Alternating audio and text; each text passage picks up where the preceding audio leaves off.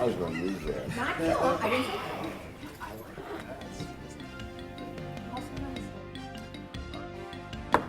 We'll call the meeting back into session from yesterday evening.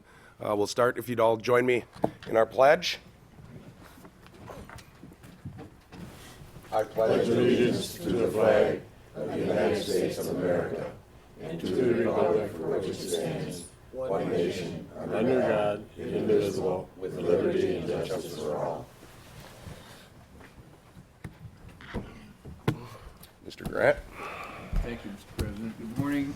I'm Fred Kelly Grant, the hearing officer for the hearing, and I've been asked to always announce that so that people don't think I'm a member of the board, even though I would be proud to be a member of this board.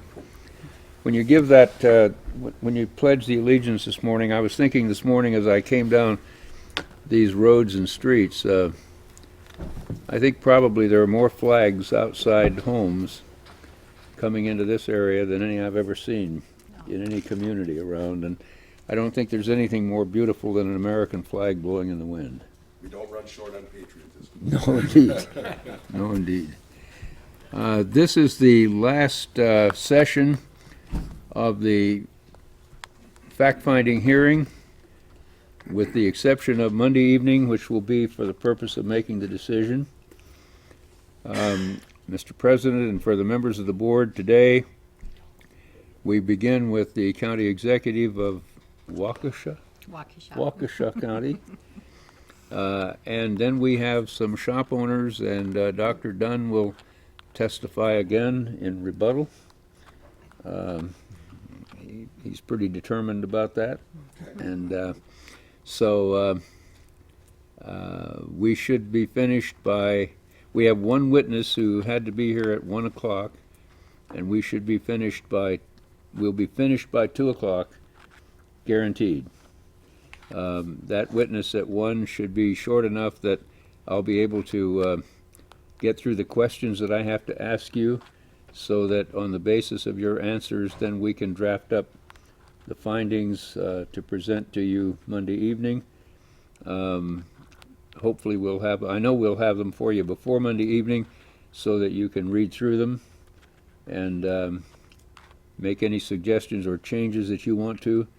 And then the process Monday evening will be that we'll read those into the record, and if you agree with those, and you will by that time, I mean, we'll make any changes you want, then I will ask all the members to sign them, and we'll be off to Washington, D.C. with them, and see whether the flag waves. Yeah. Let's hope. All right, Mr. Farrell, please.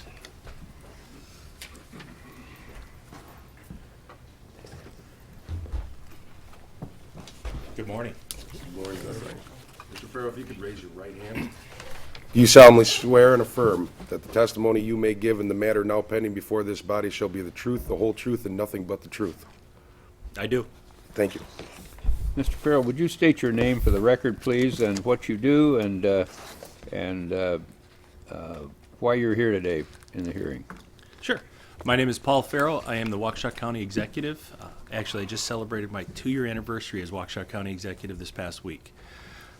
So first of all, before I get into my testimony, I'd like to thank you for your time and energy over the last few days to hear this. Being a part of government, I was a former legislator in Madison. I covered this area as one of my districts. I want to thank you for your time and energy. This isn't easy to sit and listen to testimony, but it's very important. And the reason it's important is because this is the opportunity for citizens to tell their government what they like or what they don't like. And I think that's one of the most important things that we can do as a representative of government, is hear from our citizens. And today I am talking as Waukesha County Executive. As I said, I've been in this position for about 2 years. Prior to that, I was in the state legislature as a state assembly and as a state senator. Prior to that, I was a small business owner. Had a number of businesses. The one that lasted the longest, as I said, it didn't fail, was my home inspection and radon mitigation company. And so I was very involved for about a dozen years. I had a business partner, and our job was to make people safe in the homes that they were looking to purchase and in the homes that they had with radon mitigation. I took that very seriously, but the same thing at the time, the reason I got into elected office was because of some of the onerous regulations that were going on in the home inspection industry. And I wanted to challenge the status quo on what was going on. And so that's why I'm here today.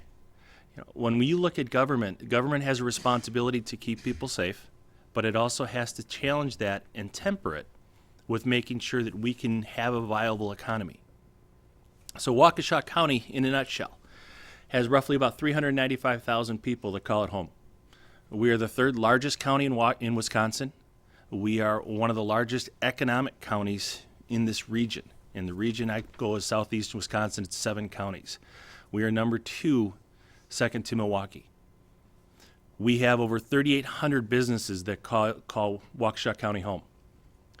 We did a survey a year ago as we were creating a new economic development organization. And we asked about the size of companies. We asked about the impact that we could have with the companies, what they need to grow.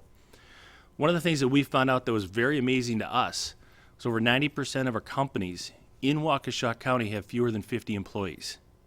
So we're small business companies, stage 1, that are looking to continue to grow and expand. We have one of those companies here in Hartland called Johnson Creek.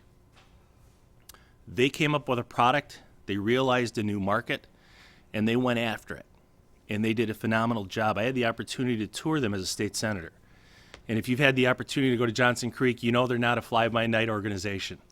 They took their job seriously of what they wanted to do and the product that they were delivering. And that's one of the things that we looked at as the legislator at that time and as county exec. How can I partner with them to continue them to grow? As we're here today, we've seen what happens when we don't partner with businesses. When we decide as a government that we know better than what others do. And I think that's one of the issues that we have, and they didn't gather input like you are today. Waukesha County is a unique space. It's one of the larger counties of the state, square miles. So we have urban, we have rural, we still have farms, which we kind of chuckle about. We only have 3 major farms that are left, but we still have farms. And we have a lot of manufacturing. So we temper what we do as a county in that responsibility to make sure that we're keeping everyone safe. When I look at the industry and I look at our economy, that is the biggest driver for me is how do I continue to partner with people? When you look at this industry, and Johnson Creek isn't the only one company that manufactures in the area, but then we also have the retail side. We have over 13 companies in Waukesha County that sell vape product. They have countless number of customers. They probably over 100,000 customers in the county that use the product. But these stores also employ individuals. The average per store is about 5 employees. The reason I bring that up is one of the most important things that we can do is provide people an opportunity to support their families, to support themselves. Our goal is to always look at how we can help foster that, how we can ensure that people have the opportunity to raise their families, they have the opportunity to buy some things that they could have fun with.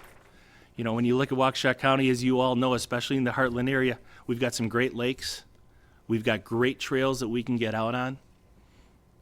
People enjoy biking. They enjoy ATVs.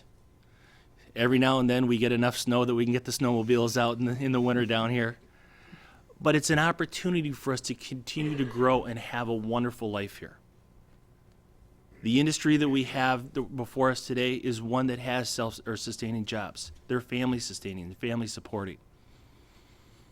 The stores that I go to in the area, the employers are excited. Small business owners have a dream, had an opportunity. They saw a need in the market, and they were able to satisfy that. Onerous regulations that come down that could cripple that could lose those companies. And that would be an impact on our economy. Our goal is to always foster growth. I had the opportunity this past evening to listen to former President George W. Bush. And he said one of the most important things that we have in this country is our freedoms. And one of the most important things we have is a unique form of government in which we represent the people. Government is supposed to be our representatives at the different levels.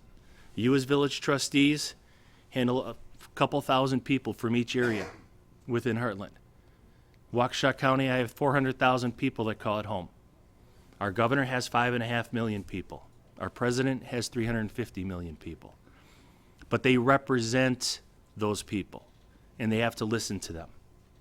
And that's what I'm here today to ask you, is to listen to the people, deliberate over the information that you hear, and come to a decision that shows we need to work hand in hand with business to continue to allow them to grow.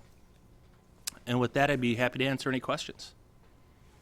Mr. Farrow, if we've had economic testimony from Stephen Moore, who is a senior fellow at the Heritage Foundation and with the Wall Street Journal, who has said that that a business with 25 employees, and he was gearing it toward the 20 that Johnson Creek says they have, if they go out of business, the minimum impact on the community would be $1.5 million a year.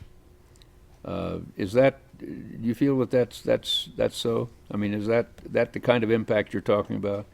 Yeah, I think it's a pretty comparative number. When you look at it, the majority of the companies that we have in Waukesha County are that manufacturing type of company. They make a product. And I think the key to keep in mind is it's not just the impact of the business itself closing, but it's that chain. You know, if they're creating a product, which Johnson Creek does, they send it off to another supplier who sends it off to the retailer. So there's a chain. If that chain is broken, it's not just the impact of one company, it's the multiple companies down the chain. And that's where I could see who comes up with that number. We also had testimony from Johnson Creek yesterday, and their president said that almost guaranteed if they went out of business, all of their employees and their families would have to relocate. So you'd be losing 20 employees, 20 spouses, and the children in schools. And that would be quite an impact on not only Hartland, but the county, wouldn't it? It's a significant impact. You know, we're in a great opportunity, as we say, because we have lower unemployment. But the problem is we need to maintain and grow.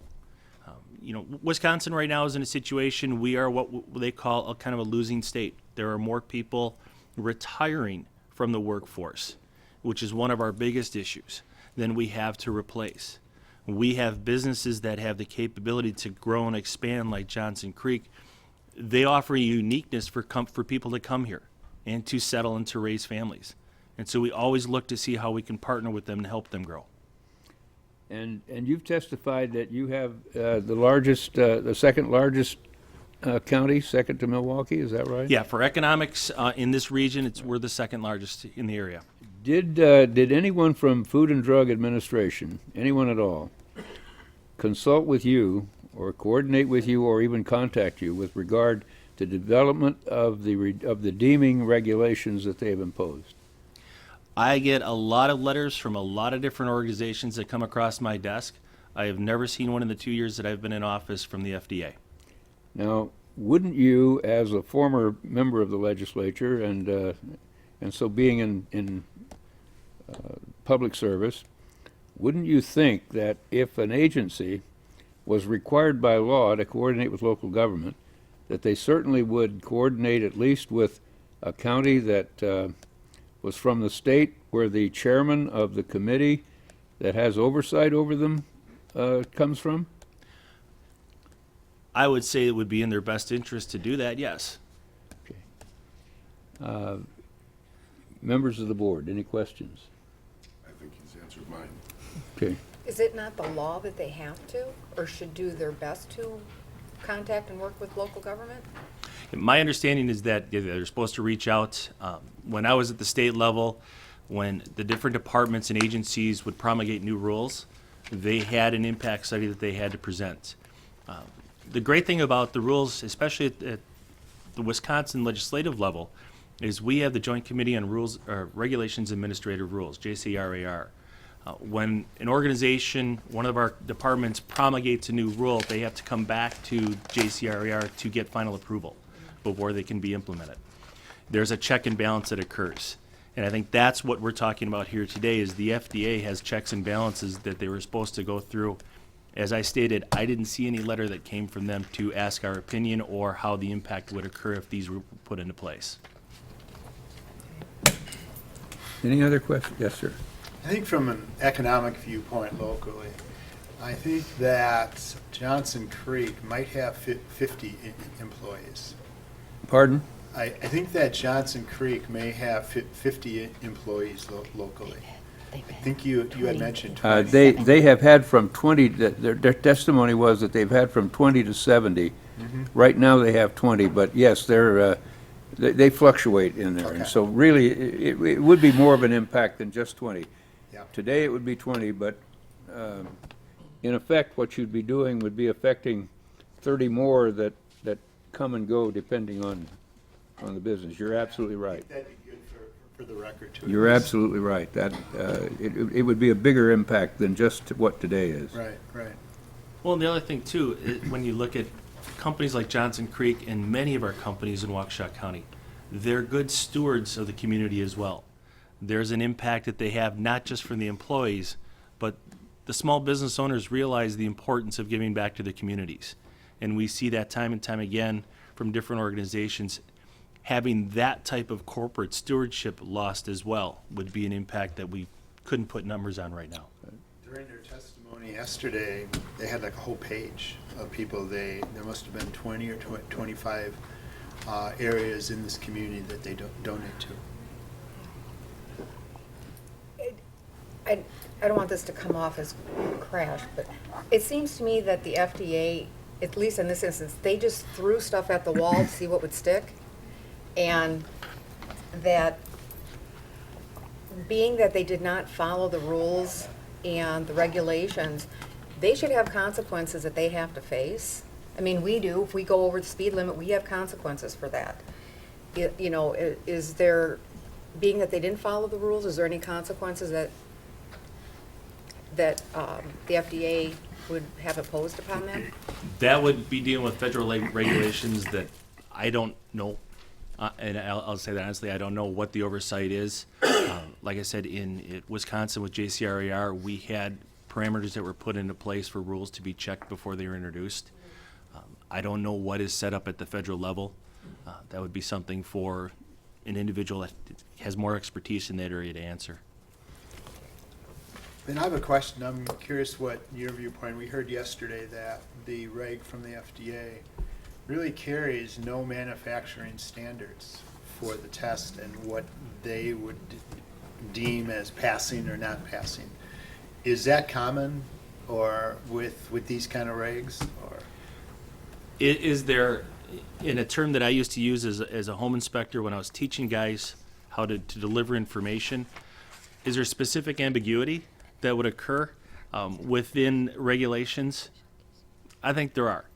I think they leave themselves open to interpretation. As time in the legislature, when we would be looking at legislation and we would have our legislative council review something, and they would say, well, it could go this way or it could go that way. And they'd say, so you're in the right spot, because we have to leave it for interpretation for someone else. I think that's what's happening at this point, and they'll say it has to be tested, but they don't give the parameters of what the testing requires.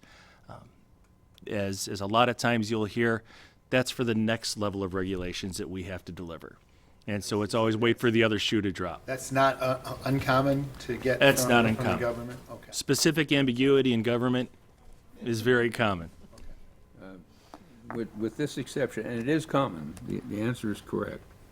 But the U.S. Supreme Court and the Wisconsin Supreme Court have said that you can't leave it so open that a person who's required to get a permit or a license can't know what it is that he has to answer, what it is that he has to prove, and the parameters within which he has to do it. And that's what we'll be presenting to you at the end of this, is those cases, and have you judge these regulations to see whether they meet that. Good to hear there's some guidelines somewhere. Don't you think, though, that nobody questions an administration if you don't call up and say, what are you guys doing? Nobody bothers with them. I was amazed at this hearing, how the committee just goes on and nobody questions it. You know, and if you don't question them, they think they're doing all right, I suppose. Oh, and if you think about it yourself, when you have the board here meeting, and you see that the room is full of constituents, it all depends on the situation. And when there's an issue that takes people to task, they have a question, which that's when they get engaged. For the most part, they hope that you are all doing your jobs properly. They're hoping that I'm doing my job properly, and that we're looking out at the good interest and best interest of everyone in our constituency. The concern that I have, and I have shared it with many of my colleagues, is when you look at departments, when you look at the administration, you've got to have proper checks and balances. You know, we have a check and balance with the executive branch because we write the rules, they sign the rules, and then the judicial branch determines, you know, what's going on with them and if they're done properly. When you bring in the administrative rules, there isn't the checks and balances that should be there as well. And I think that's one of the things we're hearing at the federal level right now under the new administration, having some checks and balances put in place. Because that's what I do, and unless somebody calls me, yeah, and there's a lot of times I'm calling, well, I didn't know that, let me check it. And then instead of ignoring them, I find out if I can't answer them, I find out and I call them back. You know, it's a PR, Right. and you don't know everything, but when you do find something out, you should check it out and let somebody know what's going on. Any other questions? I do Yes, sir. have something, going off I can refer to the testimonies that we've heard already, correct? Right, yes. Going off the testimony, and we had kind of talked about if certain regulations are put in place, small business could get pushed out, even though the inventions and the ideas that go along with vaping still keep on going, but it's only huge, large companies that would have to be probably in the billions that can afford to make it through these regulations if you have to pay whatever, 43 or $90 million worth of fees just to get it in front of the FDA. In your opinion, or as you testify, it would have, what I'm trying to ask is your opinion, if all of a sudden the small companies got pushed out of our county, Waukesha County here, and Hartland as a municipality, do you agree that it would be extremely unfortunate that even though the vaping is still going to happen, the items are still going to get made, we have families and the ripple effect in the county and here in this municipality, the ripple effect, not only does it cost a lot of money, but it just costs a lot of people a lot of pain and suffering. When you look at our society, when you look at new industries like the vaping industry, and it's a relatively young industry, a lot of the creative ideas, a lot of the new construction, a lot of the new programs, the innovation comes from small business. If you look throughout history, the majority of times it wasn't the large organizations that created the new idea, they expounded upon them. It was the smaller organizations that created those new ideas. Our goal as a government should be to foster that innovation. We shouldn't put onerous requirements that would cripple that. And that's one of the things that I know that our state legislature is working on right now, looking at licensure and smaller requirements for regulations. That is a huge key. And I think it's one, if we don't have that capacity to start the businesses here, as I said, 90% of our companies are 50 or fewer. They are offshoots. And when I talk to manufacturing organizations, this company got too big. And they decided that this component wasn't cost effective enough for them to continue to make. But the guy who's running that machine said, you know what, I could still do it. I can do it cheaper by myself, and I can work with you, but then I can also work with these people over here. And as I'm doing that, I realize a new way of making it or a new product that I can help deliver. Suddenly he's gone from a one-man shop in his garage to a 20-man operation in an industrial park in here in Hartland. That's the type of innovation that we want to continue to foster and grow. And that's why I think we're so successful and our economy is so successful here in Waukesha. I made this comment Thursday that if the FDA does shut this down, it's going to turn into prohibition again, like on the head with alcohol. and we're gonna lose, people are gonna be making it in their bathtubs at home, and we'll have no quality control, and we'll have Al Capones and Elliot Nesses running around. And that's a little severe, but I think that's what would happen. Well, I don't think the cars will be as exciting as they were back then. But, you know, it's a situation where if we're not, you know, and I go back to Johnson Creek. When these individuals decided to start this company, they realized that there was an industry that they could capture. And if you've had a tour of that organization, they didn't do this willy-nilly. They set up structure inside of that organization. They set up procedures within to make sure that they had a safe, reliable product every single time. And the tolerances that they put on themselves really set, I would have said, should have been the standards that were set.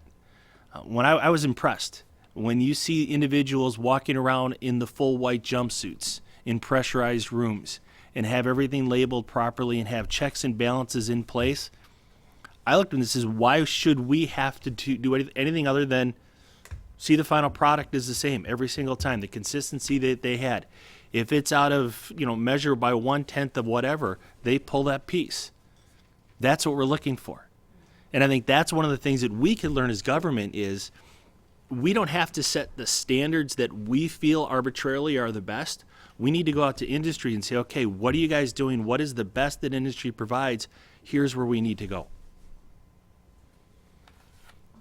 Any other questions? Thank you very much. We Well, thank appreciate you all it. for your time. Appreciate it. Thank you. Paul. Thanks. Hey, Paul, a good friend of mine is really happy to see you in that office. Dan Brackus. I know he is, because he's having a lot more fun with his daughters today. Building, they're opening up that restaurant and everything else. And, Yeah, isn't it been great? oh, that is. No, not It's now. fun. Thank you much. Yeah, Doc, if he's got him.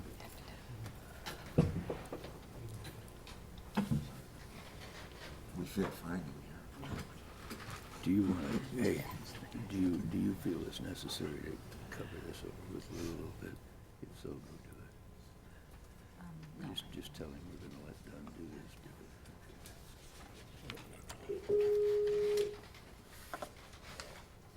He was that yesterday.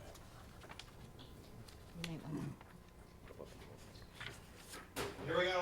Does he need to get Mr. sworn in President, again? Dr. Dunn asked that he be allowed to expand on his testimony from yesterday. And so, and I believe that because of the break, if you would administer the oath again, please, sir. Good morning, Dr. Dunn. Good morning. There's a full complement today, so good morning, Mr. Chairman, Mr. Planesteel. Just 1 second, and the President is going to administer the oath again, Dr. Dunn. That's fine. Dr. Dunn, do you solemnly swear and affirm that the testimony you may give in the matter now pending before this body shall be the truth, the whole truth, and nothing but the truth? I do. Thank you.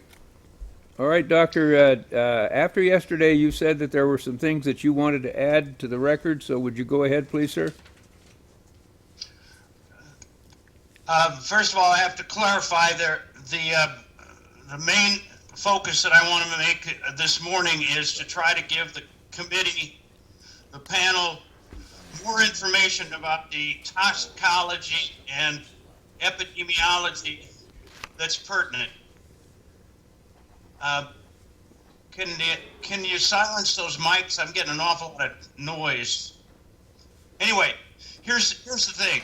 On the first page that I provided for you, I mentioned briefly the fact that toxicology and epidemiology are the essential scientific inquiries that are pertinent to the question of determining whether vaping is potentially harmful.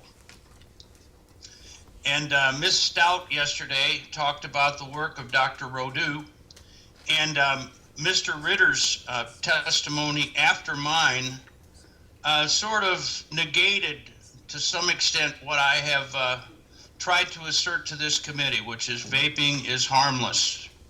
What he said was that he's been traveling with a cardiovascular surgeon, and the cardiovascular surgeon tells him that we can't eliminate a small possibility of a risk.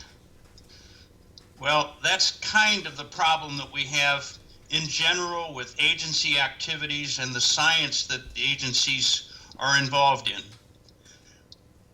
H.L. Mencken, who was a writer in the 1930s and a very cogent person, said that the aim of practical politics is to scare the public so they'll be clamorous to be led to safety.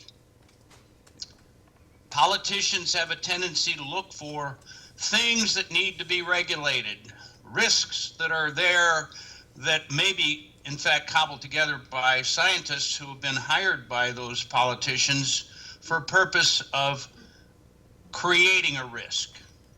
So, if you look at Miss Stout's paper and read it carefully, you'll see that Dr. Rodeau left open a 5% risk for vaping. He said, well, we've eliminated 95% of the risk of tobacco smoke by using vaping as the way to deliver nicotine. So the question is, what's the 5%, Dr. Rodeau? What's the risk, Mr. Ritter?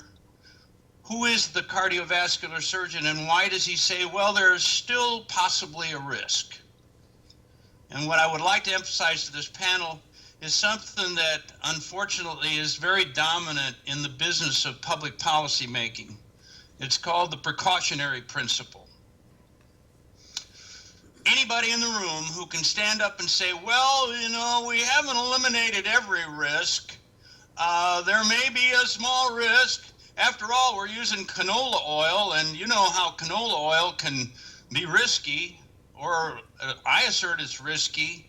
So you end up with this constant effort to eliminate every possible risk that might exist. Well, the research that I told you about yesterday on toxicology and epidemiology related to vaping is clear.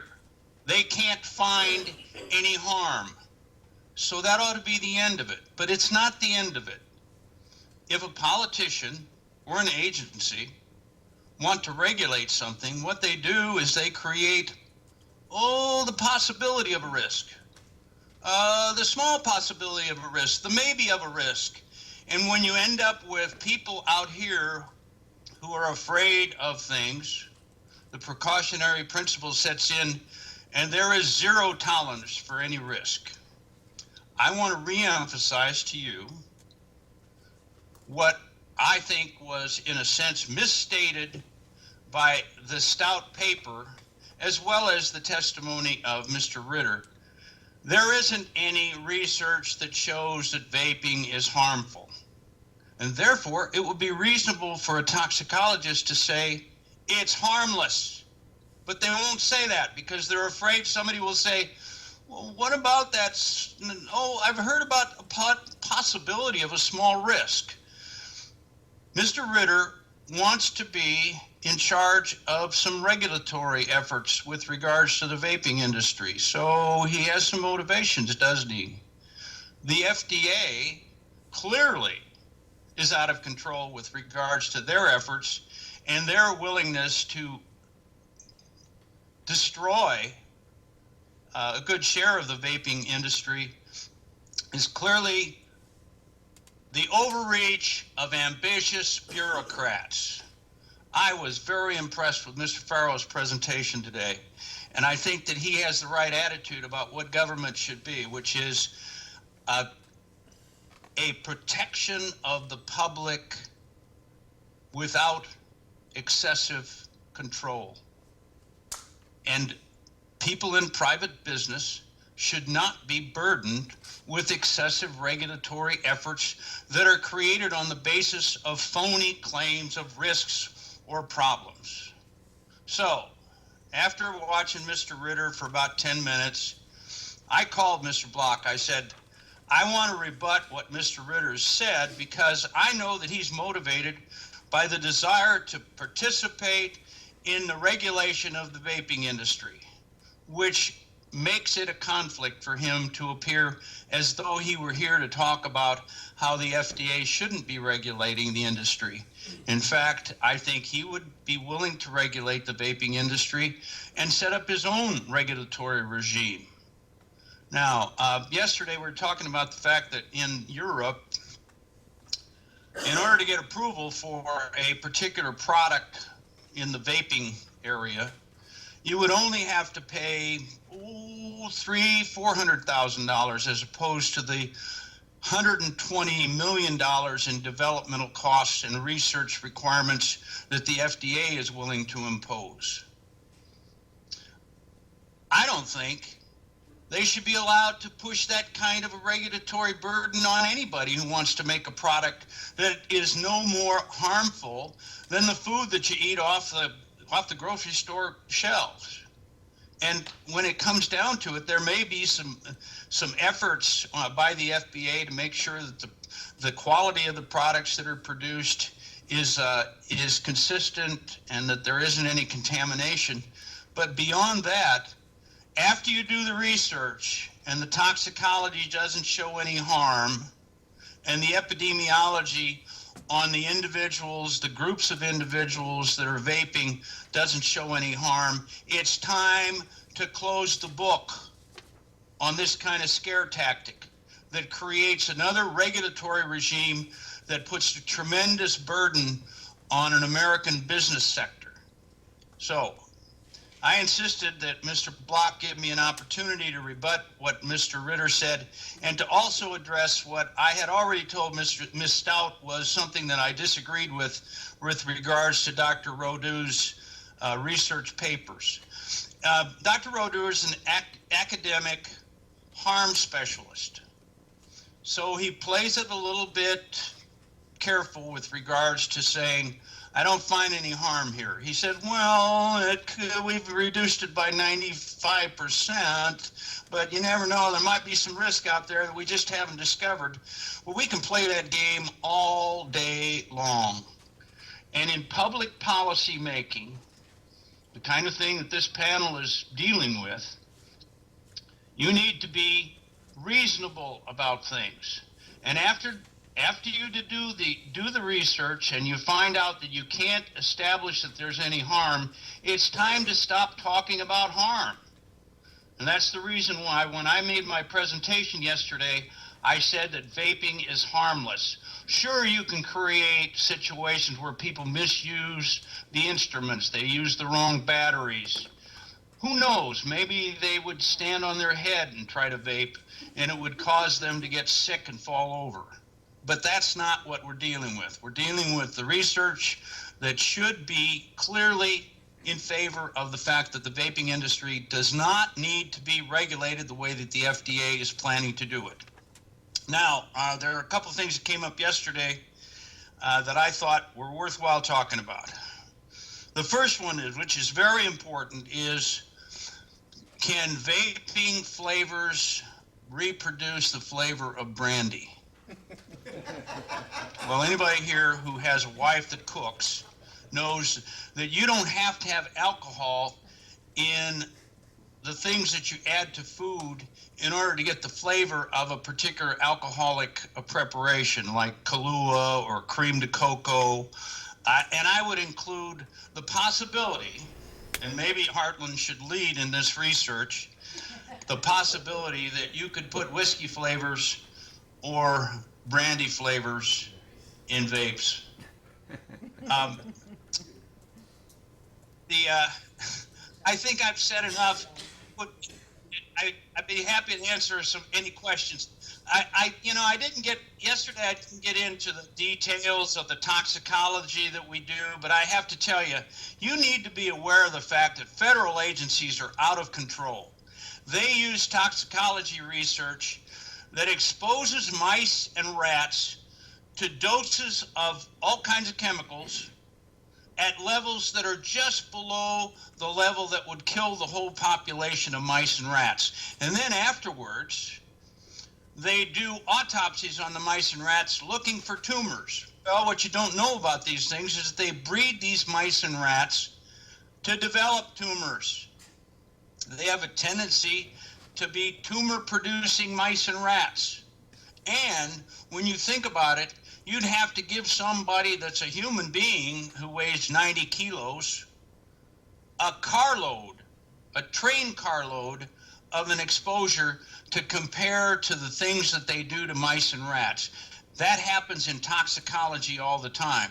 And the reason is these people who are doing toxicological research for public agencies are looking for something to scare you about. They're not looking for real world exposures. And so as a result, these agencies say, well, we've found a possible risk here. After all, these mice and rats got tumors. Mice and rats are good research subjects because they have a short lifespan, they have a high metabolic rate, but they aren't people. And I want to warn you that the things that government agencies put out sometimes are based on lousy toxicology. Okay, so you say, well, okay, what about the epidemiology? Epidemiology is the study of populations. And here's what the agencies do that they don't admit to, and they certainly wouldn't reveal to the public. Most epidemiology that's done that is in support of public policy efforts by regulatory agencies uses what I would consider to be a terribly bad method. And that is, they study a population and look for even small effects. Well, you can produce small effects by the way that you do the research. It's easy enough to do. And small effects are not proof of cause of harm. Small effects are not proof of anything. And epidemiology is a very loosey-goosey, not very reliable area of science, but it sounds like science, and when it's presented to the public or to politicians, it ends up looking very official. It's sort of like Mr. Ritter saying, well, I have a cardiovascular surgeon who says that there's some risk with vaping. Well, okay, so let's dissect that a little bit. Cardiovascular surgeons are at the top of the food chain in medicine. My sister's a neurosurgeon, and she would say, well, we're at the top, but cardiovascular surgeons are definitely at the top. And they are considered to be skillful and wonderful doctors. But that doesn't mean they know anything about toxicology, and they certainly, in many cases, would know nothing about what I've just told you about the junk toxicology that's put out by agency-funded researchers. The junk epidemiology that's used by agencies to establish their right and the basis for them regulating things. So I'm warning you as lay people, and some of you may be scientists yourselves, that these things have to be looked at very carefully. And that's the reason why I asked Mr. Block and Mr. Grant if I could come back and talk a little bit more about some of these issues. I think I've said enough. Thank you for your time and attention. Done. We have a couple of members of the board who were not here yesterday when you testified. Would you go through your credentials again, please, sir? By the way, before you do that, are you and I the last two in the world that rely on H.L. Mencken? Well, no, because a lot of people, there are two people who I think this panel would respect. One is H.L. Mencken because he's what you might call the ultimate cynical commentator on the nature of government and the fact that it does unreliable things. He made a living during the 1930s pointing out the idiocy of governmental activities. Now, I know that everybody on this panel are in government. I forgive you. And I also, after you listen to Mr. Farrow and after you listen to the members of this panel ask questions, you know that local government is not the same as DC government. And one of the things that is a problem in DC is these agencies are running rogue because the judiciary is not willing to pull back the reins and get them under control. And I think Mr. Grant can talk to the panel about this, but I think of Eisenhower as being one of the prescient and cogent commentators on the situation. After being the director of the Allied Forces, the commander of the Allied Forces, and then the president for 8 years, he gave us a farewell address in 1960, or the spring of 61. I'm not sure what the date on that was. And he talked about the military-industrial complex and how government could get too heavily involved in a relationship with the military suppliers. Right after that section of his speech, Eisenhower warned of the government research complex.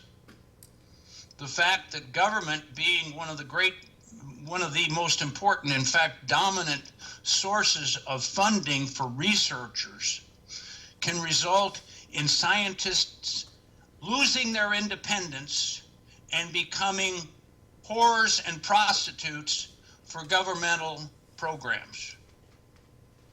If you want to scare the public, what could be more impressive than having an army of white-coated scientists saying, this is really scary. You people need to let the government get in there and control it.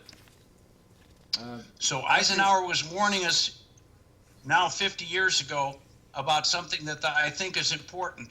Local governments don't have that kind of a problem because most people in local government are citizens with another life.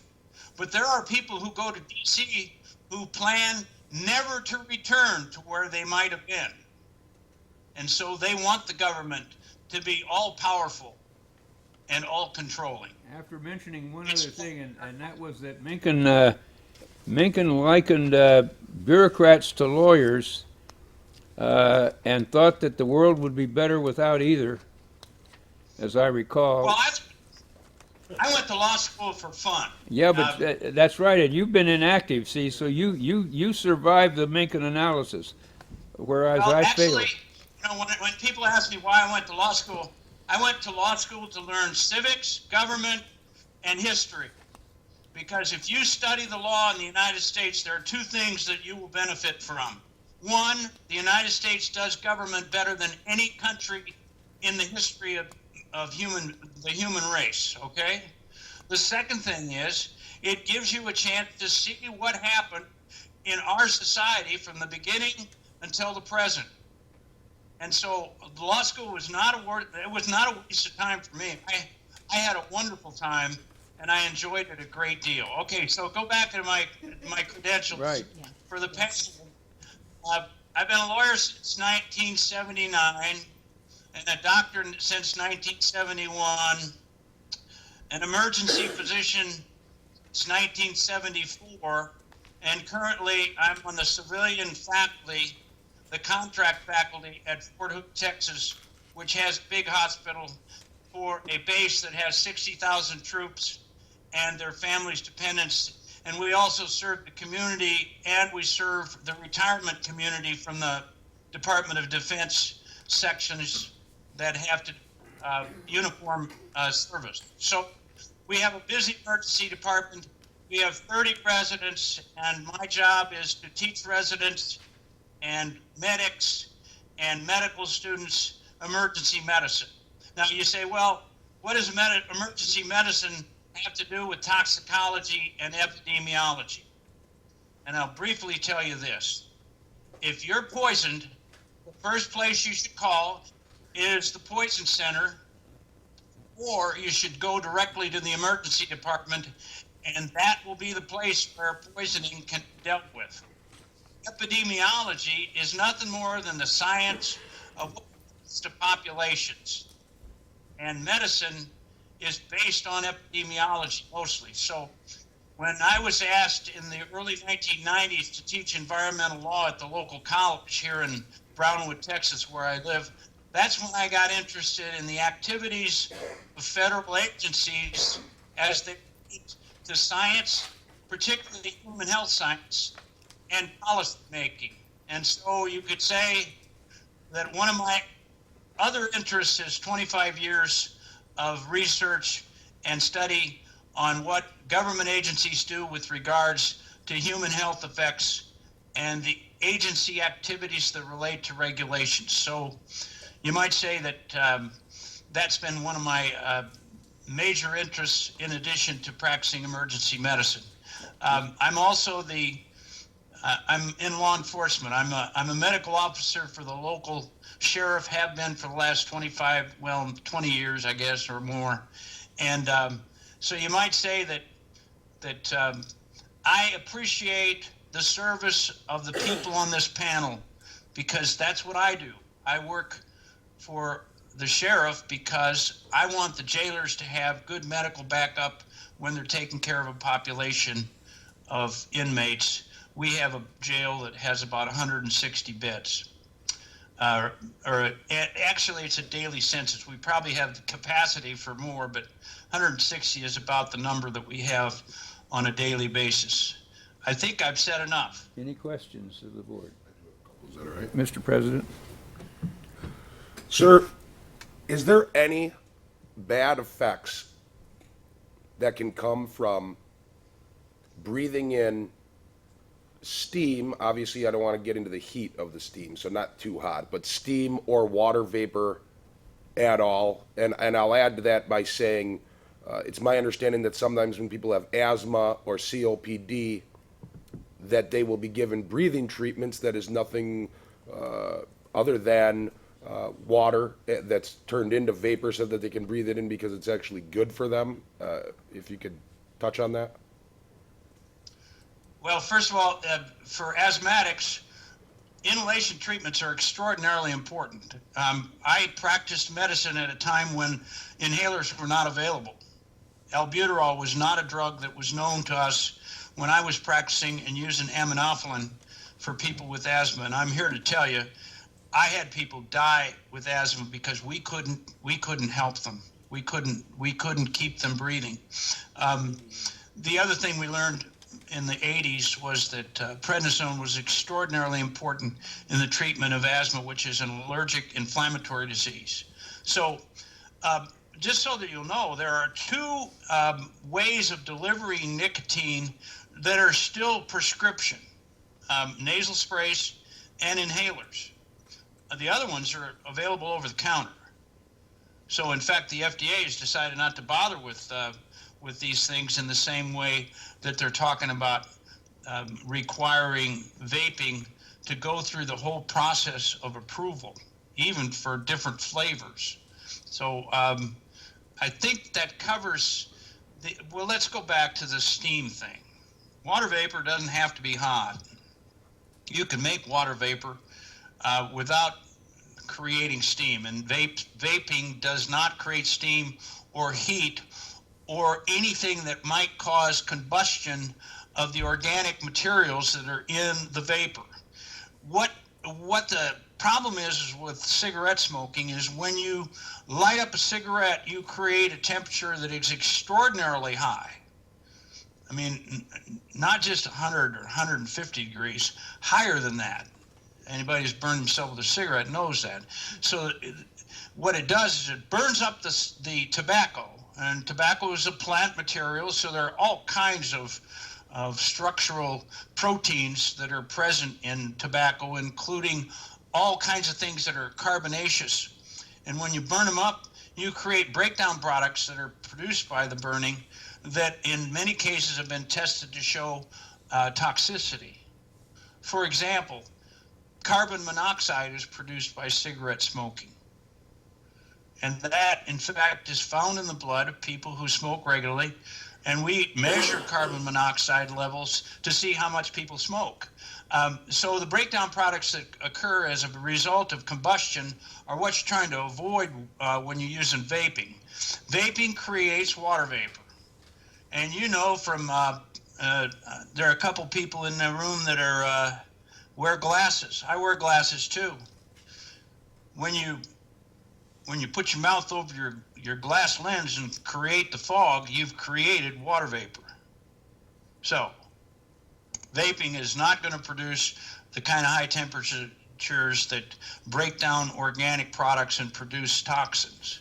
And the delivery of nicotine in the vaping process is the safest way to put nicotine into the lungs. And we talked about this with some of the panel members weren't there. There's a ceremonial aspect to smoking. Anybody that knows anything about smoking and the history of smoking knows that, for example, pipe smokers are great fiddlers. You know, if I tried to smoke a pipe at one time, and you have to work so hard to keep the darn thing going that it's like a job in itself. But people do that because they kind of like have something to do with their hands. Well, cigarettes are the same way. Remember the days when, if you were in the military, the break went like this: smoke them if you got them. And so everybody would light up, take a couple puffs, look around, relax.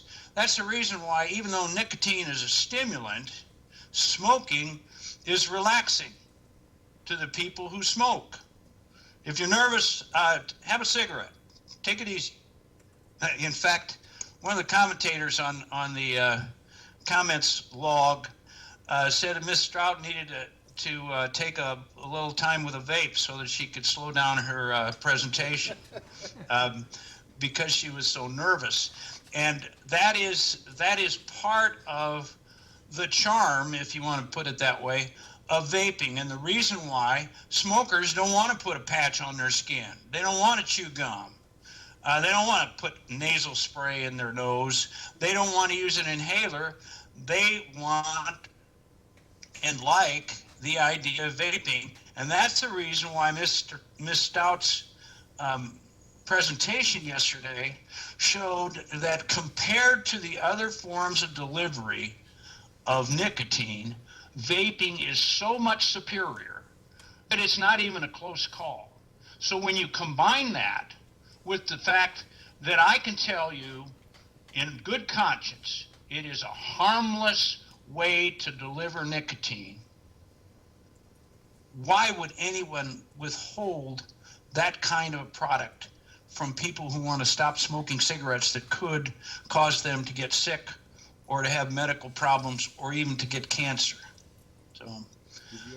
So water I hope that vapor causes no negative impact, and in fact, in some cases, depending on how it's administered, can be beneficial. Water vapor. Well, what's the humidity in Wisconsin right now? Not as high as it'll be in August. Well, the humidity in Texas is pretty high right now because we've got a big cloud front coming through and lots of rain around us, and that's water vapor. Fred. Okay. Any other questions of Dr. Dunn?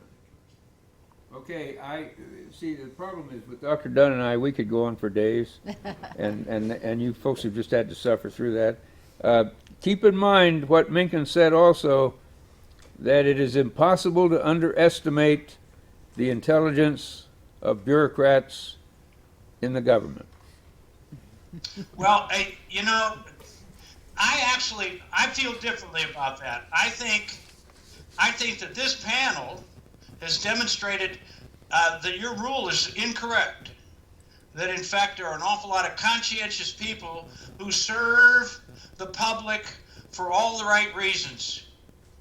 Well, And, but remember, he think- was being I in think Baltimore. the Remember, he members was being in Baltimore. Remember, he was talking about D.C. and Maryland. Thank you, Doctor. Going back to my qualifications, I went to a boarding school in Prairie du Chien, Wisconsin, that closed in 1973 and is now a prison.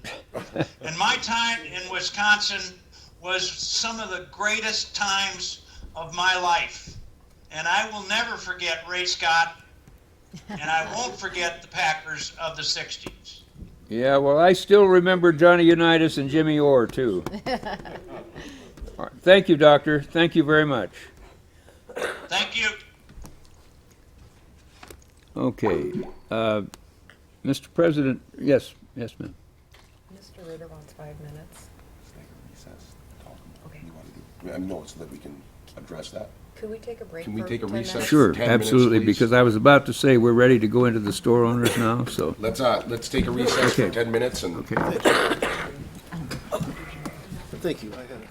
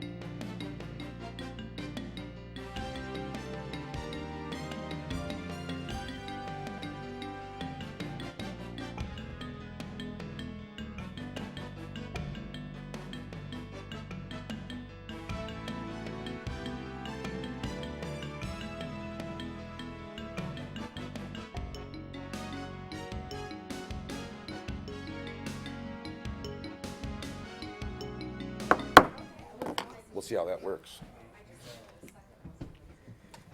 Working for me, I'm quiet. We'll end the recess and get back to order here.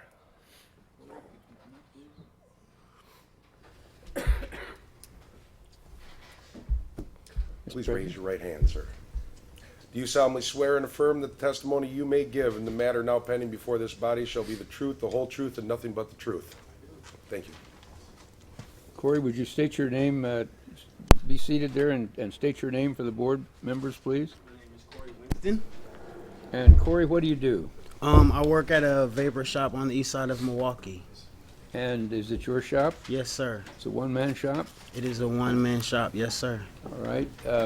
Tell the members of the board how you got involved in the business. In the business of vaping, I guess I was a previous smoker, of course, and I was doing some traveling. I worked in healthcare for about 16 years total, and I was presented with the opportunity to travel with it. And so I did some traveling in healthcare, staying in different various hotels. Of course, they're smoke-free now, and I was doing a bit or a contract during the wintertime, and I needed to step outside in order to get my nicotine. So I tried to find different ways to do that, which brought vaping into my life. So I tried vaping, and it was very relieving to have to not have to go outside and smoke. So that's what got me into that more and more. And so I really wasn't a doctor to understand the health benefits of it immediately, but I knew that it was better for me, right? So That you were a regular smoker, is that right? Of cigarettes, combustible cigarettes? Yes, I smoke. I'm 39. I just turned 39. I smoked since I was about 15 years of age. And how much did you smoke?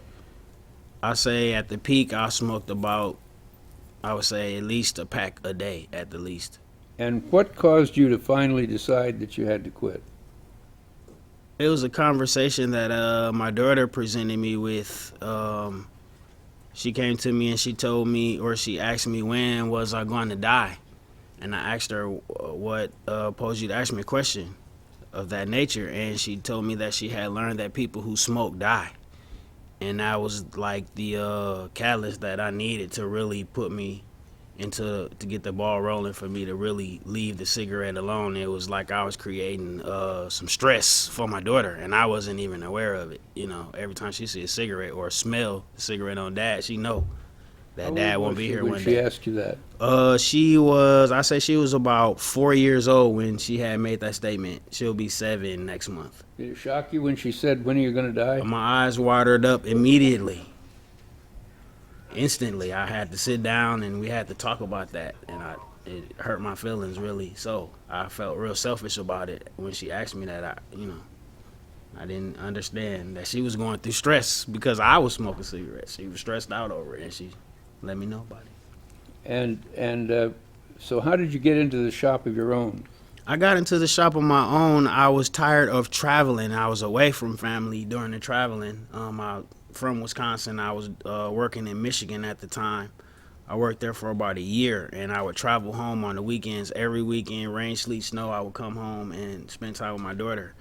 And I needed to get out of that back and forth road tripping and the disconnect with family. So while I was vaping, I was always a technical guy. I processed, sterilized surgical equipment in the hospital, so that's very technical, and vaping was kind of technical as well. And so I needed something to do in order to get back home. I was done with healthcare. I didn't want to do healthcare anymore. And so I had accumulated a nice amount of money, and I figured that I could still help people with vaping since it helped me, and I figured I would take the money that I earned and invest it in a shop and try to help folks the same way that I help myself. Had you tried other ways to stop before you used the... I tried the hardest way in the world. It's called cold turkey. It didn't work. Didn't work. No, it did not. And when did you start vaping? I started vaping as I was during the traveling, when I couldn't smoke in the hotels that I was being provided with, or else I would lose contracts. So I had to find a different way, and it was hard to leave the nicotine alone. Like I say, the cold turkey is not good.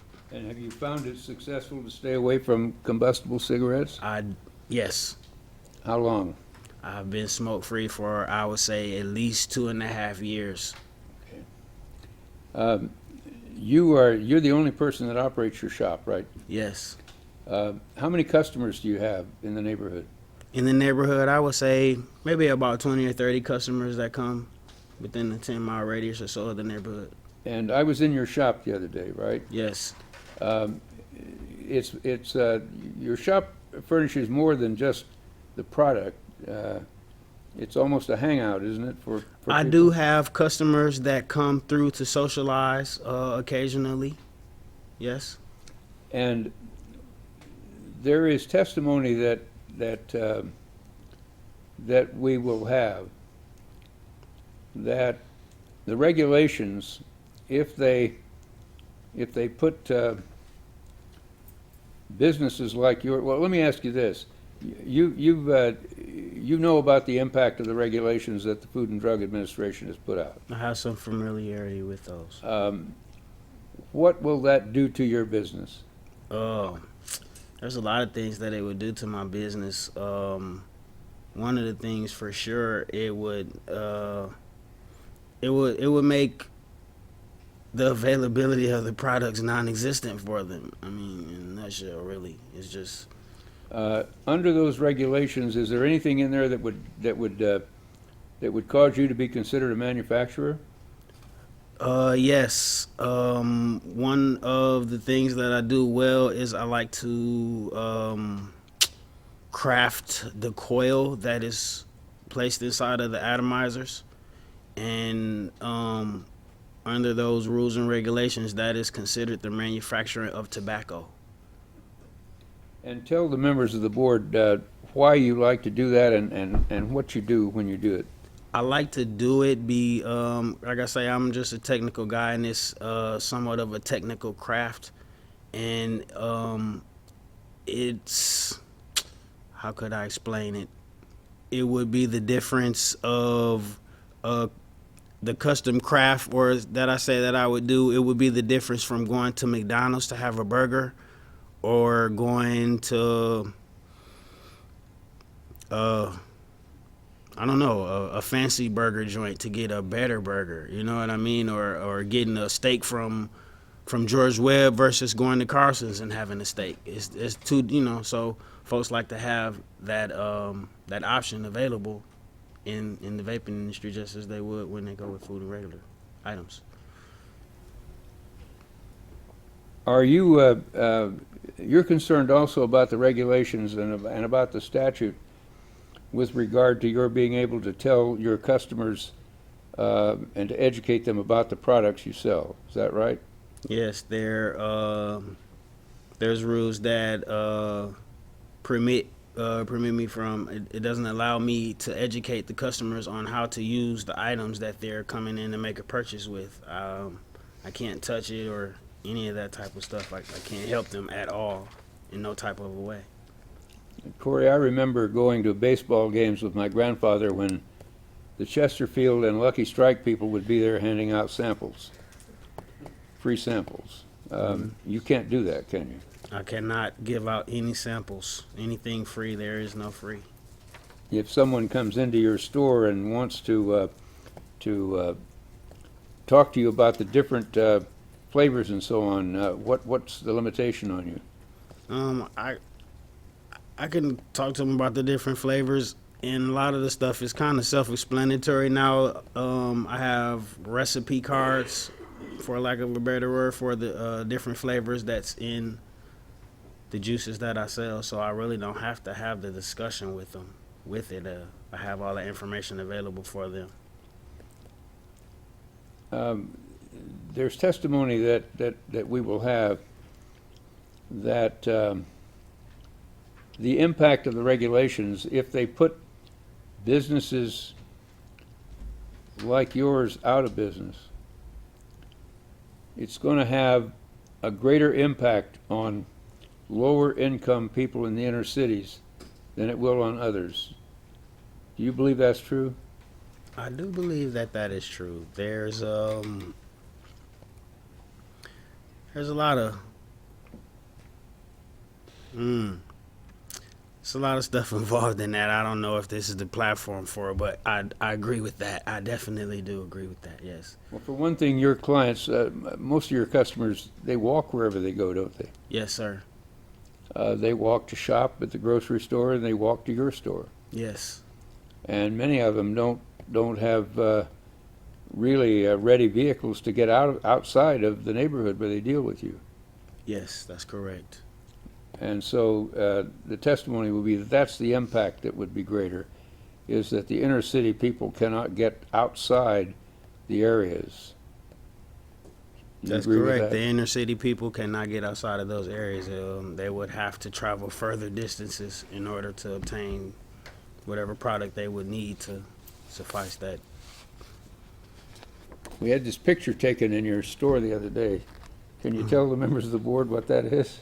It's a picture of me standing there. There's a picture my daughter drew for me behind there, and it says, "I love you, Dad." She had made that for me. I had made her promise that I would quit smoking, and she had made that for me. And so I keep that there every day to remind me of one of the reasons why I'm at work. Okay. And why I do that, because I want other people to have that feeling that I had. That's the reason why I do what I do. Members of the board, do you have questions of Corey? I have one. If you're prohibited to instruct your consumers or customers on the use of how to use a vaping instrument, how are they supposed to know how to use it? I would be one, I wouldn't know how to even begin to use it. How are they supposed to use it? For a proper answer, I would not be able to tell you that. But personally, I think that is just a way to deter customers from vaping, is not being able to use a product. If I want to buy a product in any other type of a situation, if I go to Lowe's and I want to buy a lawnmower, they'll show me how to use the lawnmower. And I'll take it even further. If I go to a hookah bar where tobacco is being sold, they will show me how to use the hookah, light it for me and everything. All of that. They show me exactly how to use it at a hookah bar. And tobacco is being smoked inside of the place. And I can be shown how to use it. If I go to a store that sells hookah, they can show me how to use the hookah when I get home and how to set it up. If I go to, I don't know how to use the term properly. The famous term would be head shop, where they sell alternative lifestyle pieces there. I can go in that shop, and those pieces are deemed to be used for tobacco use only, and I can be shown how to use those products for tobacco. But I can't show anyone how to use products for nicotine. Okay, thank you. Welcome. Corey, with your clientele, would you say it skews younger or older? I have, because of where I am, there is colleges within the area, and I'm not familiar with what you would consider to be young in terms of being an adult or a child, but all of my customers are adults, and they are all at the legal age of smoking, and I card customers when they come in. But the majority of my customers, I would say that frequent the shop would be above the age of 25.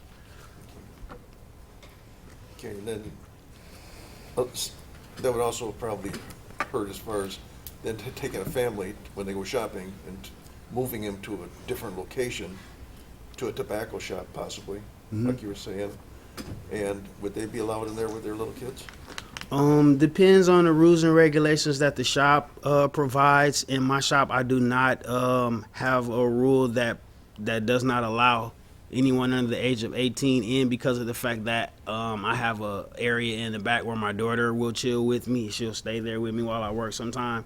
And so in order for me to to make it available for her to come in, I can't make a rule that states that anyone under the age of 18 is not allowed, because if so, then she's not allowed in. So I do not have that rule, and that allows other customers to come in with their kids. I do have a customer that has 3 daughters, and he'll come by and get things with his kids in. They can sit down, and if my daughter there, I'll let them go in the back and play with my daughter while I take care of him. And I want to say customer, I consider them as clients, just for the record. It just seemed of a better way to deal with the clients than So that customers. service that you can provide in that local venue is something that really is going to be hard to be duplicated if everything changes and it has to be, moving up the scale as far as cost and expense.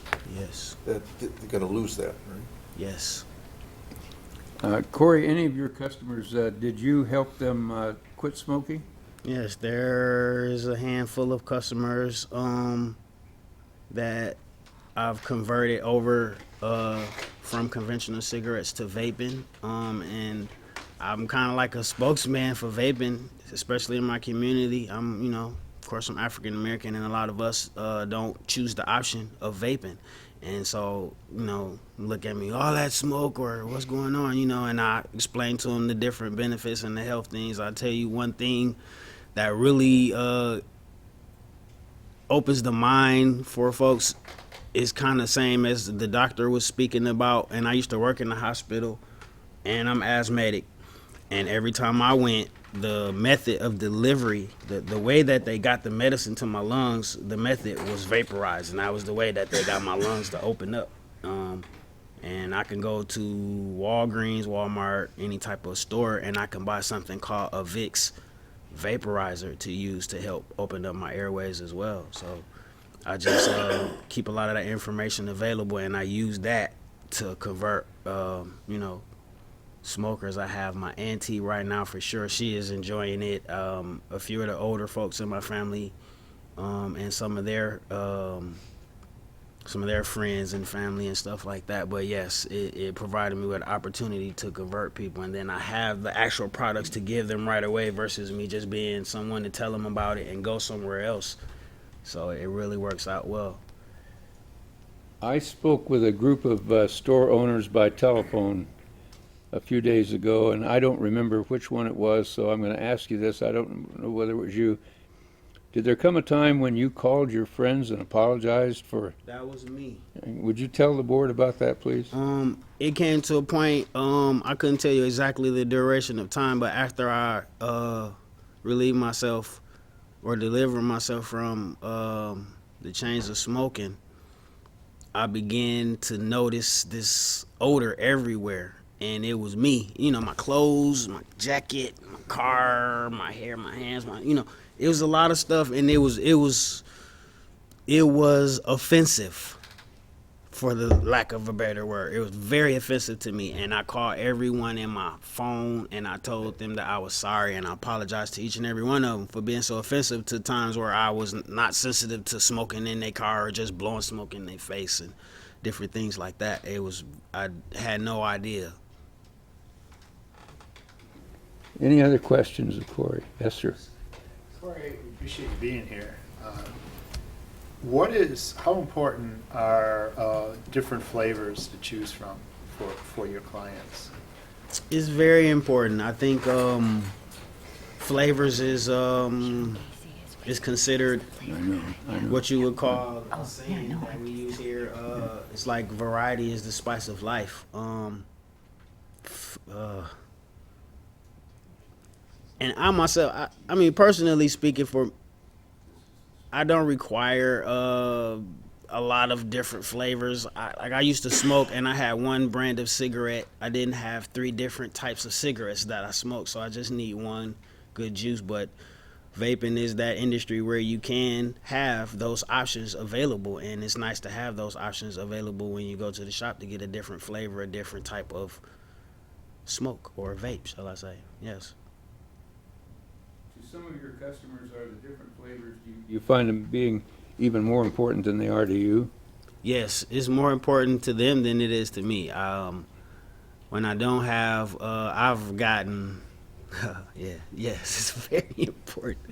I'm just thinking about different instances, but yes, it's very important to customers that I have the different juices. Like I And- say, the same way folks depend on a pack of cigarettes, folks depend on vaping the same exact way, where you can't function without a cigarette. You know what I mean? You don't want to eat unless you have a cigarette there after you get done with your meal. It's the same way for folks with different flavors. It's the same exact thing. There is no difference. Yes, ma'am. We had someone testify earlier that people who are just starting out and ongoing will sometimes go through 20 or 30 flavors before they find one that hits the spot for them. Do you Yes. find that? I do. I think that is true, and it goes the same way with cigarettes. When you were young and you try cigarettes, that first one may have been good, but you tried another one, and that one tasted a little better, and you went to a different type. Oh, this is my cigarette.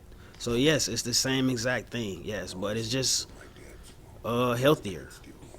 And then do they change as they cut down on nicotine, go to a different flavor and different nicotine levels? Yes, folks buy different flavors, different nicotine levels. It depends on the type. And with the rules, it's kind of hard to do it now. But you counsel the client about how much they smoke and try to find them a spot in the nicotine level that would suffice what they were smoking before. Yes, ma'am. I Thank you. love doing that. I can see what you meant when your clothes smelled like smoke and all that. Yes. Because I had a bypass about 30 years ago, and I couldn't smoke for a while. I used to go sit in my truck because it hung in there, and I'd sit in there for 15 minutes. Because it never leaves. My suit coats and all that. So I can see where you had that problem. Any other questions of Corey? Welcome. And Okay. take a moment to think about this if you need it. All right. How often or how many times, if you know it, has someone come in to buy juice or buy product that has never smoked and is like, I just decided today I'm coming in and I want a vape, and has never smoked, never touched a cigarette, never used tobacco? Twice.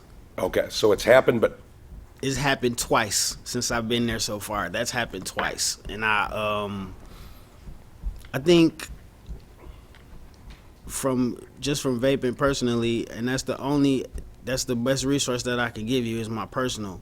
I don't think that when those two customers that did come, I counseled them about why they were interested in it, because just for my personal reference, I consider vaping to be something of an alternative to smoking and not something to do. And so I would try to converse with the customer, and I did. Actually, one of them, after we talked about it, why they were convinced that it wasn't for them to do, and one of them ended up doing it anyway just because of their peers were doing it, and they wanted to look cool with their peers. how many times a day, and what I'm getting, and you'll kind of see where I'm going Okay. with this.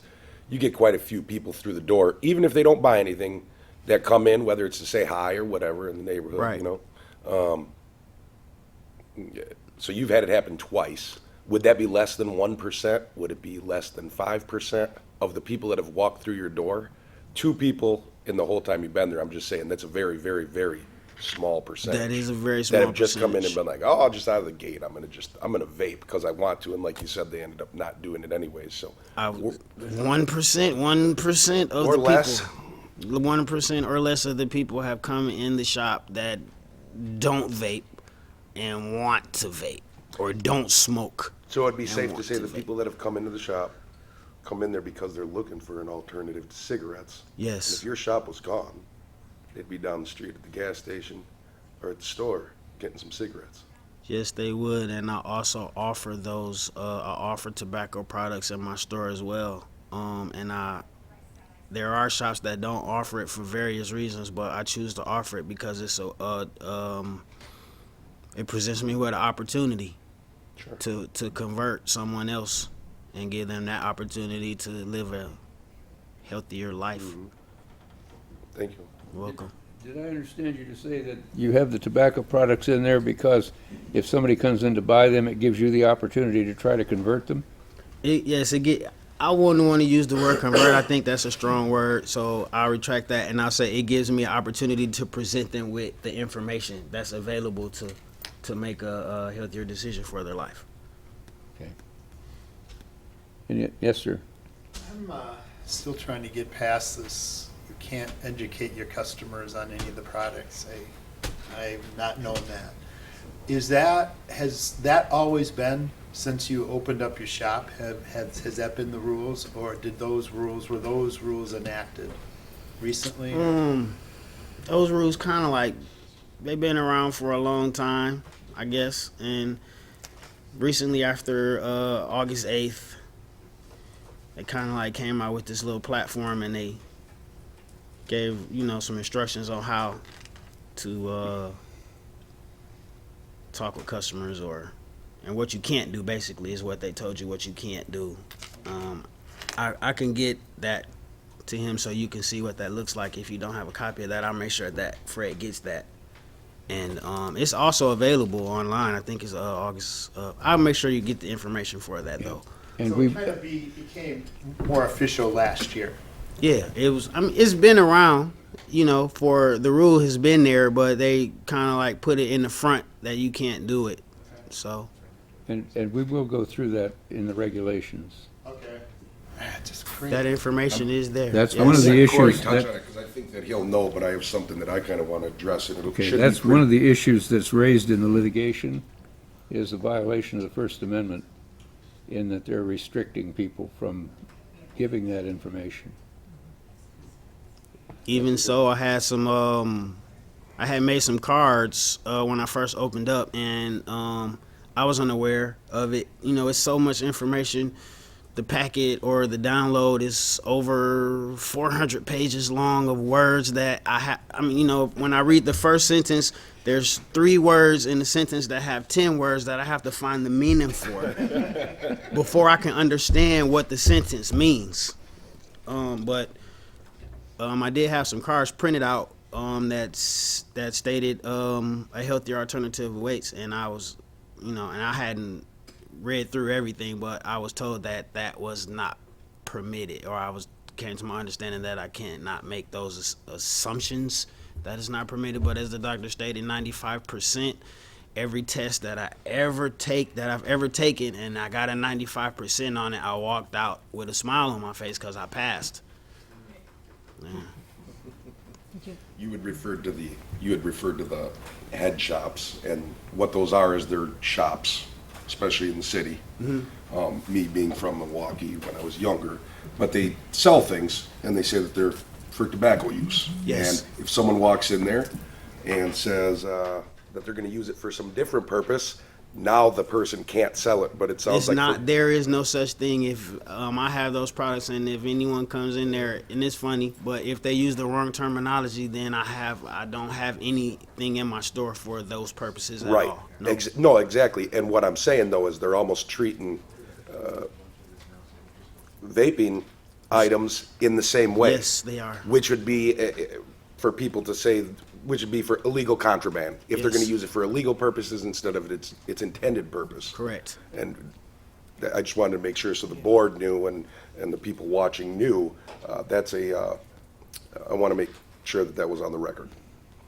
Any other questions of Corey? I stopped in a vaping store. It's called Chasing Vapors in Waukesha.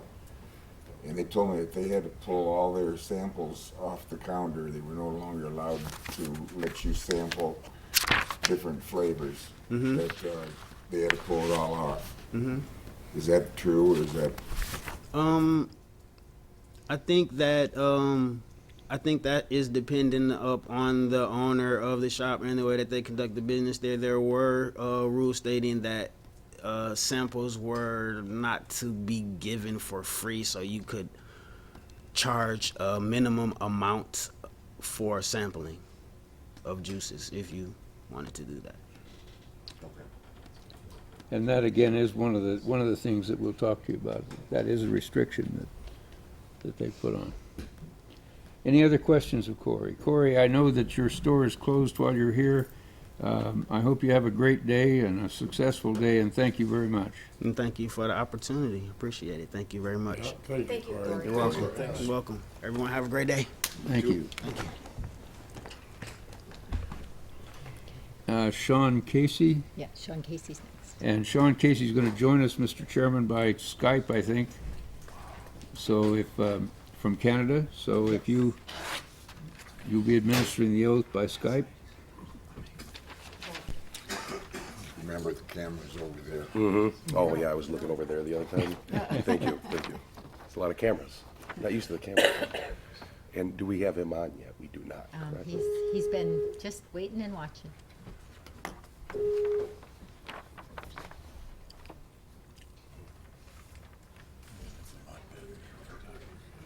We see him. Can you hear us? Are we ready? Sean, are you there? Sean, good morning. I am. I'm just going to turn off the feed on YouTube so I don't double hear everybody. All right. A lot of echo. The president's going to administer the oath to you, Sean. Mr. Casey, do you solemnly swear and affirm that the testimony you may give in the matter now pending before this body shall be the truth, the whole truth, and nothing but the truth? I do. Thank you. Sean, would you tell the people where you live and what you do, please, sir? Yes, Mr. Grant. I'd like to thank the committee chair, the heroic Hartland hearing committee on this coordination hearing. My name is Sean Casey. I am the president of Flavor Art. We are globally the largest producer of flavoring for this market segment. I also am very involved in advocacy in Canada. I am a Canadian and the founder of our national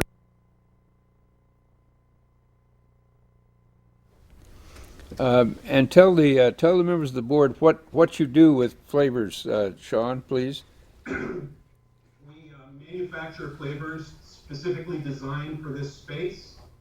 We were one of the first adopters of flavoring for vaping. Let's call them aromatics rather than flavoring.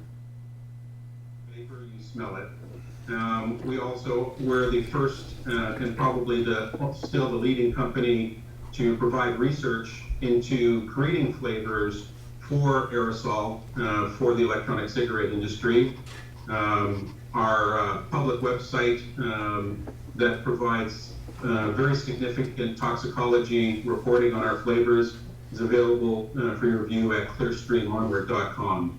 I represent the United States, 600 of the largest e-liquid manufacturers. I'm very involved in designing and creating flavor profiles for the industry in the United States. All right. When we talked, Sean, I asked you I asked you two questions, I remember. One was, how important are flavors to the vaping industry and to the vapors?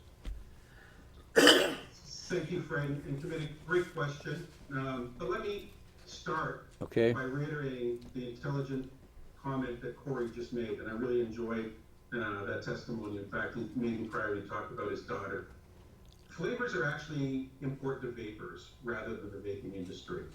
Manufacturers of flavors, we produce flavors that retailers want to sell based upon their understanding of their local marketplace. If tobacco flavor was the most important, that's all we would produce. However, in the United States, it's not the most important. In fact, fruit flavors happen to be the most popular flavors among vapors in the U.S. marketplace. A few years ago, an online study of over 4,500 respondents published their findings, and in it they questioned the impact of flavors on e-cigarette use and found that flavors available through e-liquids appeared to contribute to both pleasure of this vaping experience as well as their transition into this alternate to the traditional form of cigarette consumption. In this study, the respondents claimed that the variability of flavors was very important to them. In fact, it scored a 4 on a scale where 5 was extremely important. And that the average vapor uses more than 3 different flavors and will migrate traditionally from initially using tobacco flavors and then realizing that tobacco tastes terrible. And the only reason that they tasted tobacco was they had smoked a tobacco cigarette.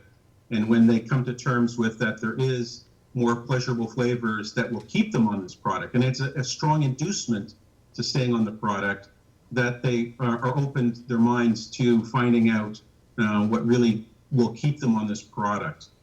Most importantly, any smoking and smoking cessation campaigns that we've been faced with have delivered to the mass media, a lot of bad information. Unfortunately, though there's a myriad of therapies, treatments, options for smokers that many have tried, including myself when I quit smoking 7 years ago to turn to vaping. Vaping seems to be the one most often resorted to for long-term use by former smokers. And although we talk about youth, that's generally an experimentation phase. We know that the widespread agreement that you've talked about here by the doctors, many that I've studied and listened to in person, have come to terms with that this is a less harmful alternative to smoking traditional cigarettes. The magnitude can be debated, but agreeing with the doctor, it's at least 95% less harmful. And back to Corey's point, again, that's a win.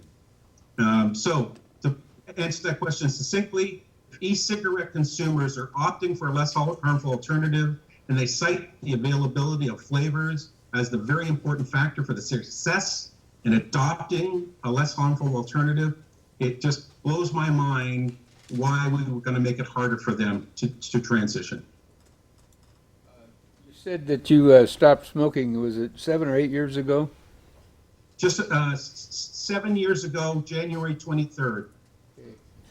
Were you a heavy smoker? Not just a heavy smoker, but my real passion was cigars. I was a huge cigar aficionado and collector, and it really was cigars that kept me smoking. So I had to quit both. And did you try anything else before you tried vaping? Yes, gums, patches, hypnosis, and the nightmarish, alternative Chantix, which I absolutely do not prescribe anybody to ever go through. Did any of them work for any length of time?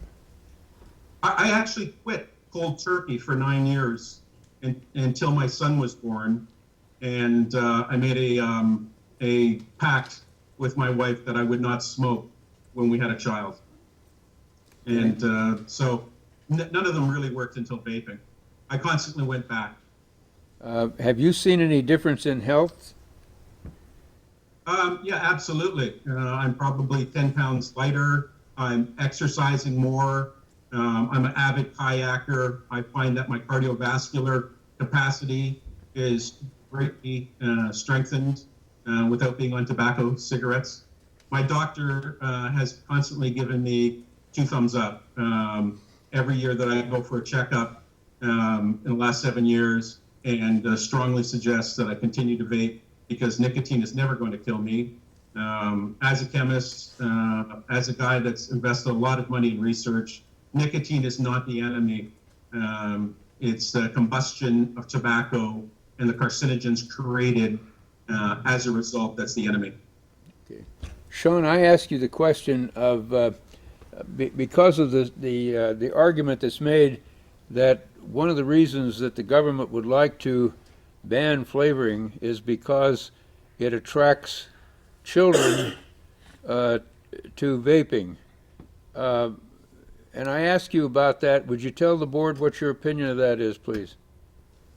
Yes. Obviously, a crucial element of the government's case has always been not re-addicting, renormalizing, and creating a new generation of people addicted to nicotine, specifically when it comes to being related to smoking, something that is the leading cause of preventable death in the world.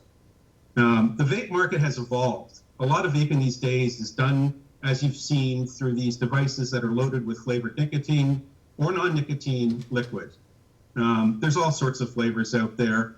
It goes from fruits into desserts. The world is your oyster. But importantly, let's look at the studies and bring the information to bear that's important. One I'll talk about is Michigan's national survey last year, which included 3,800 students who had vaped at some point. But the findings that were not really emphasized are surprising. Only about 13% said they vaped using nicotine. And in the growth in youth vaping also has coincided with a steady decline in teen cigarette smoking, a fact largely ignored by our government and certainly by our media. The federal government as well states that most states are restricting the sale of electronic cigarettes, absolutely correctly, or vaping products to minors. But there's also, you see, when you talk to that retailer, there is a self-regulatory ethic that exists in the vaping world that equally restricts children. We're not interested in children. But I still see in shops where some parents will even bring their child in as a 17, 18-year-old, okay, to buy them their own vape stuff because they'd rather them vape, okay, than smoke. According to data that the National Institute of Health and FDA published, almost 90% of adolescents who use vapor products in the last month from the survey, okay, showed that they were motivated strongly, not by flavoring, but by trying something that they, quote unquote, said might be less harmful to me or other people around me than cigarettes. Our Gen X and our 2K generation is so much smarter than we are, Committee and Fred. They realize what we don't even realize in our government level. So as with any other adult-only product, there's a certain attraction. It's always going to be from a particular segment of the youth population. And although I can't say that flavors don't play some role in the experimentation phase of it, the results of these surveys constantly show that young people prefer vaping over smoking because they understand it as a lower harm than traditional cigarettes. The more important issue that is not being conceived and is being put into regulations and law in Canada, who has decided in their esteemed wisdom that vaping needs its own regulatory framework because it's not tobacco, thanks from a small part to our efforts at CBA and the many countless hours of volunteer work that we do in advocacy, such as being demonstrated here by Linda and Mark Block, which I herald. The important consideration is, how do we effectively ban the sale to youth of e-cigarettes? Rather than banning e-cigarette flavors like some countries are doing, this is setting up a barrier for adults who are looking for this less harmful alternative to smoking. Legislators really should be looking for ways to prevent youth from accessing both tobacco and e-cigarettes. It would stand to reason to me that if young people did not have access to either cigarettes or e-cigarettes, they wouldn't have any reliance on nicotine in the first place. According to Clive Bates, one of my heroes in advocacy in this industry, a global public health leader and expert, he's quoted as saying, "Many flavor preferences will merely be an expression of consumer choice among those already vaping and who would vape anyway, not the primary reason for vaping," end quote. He goes on in his argument very succinctly by saying, quote, "Banning things to do with vaping is not a one-way bet for better health, comma, for other adults or adolescents. It may just mean they smoke instead," end quote. To reiterate and end this question, I'm sorry to go on, but it's a pretty important subject.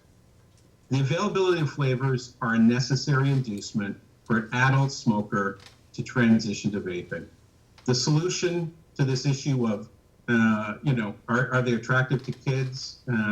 It is really preventing youth from vaping, and not banning flavors or being prohibitive on flavors. And it's the first and foremost thing that we need to do in restricting access, which will lead us all to seeing less harm from smoking. During my conversation with you by telephone, I believe you stated the opinion that you thought that rather than flavors themselves being what might lead a youth to vaping, it would be the advertising that is used. Absolutely. In Canada, and in other countries around the world, but I'll state where I have some expertise in direct government relations work that I've done with Health Canada, your FDA.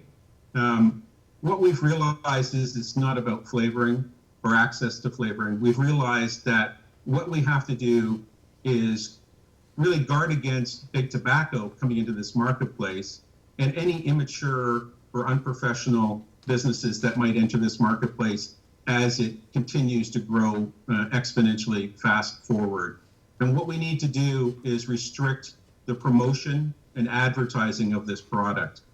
Every health minister that I've met across the country always relates to seeing the big tobacco ads, okay, with superstars and movie stars, and they remember what big tobacco did, and they remember the lesson that they don't want to repeat the mistake of watching the Flintstones advocate the sale of cigarettes, as we saw in the 50s and 60s in the United States.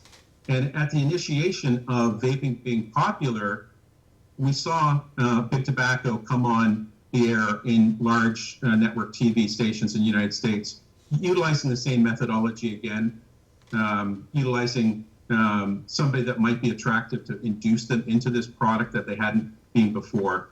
And so in Canada, we've literally agreed as the vaping industry that we have to be made responsible, and that labeling, okay, not making childlike labels, cartoons on a label is unnecessary for an adult.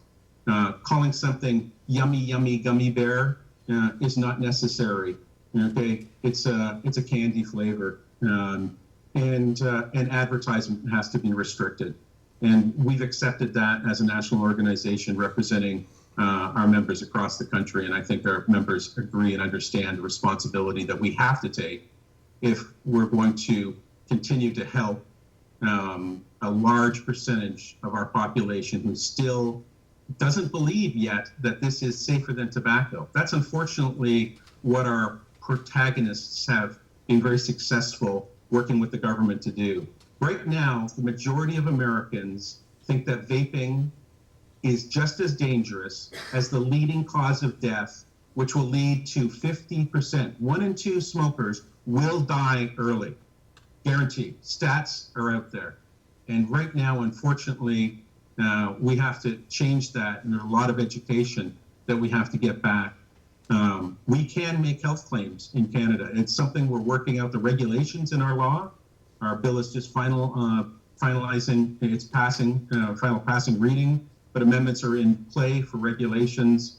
And our focus right now is to be able to make accurate medical health claims.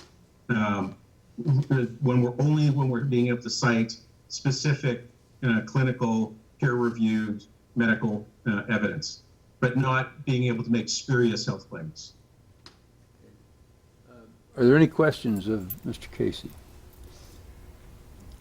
Sean, was there anything else you wanted to say to the board? I think you covered the things that I wanted. Is there anything else that you think that...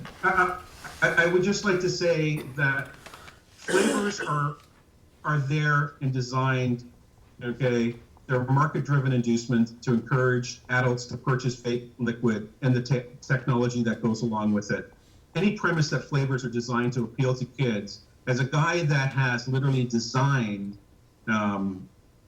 flavor profiles for finished e-liquids with the top global companies in this industry, in the United States, the top 15, 20, 50, 100 largest companies I've been involved in product development. I can tell you not once was anybody in that company ever brought up in a board meeting, a design meeting, to say, hey, let's develop something that's going to attract kids.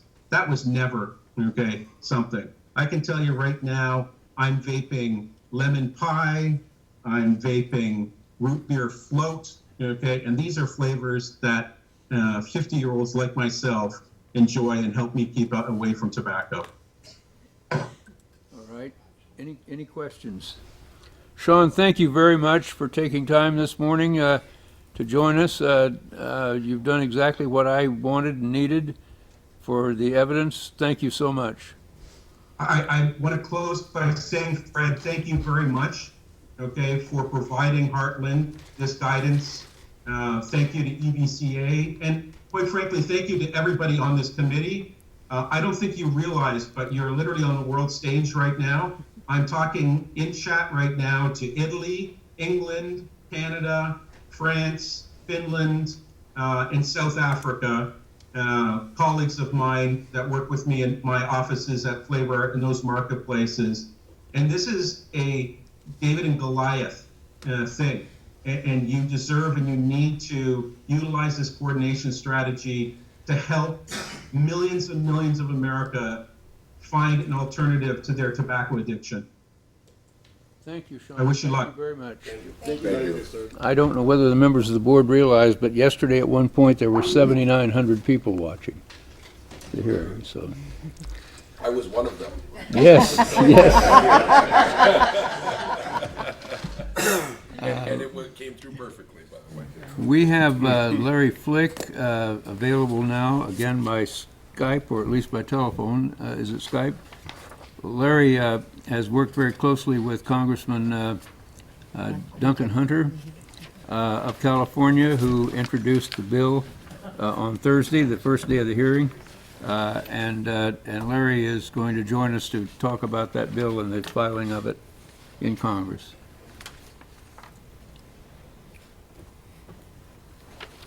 He's not on our list, is he? Antonio, you'll be No, next. He's basically taking the place of Congressman Hunter. And while we're waiting for Larry to come on, Antonio will be our next witness, and I understand that he and his wife have, they're interrupting their 10th anniversary getaway to come here and testify, so. Hartland's a great place to come to. Yeah. I told him it's very romantic. Fred, some of the members of the board asked that it wasn't on the list, and you were kind of alluding to it. Can you say the gentleman we're going to speak to is an advisor, or the gentleman we're going to speak to is? He is an attorney. He has worked with Congressman Hunter in devising this bill and in getting it passed. Okay. Can I believe he's an attorney. He's a lobbyist. He's a lobbyist. Yeah, And he's- he's taking the place of Yes. Congressman Hunter. I Yes. just wanted to, Basically, the yes. question came up, Yeah. so I just wanted to make sure. Yes. Yeah, Congressman Hunter was tied up Detained. yesterday, as was Senator Johnson, in getting the resolution passed so that the government functions for another week, Yes, well, so that they could go through it all again next week. yes. Did we lose Larry? We haven't gotten him yet. I think Marcus went up to Holland. Well, why don't we go ahead with Antonio? Okay. Or Antonio? wait, is he? Wait a Mark? minute, hold on. You should be coming on like any second. What does that mean? Are we ready? I'm now getting on kind of short time because I promised 2 o'clock, so Right. I'm going to keep that 2 o'clock. You're really going to hold that? Yeah, we're running a little Yeah. behind schedule. I have to because he told his wife. I got. You're going to call her and That's tell her. right. That's right. I don't want to run in trouble with her. In fact, I told my wife last night that I had that deadline. She said, "Don't you break that."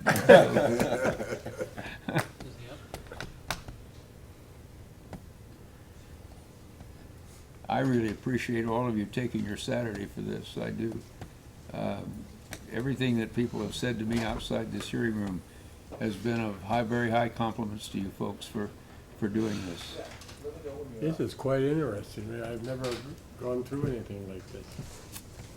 It's amazing what you can learn about the federal government when you just listen to the things that they don't listen to.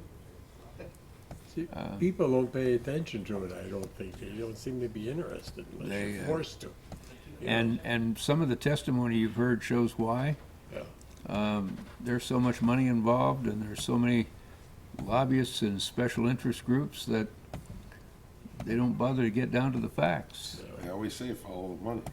Yes. A lot of answers. As a matter of fact, my first book was Justice My Ass, which was published about 6 years ago. My second was War on Rural America, and I talked to Aaron about that, the movie producer.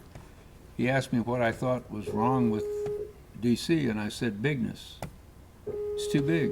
It is. It was never intended to be like that. They've lost the contact with the people. Okay, we got him. Larry, is that you? Sorry for the technical difficulties. Good morning. Good morning. Where are you, Larry? I'm in Potomac, Maryland, Oh, so outside you're of Washington, is D.C. it going to be 93 degrees there today? It's warm. That's what I heard. Larry, the president is going to administer an oath to you, and then we'll have you testify. Excellent, thank you. Mr. Flick, please raise your right hand. Do you solemnly swear and affirm that the testimony you may give in the matter now pending before this body shall be the truth, the whole truth, and nothing but the truth? I do. Thank you. Larry, tell the members of the board your name and your interest and what you're going to be testifying to today, please. Certainly. My name's Larry Flick, and I'm a Washington, D.C. Government Affairs consultant. I represent the American E-Liquid Manufacturing Standards Association, AMSA, and I've been involved in working as a consultant and lobbyist in the vaping area for 4 years, and for the last year plus for AMSA. Larry, how long have you lived in Maryland? I live in Potomac, Maryland. How long? How long in Maryland? How long have you lived there? Well, I've lived in the Washington, D.C. area since college, 25 plus years, but I've lived in Maryland for the last 6 or 7. Well, I'm going to ask you a completely irrelevant question because it was asked me last night and I wasn't sure the answer. I thought I was. How many Maryland governors went to prison in a row? Was it 3? Did we have Agnew, Tawes, and Mandel? I think that's right, and but I am a native Pennsylvanian. So. Okay, all right. Okay, sorry about that, but I thought it was 3. I remembered the 3 anyhow. Larry, tell us about your relationship with Congressman Hunter and the bill that was just introduced on Thursday, if you will. Certainly. I've worked with Congressman Hunter on a number of issues for 4 or 5 years. Specifically, I knew that he had quit smoking through vaping. And as we talked about what FDA had been planning to do, and in fact has done in terms of this deeming regulation, he expressed an interest in working on legislation to not only overturn what FDA has done, but to specifically remove vaping products from the tobacco product category, and to establish a tobacco harm reduction policy framework that would help members of Congress, federal decision makers, policy makers understand that these products are a big part of the solution, not the problem. And Larry, where is Congressman Hunter? Where's he from and who does he represent? He's from Southern California, the San Diego area, mostly suburbs of San Diego area. Mm-hmm. Okay. And do you know the number of the bill so that we can follow that bill? I do. The bill is H.R. 2194. It was introduced Thursday, the 27th of April, and it's available on the Library of Congress website, thomas.gov. And members of the board, we have a copy of it that we will put in the record so that you do have it. Larry, is there anything that you want to tell the board specifically about the bill with relationship to the regulations? Or I'm just going to turn this over to you, and whatever you want to tell them, please do that at this point. Great. The legislation is an effort to regulate vaping products in a manner that is relative to where these products stand on sort of the harm reduction continuum. In fact, the bill asks FDA to do a complete continuum of risk analysis of all tobacco and nicotine products, so that if cigarettes are at 10 on the scale of harm, where is chewing tobacco, where is snus, where are cigars, where is vaping, where is nicotine replacement therapy products, so that we know relative to the most dangerous product where these other tobacco or nicotine products lie on that scale of harm. With that kind of information, you can set up a regulatory program that treats each of these products relative to its risks, whereby you may be promoting the switching from cigarettes down to, say, smokeless tobacco, and then down to snus, and then down to vaping, and then ultimately off. Harm reduction is a policy which the federal government has embraced in a number of areas, but curiously not in the tobacco health area. And so this bill sets up that tobacco harm reduction regime, takes vaping products out of the tobacco products category, and regulates them as consumer products that should be subject to manufacturing standards for the e-liquid and for the batteries and hardware, so that customers and consumers can have confidence that these products are made as safely and with quality control mechanisms in place that protect, the actual product as a consumer would want it protected. Larry, it's my understanding, and I think that's consistent with what our witnesses, most of our witnesses have said, is that the industry is not trying to escape regulation, but rather it's trying for reasonable regulation that will not destroy the industry. Is that correct? That's exactly right. And as I'm sure I know I've been watching the hearing on and off for the past several days, and I know a number of witnesses have indicated, but the deeming regulation, by FDA's own numbers, they estimated in their regulatory proposal that there would be maybe 100 applications, 1 to 200 applications for PMTA. So their own estimations of how many applications they're going to receive indicates that they believe over 95% of the industry will not go through the process. That's conservative. It's more like 99% of the industry. And so rather than issue a regulation that counterintuitively treats a product significantly less, that is significantly less harmful than cigarettes, treats it the same as cigarettes, this legislation makes the distinction and begins to change the narrative that the anti-vaping, anti-e-cigarette organizations have been propelling for the last 8-9 years, the false narrative. And with their acknowledgement that, with the acknowledgements that mean that they're acknowledging that that very likely they could destroy 95% of this industry, that would be through the processing of the preliminary applications for products, wouldn't it? That's correct. Products that have been on the market for the last, 6 years, are going to have to go through a new product application. And yet the combustible cigarettes that are causing 480,000 deaths in America don't have to go through that unless they've modified or come out with a new product in the last 6 years. That's right. In fact, when this bill was passed back in 2009, there were those that called it the Marlboro Protection Act. Okay. Not the 100 bill, obviously. When the Tobacco Control Act passed, there were those that claimed that it was the Marlboro Protection Act.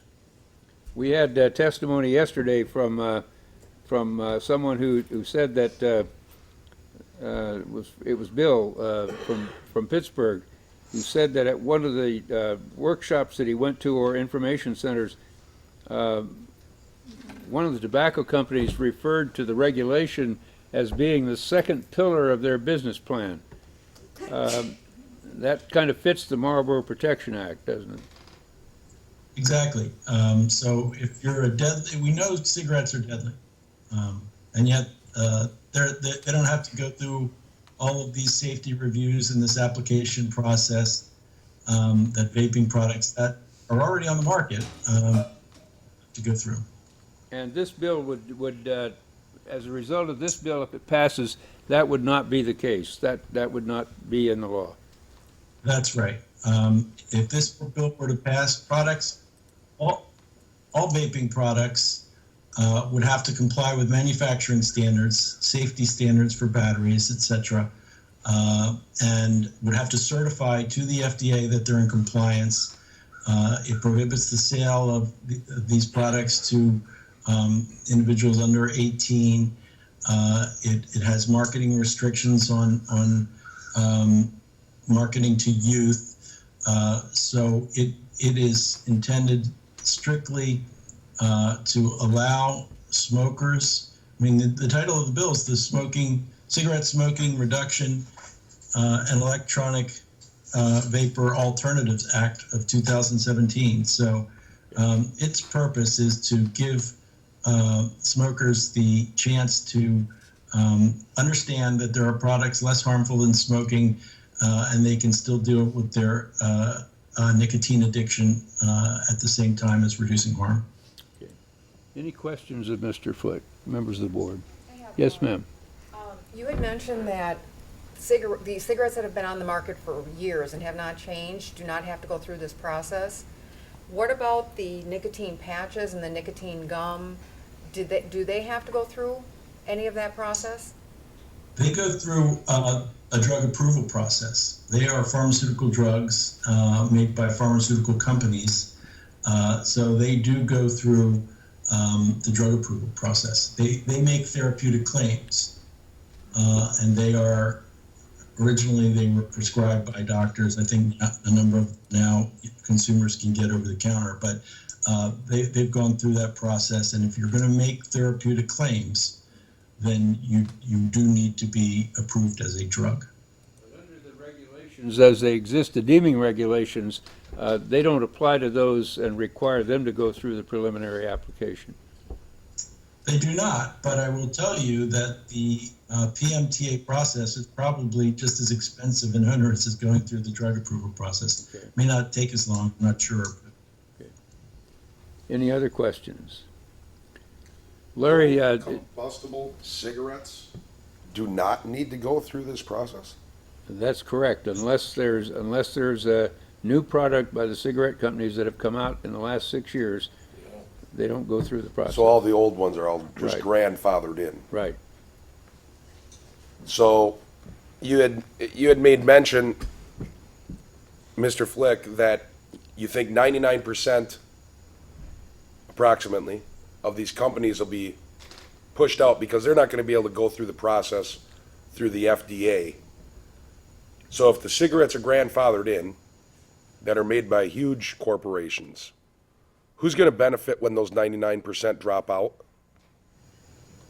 Big tobacco companies, because people who quit smoking by vaping, if their vaping products become substandard because they're on a black market or they disappear, they're hard to get, people will go back to smoking. And so, quite frankly, there are those in the public health community that believe the deeming regulation is not in the public health interest because it will inevitably result in people returning to smoking.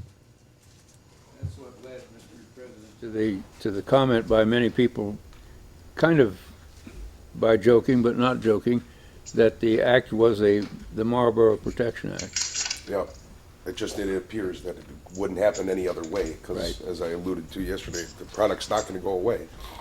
Larry, thank you very much for taking time this morning to do this and for working so hard with the congressman to get that bill in. Well, I appreciate all that you all are doing. And let me just say one last thing, if I can. As I mentioned at the outset, I represent the American E-Liquid Manufacturing Standards Association. These are industry members that 5 years ago decided that if the vaping industry was going to be a sustainable, reputable business, they needed to develop standards so that products were made safely and the manufacturing quality was of a consumer level that was high enough for products such as this. And it's been their view for some time that they need to be regulated, they need to adhere to standards. Unfortunately, many of these fine businesses have taken a look at the deeming regulation and the FDA requirements and have basically said, come August 2018, we're in business until that time. We don't have the money, the resources, the know-how, or the ability to go through the FDA process. And so they're already planning on shutting their doors at that point. So it's not a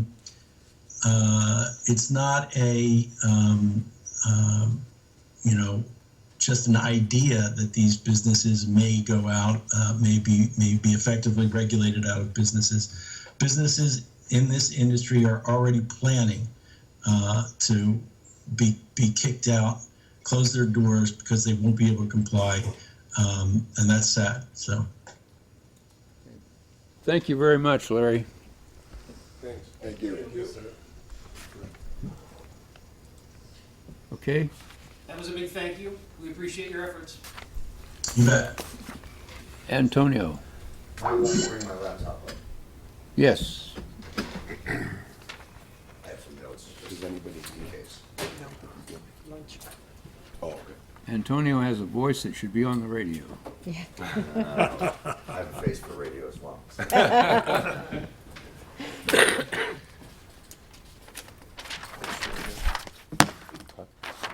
Please raise your right hand. Do you solemnly swear and affirm that the testimony you may give in the matter now pending before this body shall be the truth, the whole truth, and nothing but the truth? I do. Thank you. Would you state your name and where you live, please, and what your interest is in the industry and for the board, please? My name is Antonio Loria. I live in Kenosha County. I own a vape shop in Burlington, Wisconsin, and my wife and I also own an e-liquid company that manufactures, distributes 3 different brands, as well as a website that's an e-commerce website that distributes a lot of local brands to direct-to-retail consumers around the country. So. Antonio, what is your interest in? You're in the industry. What's your interest in this hearing and in the attempt to do something about the deeming regulations? Well, not to kick a dead horse, but to what Mr. Flick was discussing, we basically have come to the conclusion that if these deeming regs do not change, we will be closing our doors come August 8th of 2018. At our shop, we have half a dozen employees whose livelihoods and their families' livelihoods depend on our business. At our e-liquid company, we have about 10 employees, both part-time, full-time, and contractors whose livelihoods depend upon our business. Then we have a lot of, we're a company that tries to do as much business within our own backyard as possible. So our packaging manufacturers, our companies that make our boxes, the labs that actually produce and bottle our liquids are all based here in Wisconsin. And all of those companies would be losing out on income that they rely on from our business. So these are all things that are going to be impacted by the deeming regs. And one of the things that I know you've probably heard a lot about during these past couple days is the cost of going through the pre-market tobacco application. But one of the things I haven't heard yet, and I'm not sure if it was brought up yesterday, is it's not, assuming we went out and we were able to raise the capital to go through the process. It's not just the thousands of man hours and the millions of dollars. There is no checklist. It is completely subjective. There's nothing that the FDA gives you that says if you check all of these boxes off, you will pass. You can still spend all of that money and all that time, and they can still come back and say, we're not happy with this, sorry. So there isn't even a guideline for all of that expense. So that's terrifying to us. And absent that yeah, guideline is also absent a time limit within which they must act, is that right? Absolutely, that is correct. That is correct. Okay. So, like Mr. Flake said, a lot of folks in this industry have pretty much come to terms with the fact that if we don't do something about this, the industry will pretty much go away. Okay. I asked you in particular, and we'll get to some other things too, but I asked you in particular too to go through some of the things that in the regulations and the law that just make absolutely no sense. Well, I'd like to start out by quoting an article that I read on CNS News, but a brief statement that basically they quoted, using a precautionary principle approach, i.e. proving that something isn't harmful before allowing it, or a term you guys are probably more familiar with, which is guilty until proven innocent. It's both dangerous and immoral. When we know the harms of cigarettes and the impact that it has on millions of lives. So instead of allowing us to provide an alternative to people right out of the gate for something that we know and has been proven and has been acknowledged as being one of the most harmful things that we do to ourselves as a nation, they want us to prove that we're not harmful, and they won't even give us the time to do it. So that's one of the things I wanted to come out of the gate with right off the bat. To your question, Mr. Grant, there are a lot of things that don't make sense to us in the industry. One of my biggest ones, the one that really makes me laugh the most is, you've heard a lot of testimony about what e-liquids are made out of. Propylene glycol, that's something that they use in smoke machines. So anytime you go to a Broadway show or your kids have a play at school, that's what's coming out of the smoke machine is basically propylene glycol. Vegetable glycerin, you can buy it at Walmart, use it for cooking and all other sorts of things. You heard from the gentleman at Flavor Art, about the flavorings. The only thing that's in e-liquid products that resembles anything remotely close to tobacco is the fact that it contains nicotine, which, by the way, not all nicotine is derived from tobacco. There is synthetic nicotine, which now also, that's a whole nother conversation.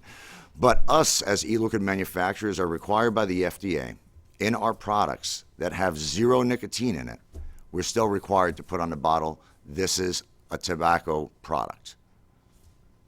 So, that makes absolutely no sense to us. Yeah. In fact, from a common sense, a dictionary definition, even a legal definition, isn't that a false label? It is. It is, because there is nothing that resembles tobacco product in a zero nicotine bottle. And there is a statute that makes it a criminal offense to false label a product. That might be a little bit above my pay grade, but it doesn't make any sense to us either. Go ahead. So. Are there others? Go ahead. I'll introduce that later, but that's one of the things I wanted brought out, is that there is a statute that makes it a criminal offense to put a false label on a product. And Food and Drug insists that a zero nicotine product carry a label, this product is made from tobacco. Okay. One of the things that, again, you've heard some testimony about, I'm not sure what you heard about yesterday, is by not allowing any new products to be introduced or any existing products to be altered in any way, we as an industry are handcuffed from even improving our own products. If we were to, say, find that one of our suppliers wasn't living up to our production standards, we would not be able to switch to a different supplier. So we're forced, we would not even be able to keep our own quality control if we found that things weren't living up to our own quality control standards, because we're not allowed to make any changes. So we can't improve our processes or our products for the consumer, which is, in essence, dangerous for the consumer. And that extends to hardware. If we're not a hardware manufacturer, but if somebody were a hardware manufacturer and they found that they had a supplier whose batteries were faulty and they wanted to improve on the design to reduce the risk of those batteries, say, you know, malfunctioning, under the current regs, they wouldn't be allowed to. So it stifles innovation and it stifles safety. You know, so those are things that we find to be counterintuitive with some of these regulations. So, Anything else that, I'm not sure if there's something in particular that that I had touched on in our conversation that you feel I should address. Please let me know.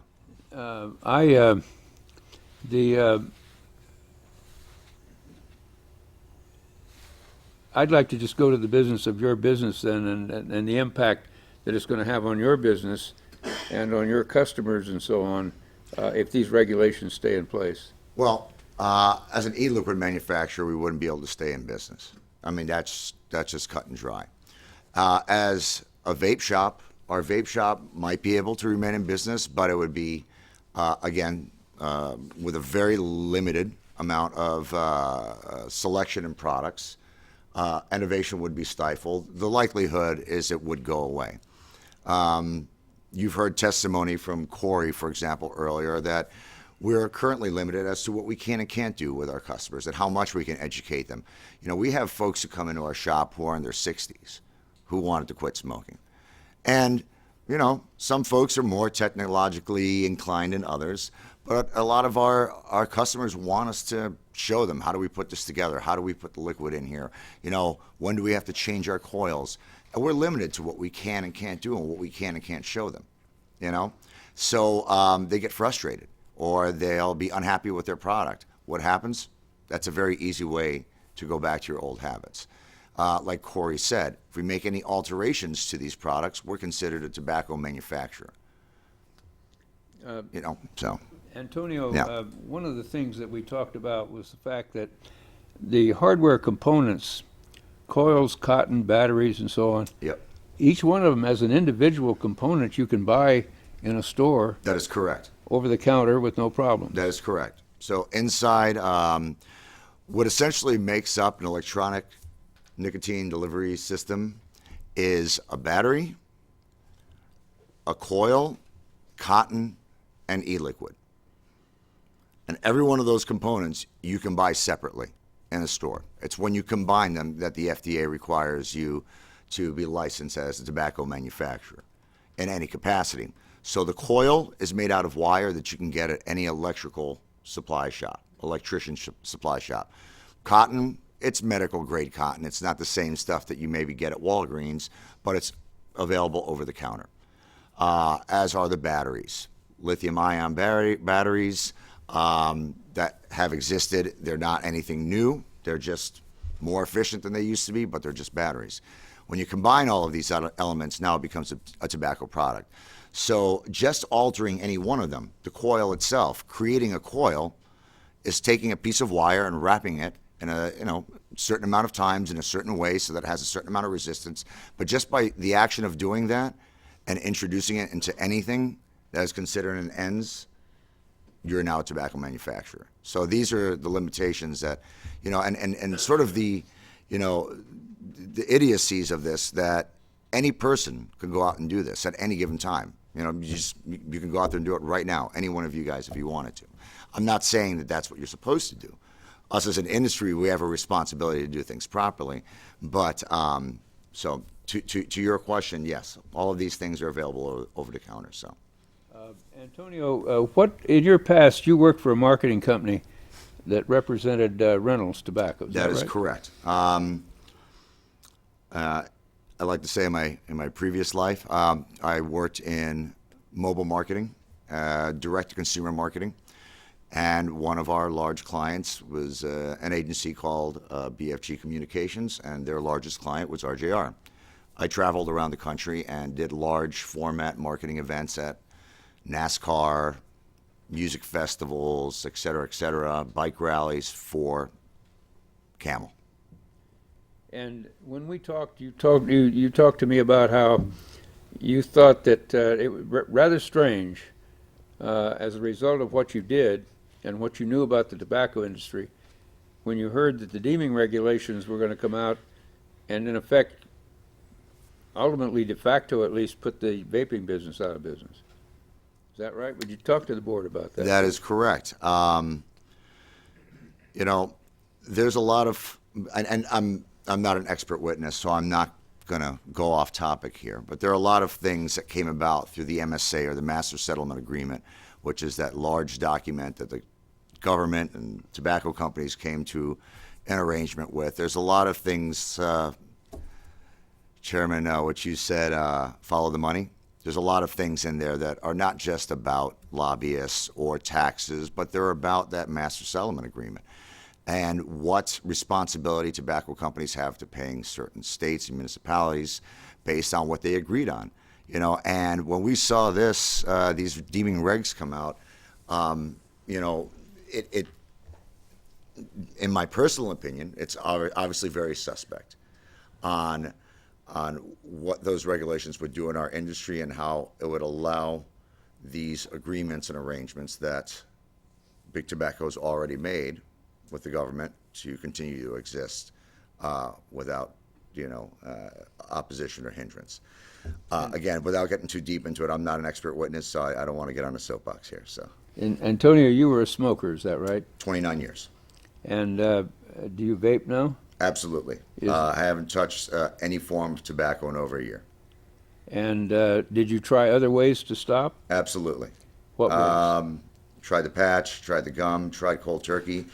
Broke my leg once, and I was in the hospital for 4 days. Couldn't smoke while in the hospital. Guess what I did the second I got out of the hospital?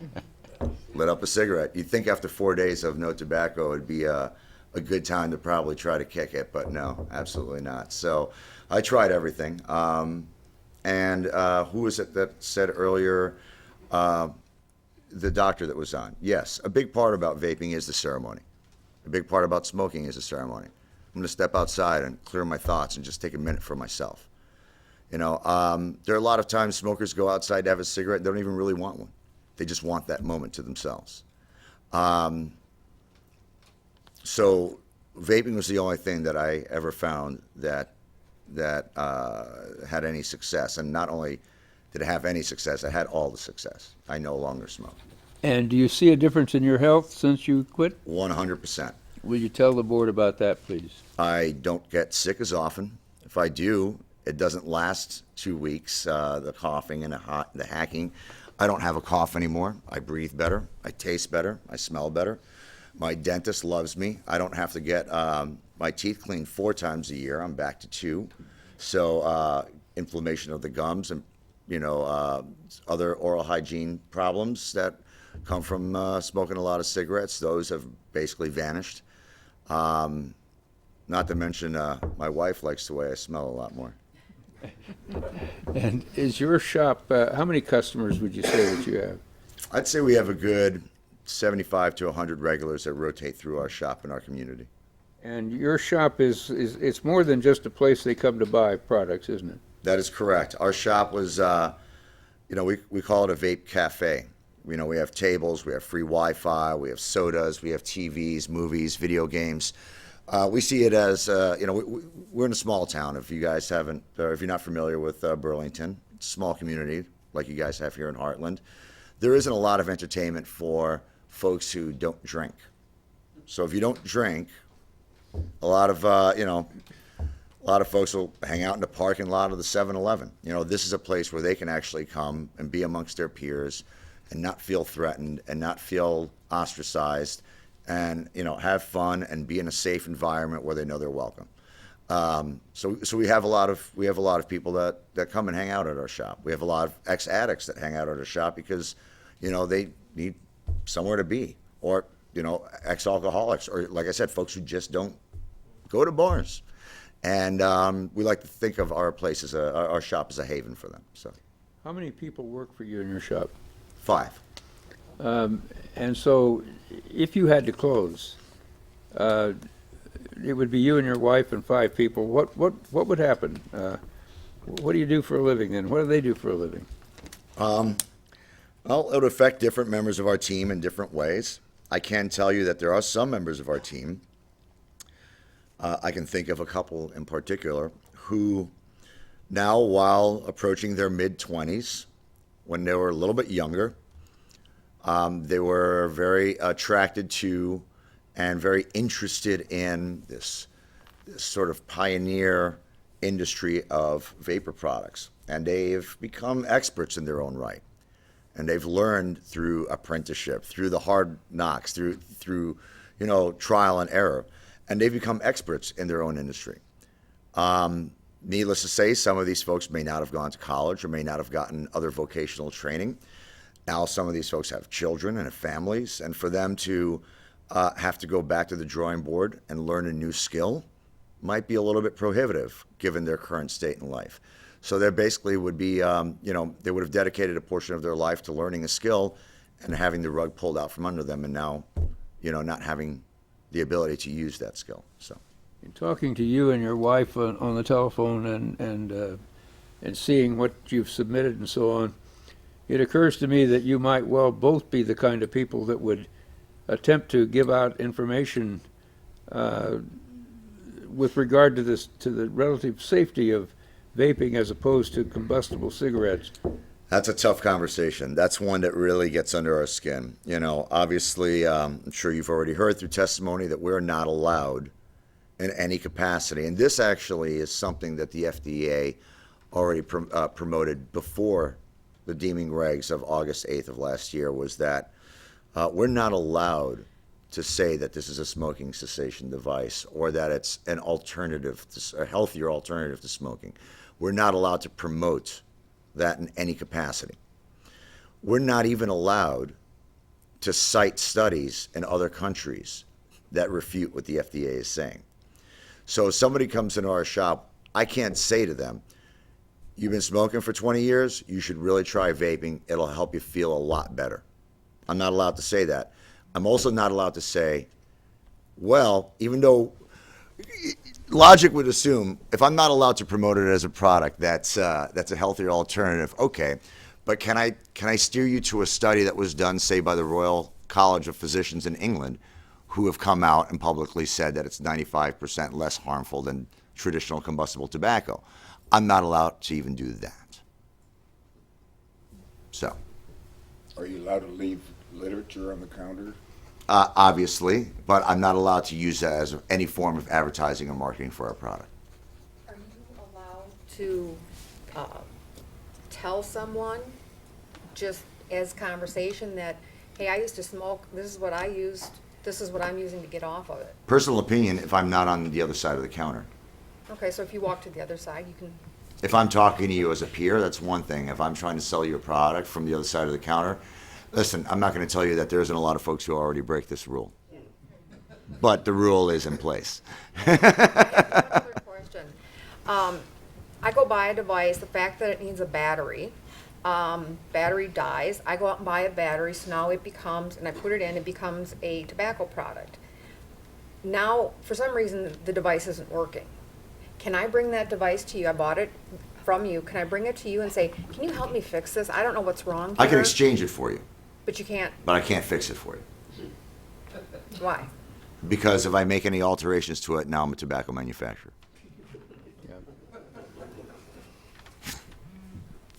Thank you. Any other questions? Yes. Okay. And I really mean this, it appears that there's not a basis for any of what the FDA has done regarding making this. It almost is getting to the point where it's crossing that line into insanity.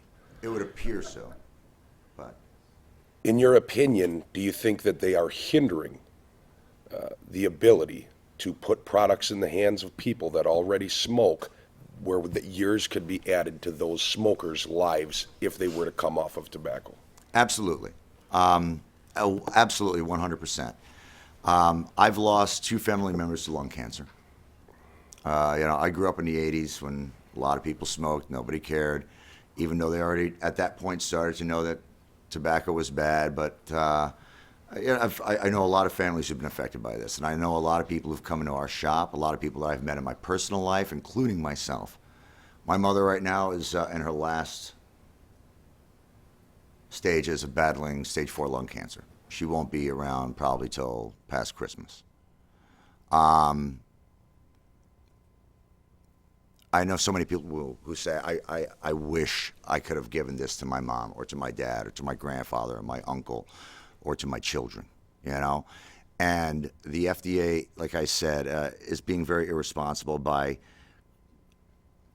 forcing us to prove that our products are not harmful, when at the very least we know how harmful the products that all of our loved ones have been affected by truly are.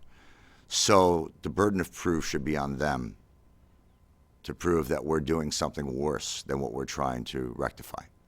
And I know that they can't prove that. And again, I'm not an expert, but in my deepest of hearts, I know that they would not ever be able to prove that. So. How long has it been since you've used a tobacco product? It's been about 1.5 years. How long would the FDA say that it's been since you've used a tobacco product? Just before the break. Thank you. Any other questions of Antonio? Thank you. Not just that. May I add one thing, yes, sir? Yes. There is a lot of ancillary weirdness that happens because of how this is all getting regulated and discussed by the FDA and other industries. Do you know that, so even if I'm vaping, it makes it more difficult for me to get health insurance, life insurance. There are banks that won't do business with us. I actually got kicked, our account got kicked out of Chase Bank 2 years ago when they found out we were a vape shop. So we took it to a smaller local bank. Johnson Bank is our bank now.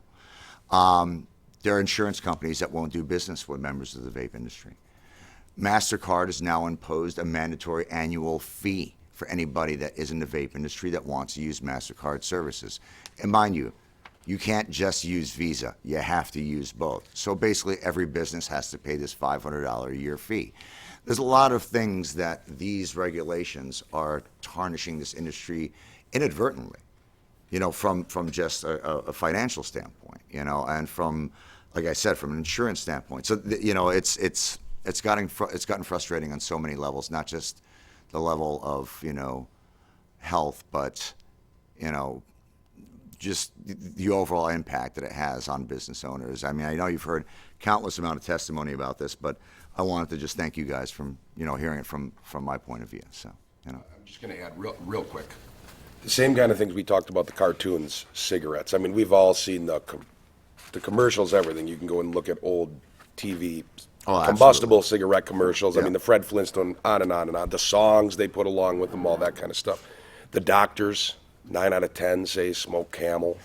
The dentists, everything. Yeah. Is it the same misinformation that got so many people addicted to cigarettes from a marketing standpoint? Is that same misinformation now what's causing people, insurance companies, banks, and other people to look at the vaping thing as, oh my God, this is horrible? Absolutely. The FDA, I think, is almost single-handedly responsible for turning the vape industry into a pariah. That's what it sounds like. Exactly. So. Have you seen the movie A Billion Lives? Not in its entirety. Unfortunately, when it aired, was the week after my wife was diagnosed with cancer. So unfortunately, last year we spent a significant portion of our year battling that. So I was never able to go and see the showing of it. But I have many associates in the industry. Have you ever seen that portion of it that shows the advertisement on the radio that was played in the state of Washington and paid for with tobacco money that relates the vaping industry to going back to cigarettes?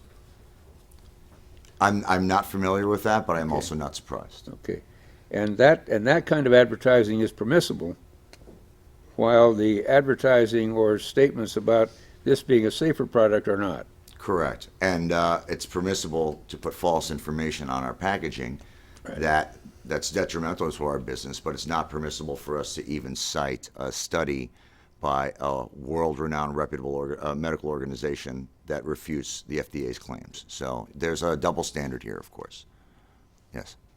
Any other questions? You know, this is, excuse me, this is just a big phase of how bad government is with regulations. And I can remember years ago, I wanted to buy it's a rifle. And they couldn't sell you that rifle with the bolt in.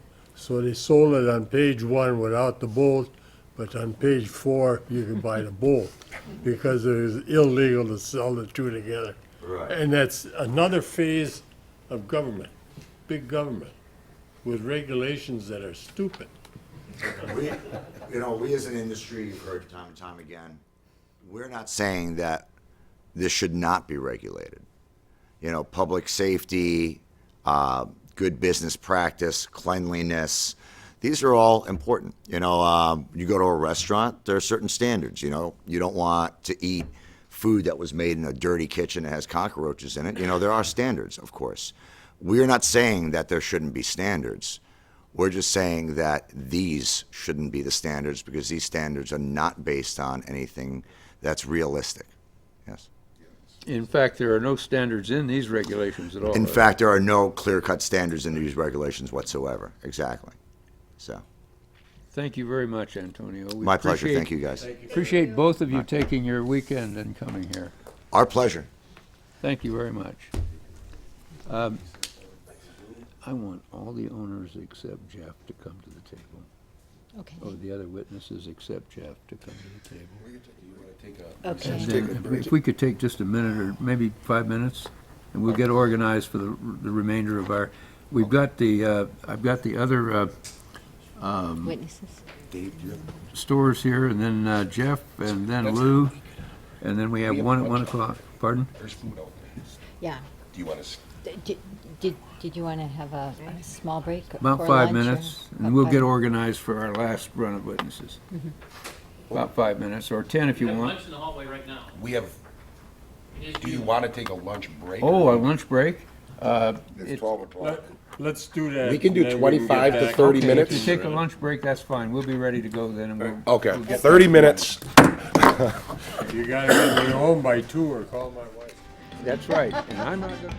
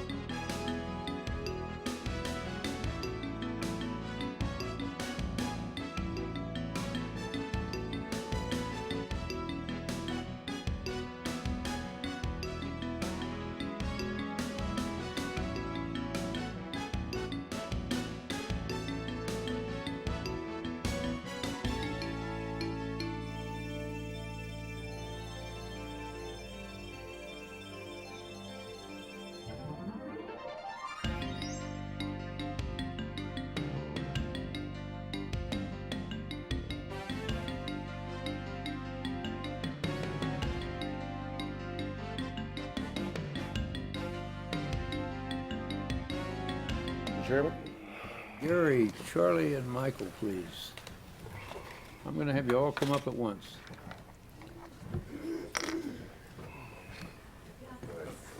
Okay, where are my drinks? Yeah. As we know, we have musical name tag.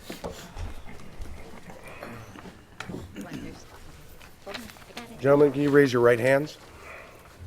Do you solemnly swear and affirm that the testimony you may give in the matter now pending before this body shall be the truth, the whole truth, and nothing but the truth? I do. Thank you. Okay, I'm going to go through each of you and then,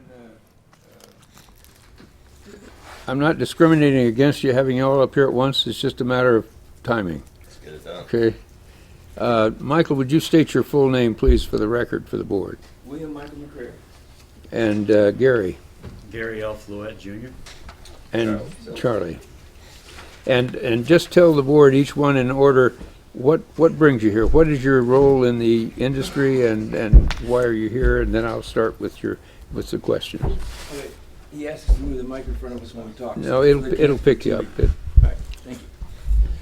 I own a vape shop in the Cleveland area, VaporCast, and I'm also a paramedic, and I am the director of the Ohio chapter of the EVCA. Okay. Gary? I spent a lot of my time at Vape Walkie, Vape Lounge. I've gotten really passionate about the EVCA, advocating, talk to people there that have questions about what's going on with the FDA.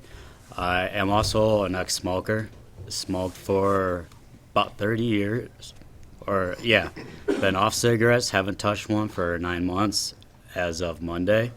Very proud of that achievement. I've witnessed people's health get better through vaping. I've witnessed people get away from the tobacco products.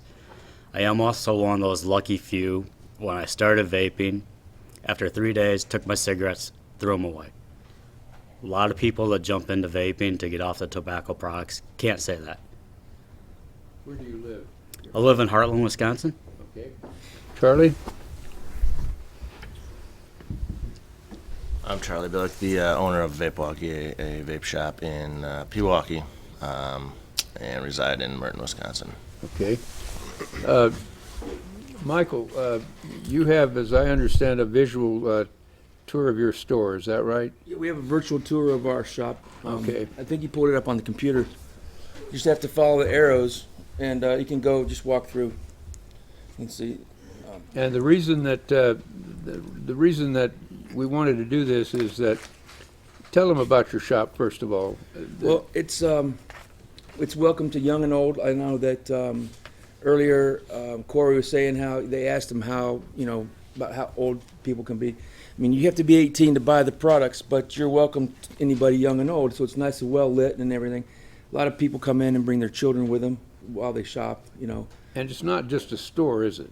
No. It's there's people come in. We're right across the street from a community college. A lot of the students come in and do their homework. They hang out. We have coffee, drinks, beverages, for free, things of that nature. Okay. So it's not as much as a social spot like I think as the Antonio's with DJs and stuff like that, but it's still a social place. Okay.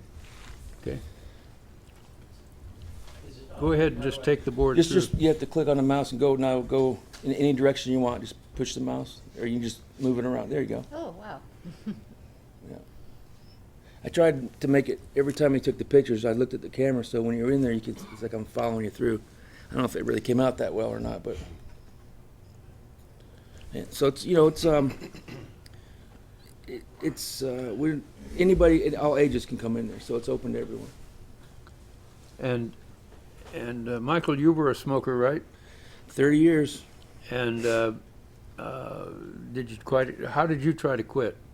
Well, over the years, I tried the patch. Back when the doctors could prescribe it, and your insurance company would pay for it. You could do it 2 or 3 times a year, which I tried. It didn't work. Now I think the insurance only pays for it once a year. But I tried Wellbutrin, and none of that stuff worked. And about almost 9 years ago, a friend came over to my house and showed me this little thing that looked like a cigarette. And it was an electronic cigarette in its very primitive form. And I tried it, and I was like, wow. So I ordered one. It came in 2 days, and I haven't had a cigarette since, period. And how long ago was that?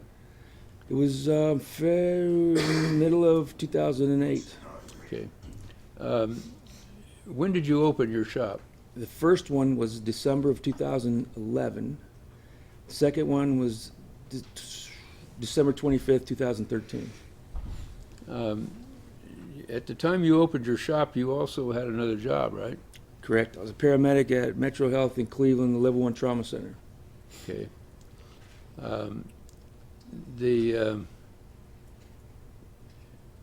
Your shop was the first one in Northern Ohio. Anywhere in the Cleveland area, very first one. And you told me on the telephone about it was pretty tough getting it started. Well, we didn't know if it was going to take off. There weren't that many around in the whole country, period. It was something new. This whole industry started online. And then somebody came up with the idea of a brick and mortar where you could see it, feel it, touch it, get instruction. And it really took off. So it didn't take long for the first one to take off, but we did pretty well. But now there's over 50 in that same area. Yeah, 50 stores. Yes, 50 shops in the general Cleveland area. How many clients do you think you have or customers? This VaporCast store, we have well over 1,000. Okay. And there's actually 6 VaporCast stores now. So there's probably, I couldn't tell you how many thousands customers. One of the things that you told me about was that, and I skipped over it when I was talking about your smoking. Tell the board about your health and how it's changed as a result of not smoking. Well, my health has improved 110%. I have some health issues, but they're not smoking related. They're like sports injuries from football and stuff. But yeah, I breathe better. I used to coach Little League football, couldn't run with those little guys. Now, well, back before my ankle, I could run with them, and it kind of made them mad that the old guy can keep up with them. But so it's improved amazing, 110%. Do you have people working for you at the shop? Yes. How many? Right now, we have 4 people total at this VaporCast. And you have a family? Yes. 5 kids between us. Okay. What would happen to your business if these deeming regulations stay in effect and are enforced? I can guarantee we would be done. And I know that all the shops will be done. There's just no way. I don't think anybody's going to be able to complete this PMTA process. And if anybody does, it's going to probably be the big boys. And they're probably not going to make those products available for us to sell. We don't have to get into the PMTAs as just being a shop owner, but we won't have anything to sell because nobody's going to get anything approved. So we definitely would shut down. And I can speak for another one, a big company, ProVape, who makes probably the most advanced, safest device on the market. They've already shut their doors. They're an American company who's been around for 6-7 years, and they already shut their doors because of this, and the deadline's not till next year. And your family is very active in sports and in the schools, and you're active in the community. Tell the board about that, and tell the things that would just end if you go out of business. Well, a lot of people have kids, and their kids are in different activities, but my one son is in the Cleveland Contemporary Youth Orchestra, which costs a bit of money to participate, and he's going to college next year at Kent State. My daughter is a soccer phenom, if you will, and my other son, her twin brother's in soccer. I mean, these days you have to pay to play, so you just don't get to automatically play the sport. So, which is a sad thing. But back in the day when I played, you just got to play, But nowadays you have to pay. So that it would definitely impact all of that. And both my twins just turned 16, so it's 2 driver's licenses. So it would have a big impact on our family. You do live events too, don't you? Yeah, we do. We set up, we have a 10 by 10 tent that we set up as a vendor at this thing called Rocket on the River. It's a summer concert series. They have food vendors and they have retail vendors, and we've reached a lot of customers that way. People that are there, they're not expecting to quit smoking. It's an outdoor concert series. So we've reached a lot of people that way, increased our customers by, I don't have exact numbers, but a lot. So I think that contributes to the community. I mean, these people weren't going to walk into a store to quit, but they have to stumble upon us when they're here at this event, and so it's helped out immensely. Over the years, you've tried to help a lot of people quit smoking. A lot. I've made it a goal. That day when I bought my first one, I made it a personal goal to help as many people, to tell as many smokers as humanly possible that there's a better way, because it is amazing. I'm saying that as a customer, not as a retailer. With the act and the regulations in place, it's getting more difficult to do that, isn't it? That is correct. As Corey was saying earlier, we're not allowed to do anything for the customers. We can't, when somebody comes in and buys something, they can read the directions, but they need some more direction, And as of 8/16, we're not allowed to put it together for them, fill it up, change their coil, do any of that stuff. We can stand here and say, plug that into there, push this, do that, but that's very limited. All right. Gary or Charlie, tell the board about your store, please, sir. I opened the shop pretty much the same reasons as Michael did. I stumbled upon these products online and was able to use them to quit smoking cigarettes. And at that point, you start noticing the health benefits and how much you feel better. And kind of want to share that with everybody, as much as possible. I think one of the biggest concerns I have with the regulations are, and kind of some of the bad press that these products get, being called tobacco products, is a lot of people aren't even giving them the opportunity or giving them a second look as an option to use to quit smoking cigarettes. So I think pulling them out of that tobacco category and would definitely be a big help for everybody. How many customers or clients do you have, do you think? I'd say probably around 400 to 500. And you've heard the testimony, not only from Michael but others, about the impact of these regulations. Is it the same for you? Would you be able to survive under these regulations? No, I would have nothing to sell. So, how many flavors do you sell in your store? Around 200 to 300 probably. Okay. And you've heard the testimony about how the flavors are essential to the product. Do you agree with that? Absolutely. Yep. Seen many different people, myself included, too. Everybody's got their own flavor preferences. Some people like hamburgers. Some people like cheeseburgers. It's just can't keep everybody happy with one flavor, unfortunately. So. How many people work for you? 4. And do they have families? Oh yeah. Yeah, I have a wide range of. So if you go out of business, you're going to lose 4 people and their families. Correct. And all of the things that you've heard about as to the repeated and the turnover of dollars in the community, I don't imagine any of them save a great much of what they make. They spend it. Mm-hmm. So it gets spent in the community. Oh yeah, employees, but didn't catch everything yesterday, and not sure what all's been covered. But the impact as a business owner, from it, FedEx drivers down to the Pepsi delivery guys. It's endless. The amount that the one small business kind of supplies the economy in a local town. You were here when Corey testified. Do you agree with him that if someone came in, you can't fix their device for them?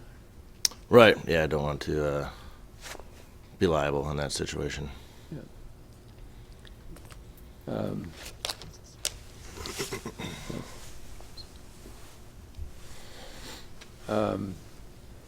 And you've heard Michael testify that his, and I found this in any number of people I've talked with, your store isn't just a store.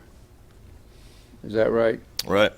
If you don't mind, I'll have Gary answer this. He's a regular customer who spends a lot of time at the shop, and maybe can share some insight on what it means to him other than just coming to purchase products.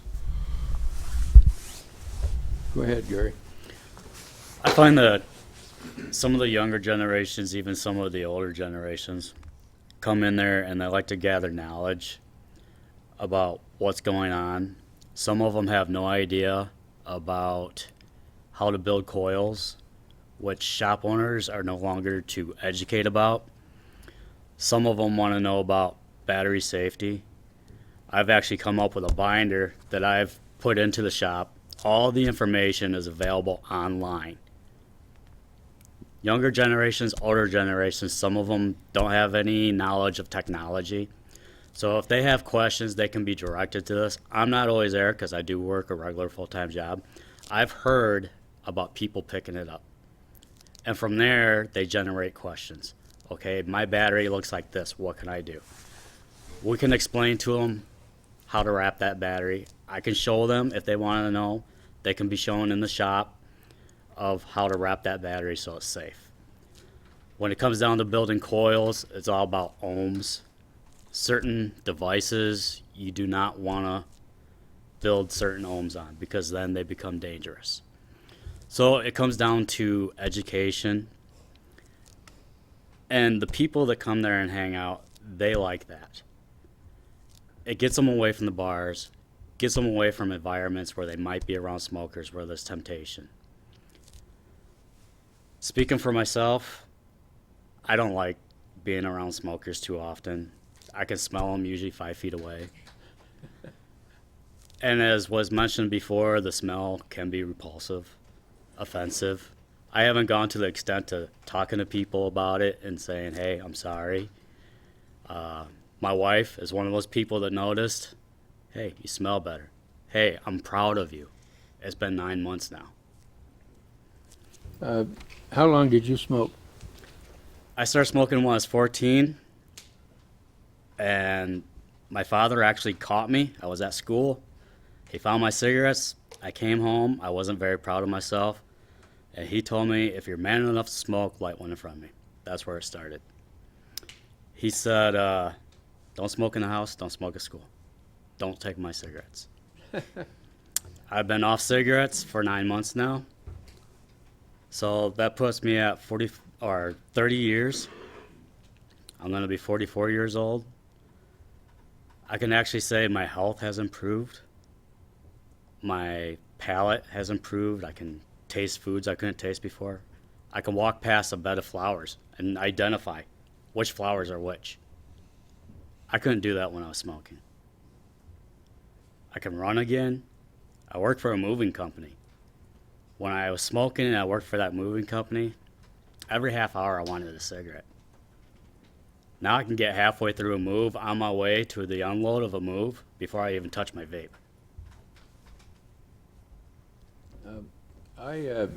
We've heard testimony about this, the ceremony that goes on with a cigarette or whatever.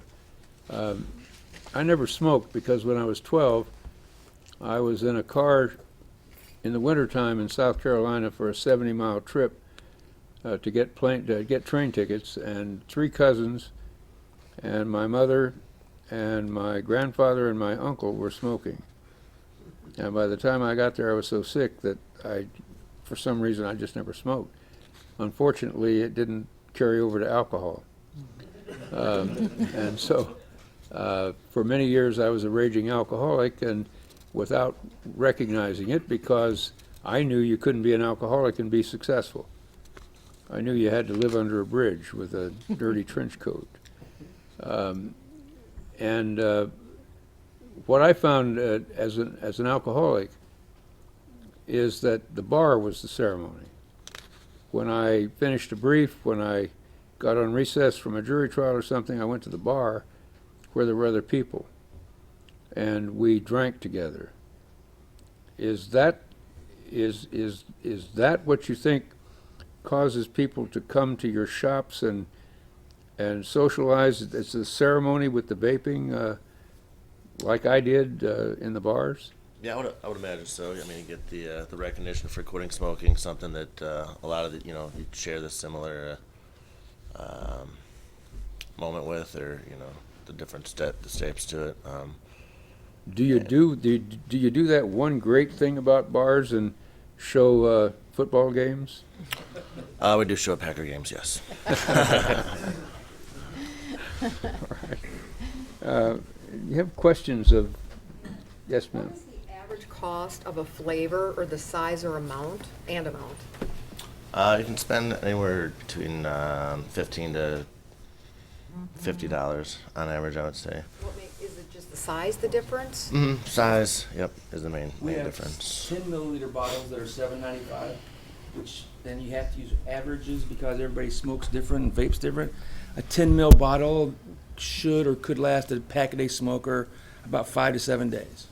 And then we have a bargain bins, clearance items. You can get that same size bottle for $2 if it's something that we're discontinuing, all the way up to what, like he said, bigger bottles that are our biggest bottles are 50 milliliters, and they're $24.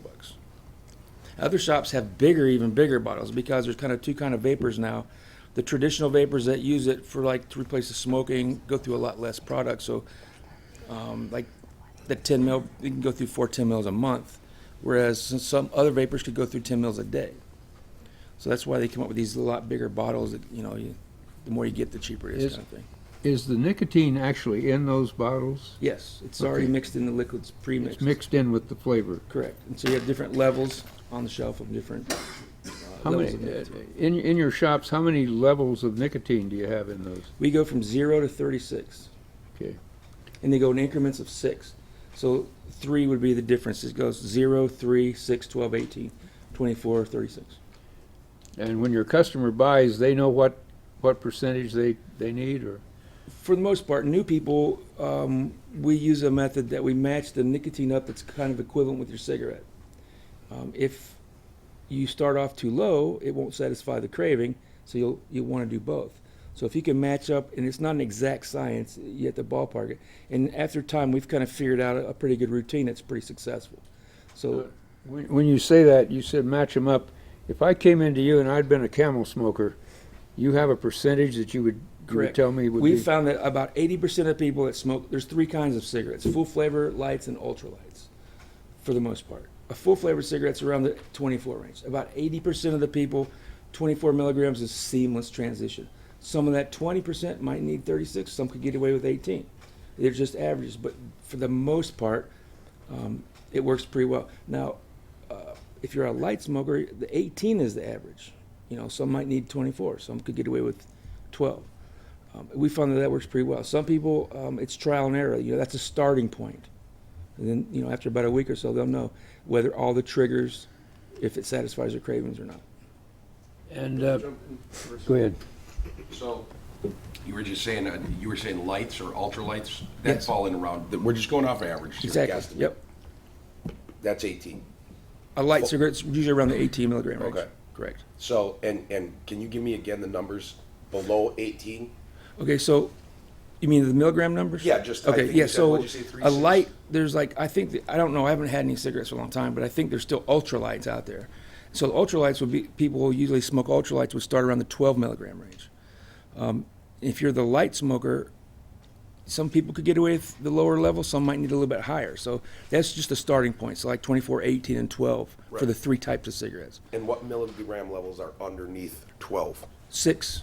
Some companies have 9 milligrams. Some, but for the most part, it's average goes by 6s for the most. Yours goes by 6s. 3, 6, 12. Yeah, it goes by 6s. Where I'm except going there's is, a so 3. you even sell things that if someone wanted to not smoke or vape at all, Mm-hmm. but they want to stop smoking, which we've heard the stories enough to know not a lot can, or they try and they go back. Some people quit smoking for 3 hours. They wake up saying they're going to quit smoking, and at 9 o'clock they're having a cigarette. Right. So you even sell a product that, what I'm saying is that a person can wean themselves down comparable to, but this sounds as though it may be more Correct. safe, to the gum. They start Correct. off at whatever, 4 milligrams, go down to 2. And It's the then same. they're off. It's the same concept as the patch. The patch is Yep. 3 levels. You got the high level. It's like 21 milligrams, I believe, if that's correct, and then 14 and then 7. You stay on each one for a week or 2 or something like that. Okay. If my memory's correct. I just wanted to, so if someone was working themselves off, I guess I'm trying to say, it sounds like you guys are willing to Yep. If be that's there their for that choice, person, yeah. just like the people that may be coming in forever. Right. To say, yeah, you can work yourself down and then you'll be off. We've had customers that's their goal. There's a lot of people going into healthcare. that nowadays they test you for nicotine. Whether you smoke or not, they test you for nicotine. That's the standard. Hopefully in the near future they'll test you for something else like tobacco alkaloids or something that shows evidence and proof that you've consumed tobacco, and nicotine won't be the issue. Because like we've seen in testimony earlier, there's nicotine in tomatoes and all different kinds of plants. But at this point, so there's people that want to go into healthcare, they're in a nursing program or a paramedic program, and they know they graduated at a certain date, they smoke, so they come in, they'll start vaping, and then they'll work their way down, and we help them with the stages to try to get them down to zero. Sometimes they'll stay at zero once they graduate and get hired, sometimes they'll go back up, but if that's their goal, then we're willing to help them do that. One of the things that I found, that I believe I found in talking to as many people as I have, is there seems to be a commitment on the part of the store owners and operators that I've found, and even on vapors, to help other people quit smoking. Correct. Am I right in that? Is that a pretty general thing?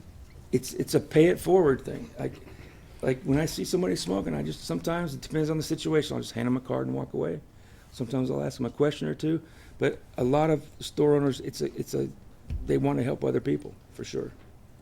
Is that true, Charlie, of you too, and Gary? Absolutely. And a lot of not only owners but employees. It's not about the sales. Most people aren't even have no sales training. It's that you want to help other people and kind of find what works for them. So let me ask you on a level of sanity, from 0 to 10, how sane is it for the Food and Drug Administration to try to put out of business a business where the people in the business are trying to get people off of the product that kills 480,000 people a year? 10.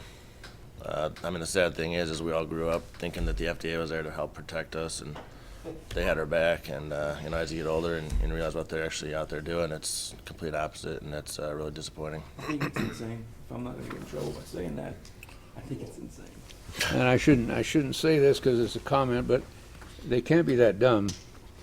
There's got to be some other reason for it. Do you serve coffee or yes, sir, when they come in, or sandwiches or anything like that, or do you go that far?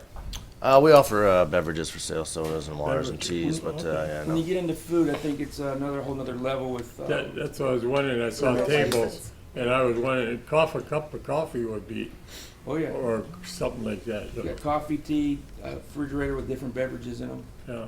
And we have a gumball machine with Skittles for the kids and a jar of pennies. And then we always have Tootsie Pops for the younger ones. Oh, that reminds me of something, Michael. You said that people do come in your store with their kids because they come shopping and the kids are with them. Correct. And we don't dismay that. They all know. And a lot of kids come in, they know right where to go, where the suckers are. Because every time we see a kid, we'll usually get them out. And some have come in so much, they walk right over and stand right there waiting for us to pull them out. So yeah. We're definitely child-friendly, kid-friendly. It doesn't appear that you don't have the candy or anything like that because you're not trying to entice the kids. It's more of a customer-based. Oh, yeah. I just want to make sure for the record that it's stated. It sounds like you're doing it for the. Oh, no, it's just a luxury for the kids, Like, just something, to entertain them, something that's, their parents are coming and they're shopping. They're probably like, been drug around the stores all day or something. Just. Years ago, sometimes history does repeat itself, but years ago you hear about, not as much in my time, but I guess even a little before that, but like barbershops. People didn't need to get their hair cut every 4 or 6 days, but they did, and the guys would sit in there. Usually guys would go to barbershop, but they'd socialize and sit in there and they'd talk and do this and that. Is that kind of the environment? Correct. Here? Yep, that is. And like being across the street from the college like we are, a lot of the college students are customers. Okay. You'll see them coming in, sitting there doing their homework, studying. We have free Wi-Fi for them. And besides that, some just show up there to hang out and socialize, before they go somewhere else.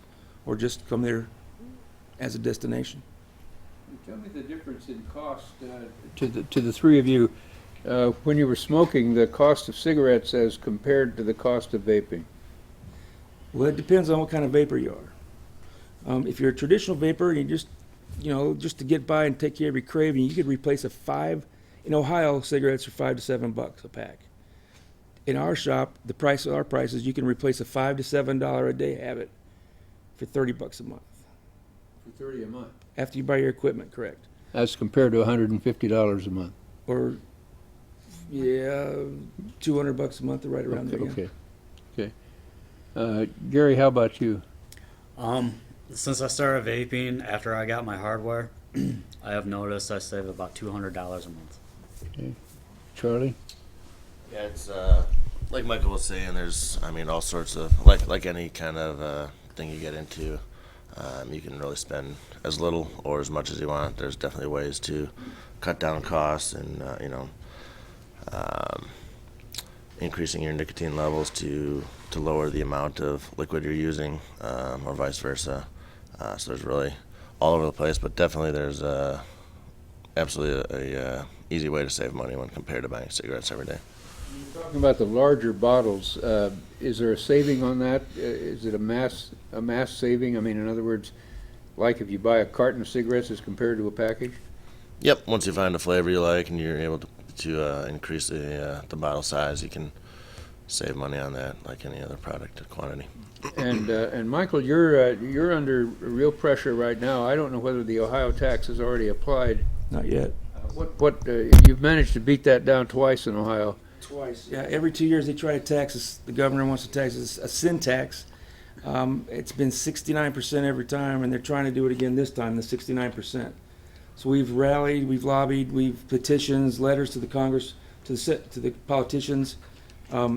This time it might be a little tougher.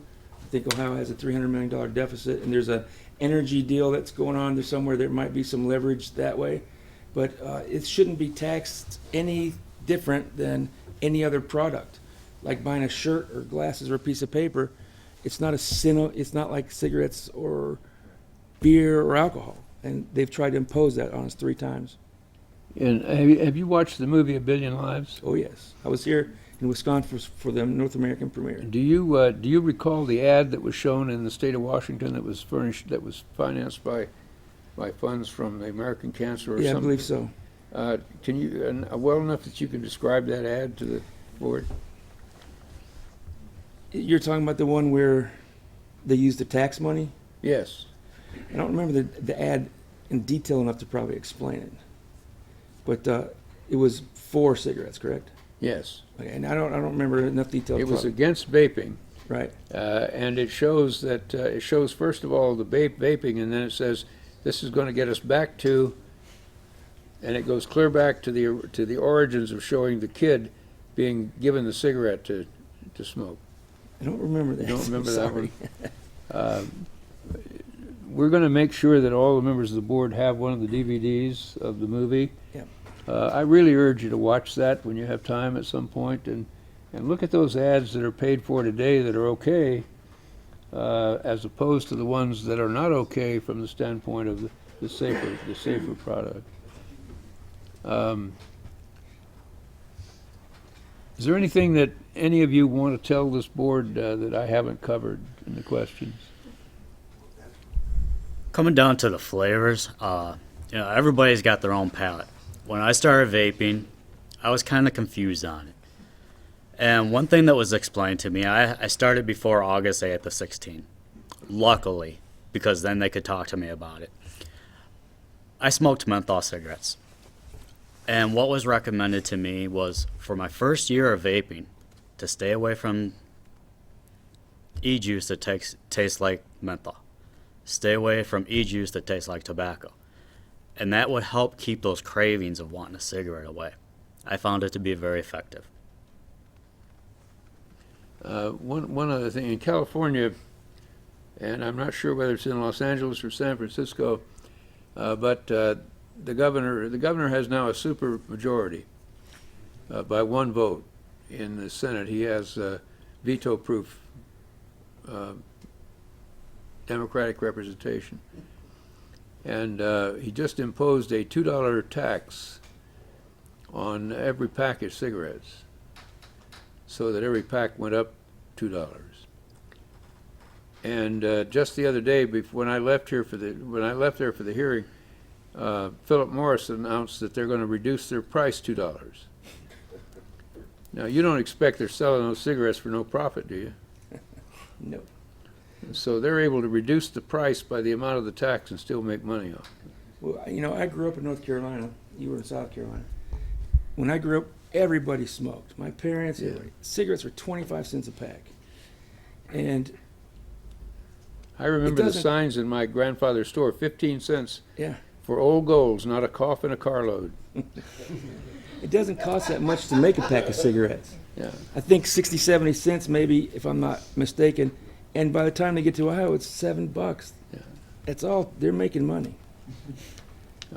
I can remember when cars would pull up to my grandfather's store and load the trunks up from New York Come back north. and head north, and that was the way that a standard was developed. Members of the board, this is not evidence, so I can tell you this.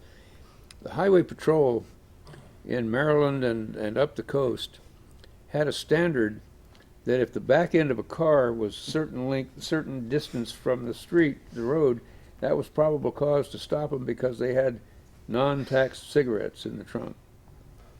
And the courts allowed that. They allowed them to stop it without a warrant.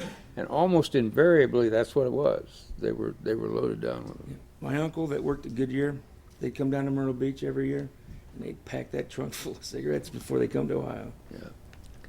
Yeah, I well remember, not a cough in a carload. My grandfather died of cancer when I was probably about 14. It was a real blow. My mom passed 10 years ago. 50 cents a carton. Pardon? In the service, you could buy it at 50 cents a carton. Yeah. Now it's $81 that's all in the store. All right. There is Touch one. on something? Yes, go ahead. Sin tax. Yes. Is there originally, I believe, you'd know better than I, to at least tamper, keep down the amount someone uses, but to also make money off of someone doing something that isn't good for them. Is that about accurate? Yes, the reason, and I'll do that. The reason they called it the sin tax is that there was so much cost put on the taxpayers because of the medical and the expenses, that the idea was that the person who smoked or drank or whatever it was that caused the medical problems should be paying their way. And so they imposed a tax. Is that your understanding what sin tax Correct. is? Yep. And again, the interesting thing is, from a sanity standpoint, why impose the sin tax on a product that doesn't cause medical problems? That's where I was going. And besides that, they think they're going to make money, but they're going to tax us out of existence. So not only are they not going to get their 69% tax, they're going to lose all the, like for example, if I pay somebody $10 an hour, they're actually getting $13 an hour. A lot of tax money. They're not going to get the sales tax money or all the taxes that businesses pay, let alone the sales tax from all the customers, because there's no way. A 40% tax shut down vaping in Pennsylvania. A 69% tax is definitely going to shut down the vaping in Ohio. In Ohio, and I'll ask you this question this way. In California, when the vaping tax is imposed, which they're proposing, it will be higher than the tax on cigarettes. Will that be true in Ohio too? To my understanding, that cigarettes are taxed about 210%. I could be wrong, but I think it's around there. That's been an accumulative thing over time. And with this tax, it's going to raise the tax on tobacco and on alcohol as well, but not as a great amount as 69%. They're adding a small amount to those other two items, but a larger amount on the vaping because there is no excise or sin tax on those yet. And are you familiar with Washington at all, the state of Washington, and what's State of going on Washington? there? In regards to With regard to the tax and the banning of vaping? No, I heard there was a call to action because they're trying to pass something to ban vaping. Period.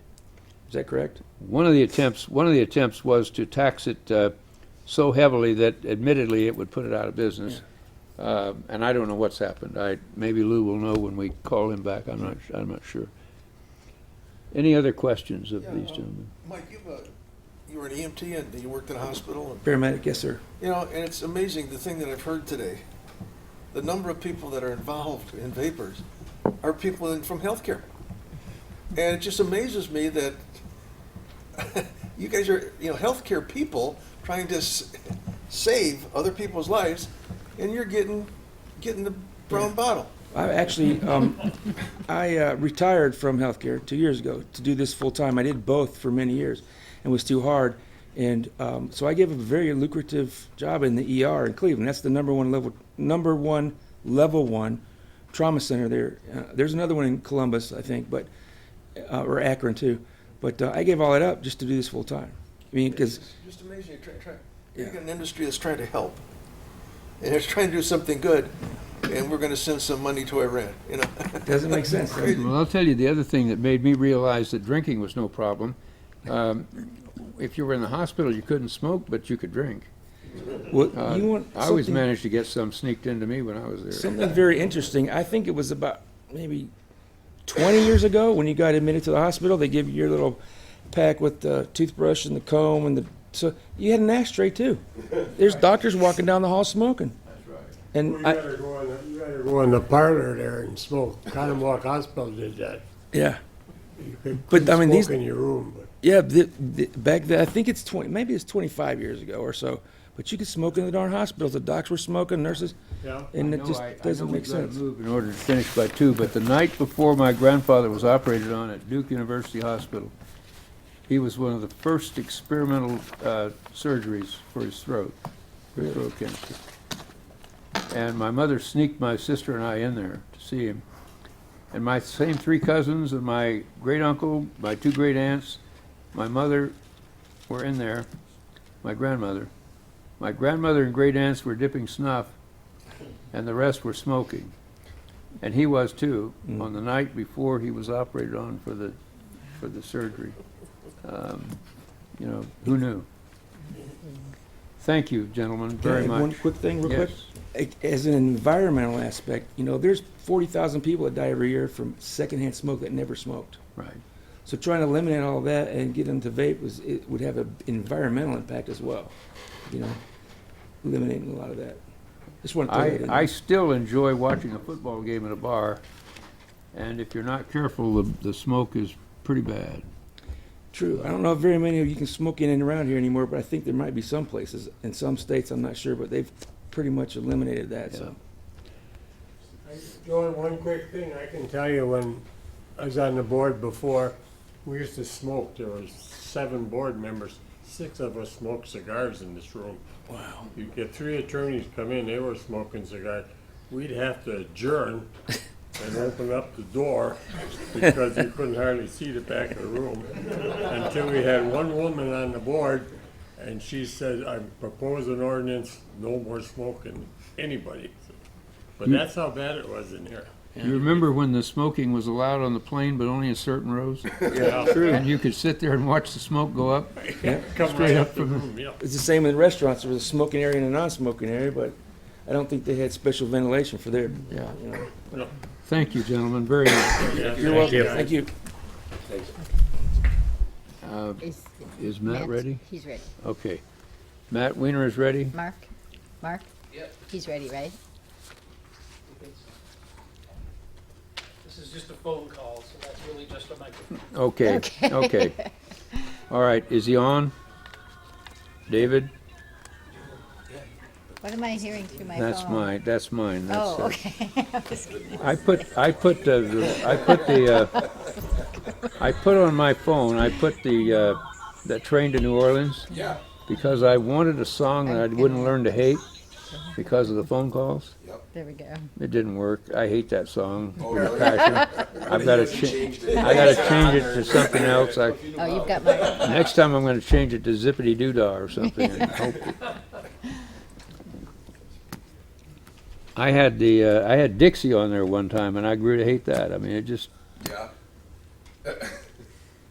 Remember that artist just passed away this past year. Remember the good old days when we didn't have Wrote a. that song. Remember when we didn't have a Yes, cell phone and I you could know. actually escape telephone calls and have quiet time? Oh, yeah, yeah, not anymore. No. That- If we're having trouble with that, I'll go ahead with Jeff, They're grown. because I'm running short of time, guys. And Jeff, why don't you come on up? There's only 3 of my kids that started to have kids. I give you my telephone number. I'm not in the tavern. Mr. President, we're going to go with Jeff. I was going to have him the last witness before Lou, but I'm going to go ahead with him while they're getting this ready. Large diameter rubber hose too. Did you bring my pipe? They don't know if you're Did you bring my pipe? No, I didn't. I'm sorry about that. What do you have? I might be ready. Can I call it one more time? Huh?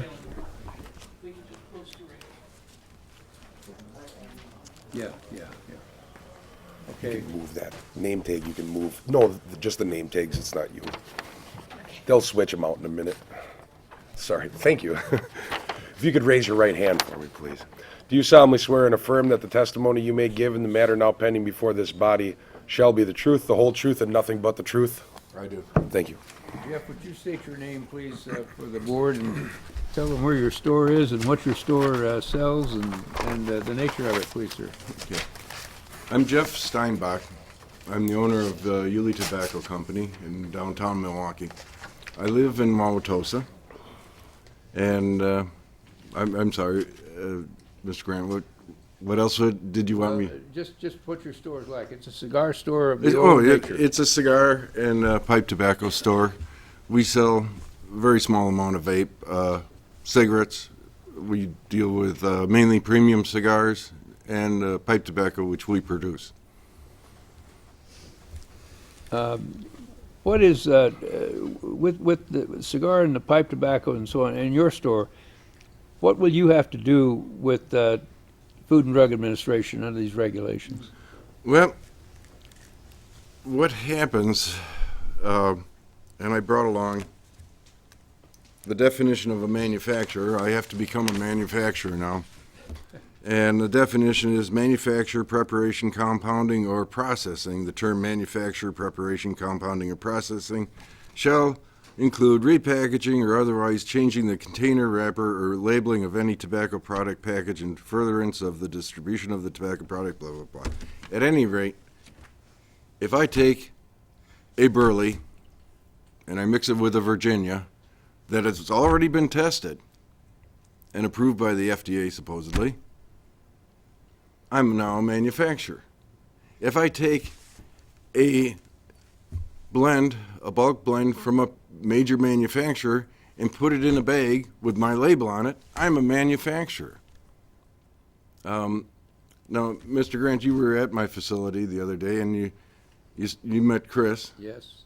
He's been with me for 23 years. That's all he does, is blend our tobacco. He'll be out of a job. And how long have you been in business there? How long's the store been there, first of all? Yulee's has been around since 1939. It was started by Jack Yulee. And that was the beginning of his tobacco. His business was blending pipe tobacco. We've done it since 1939. It goes all over the United States, a little bit into Europe, a little bit to Asia. But it's not big tobacco. We employ 7 people, 4 full-time, 3 part-time, which includes my son and his wife. And, you look at the economic impact of me being put out of business, and you look at my grandchildren would be affected, my children will be affected, I'm certainly going to be affected. I've been doing this for 43 years. I started when I was 19. This has been my passion. This has been the dream for my life. This is what I want to be able to pass it on to my son and his wife. It may not happen. And if this continues as they proposed, it won't happen. Now, you look at the things that I have to accomplish before June 30th. I have to become a manufacturer, which may or may not get accepted by the FDA. Here's my instructions. Now, I'm not real techno-savvy. Part of it is I have to do this online. Now you can't save it and come back to it. You lose it. So you have to do this. Now I'm looking at, we have about 27 blends that are pre-2007. We have old recipes.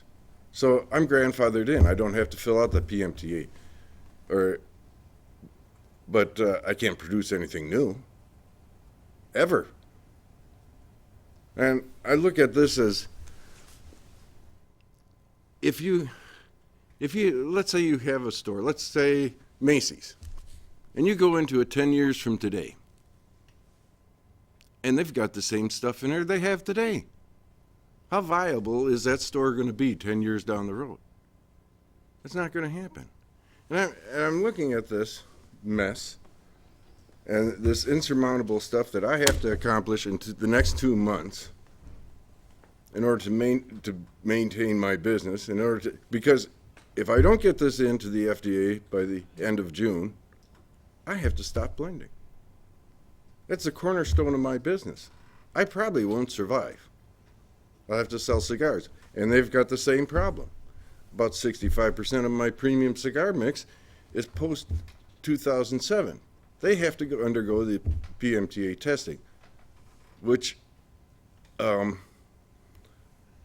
now, PMTA testing entails, then this is an FDA estimate. It's 1,713 man-hours per SKU to accomplish this PMTA testing, which may or may not be accepted by the FDA, by the way. 1,713 man-hours, they estimate. That's about 10 months of a full-time job.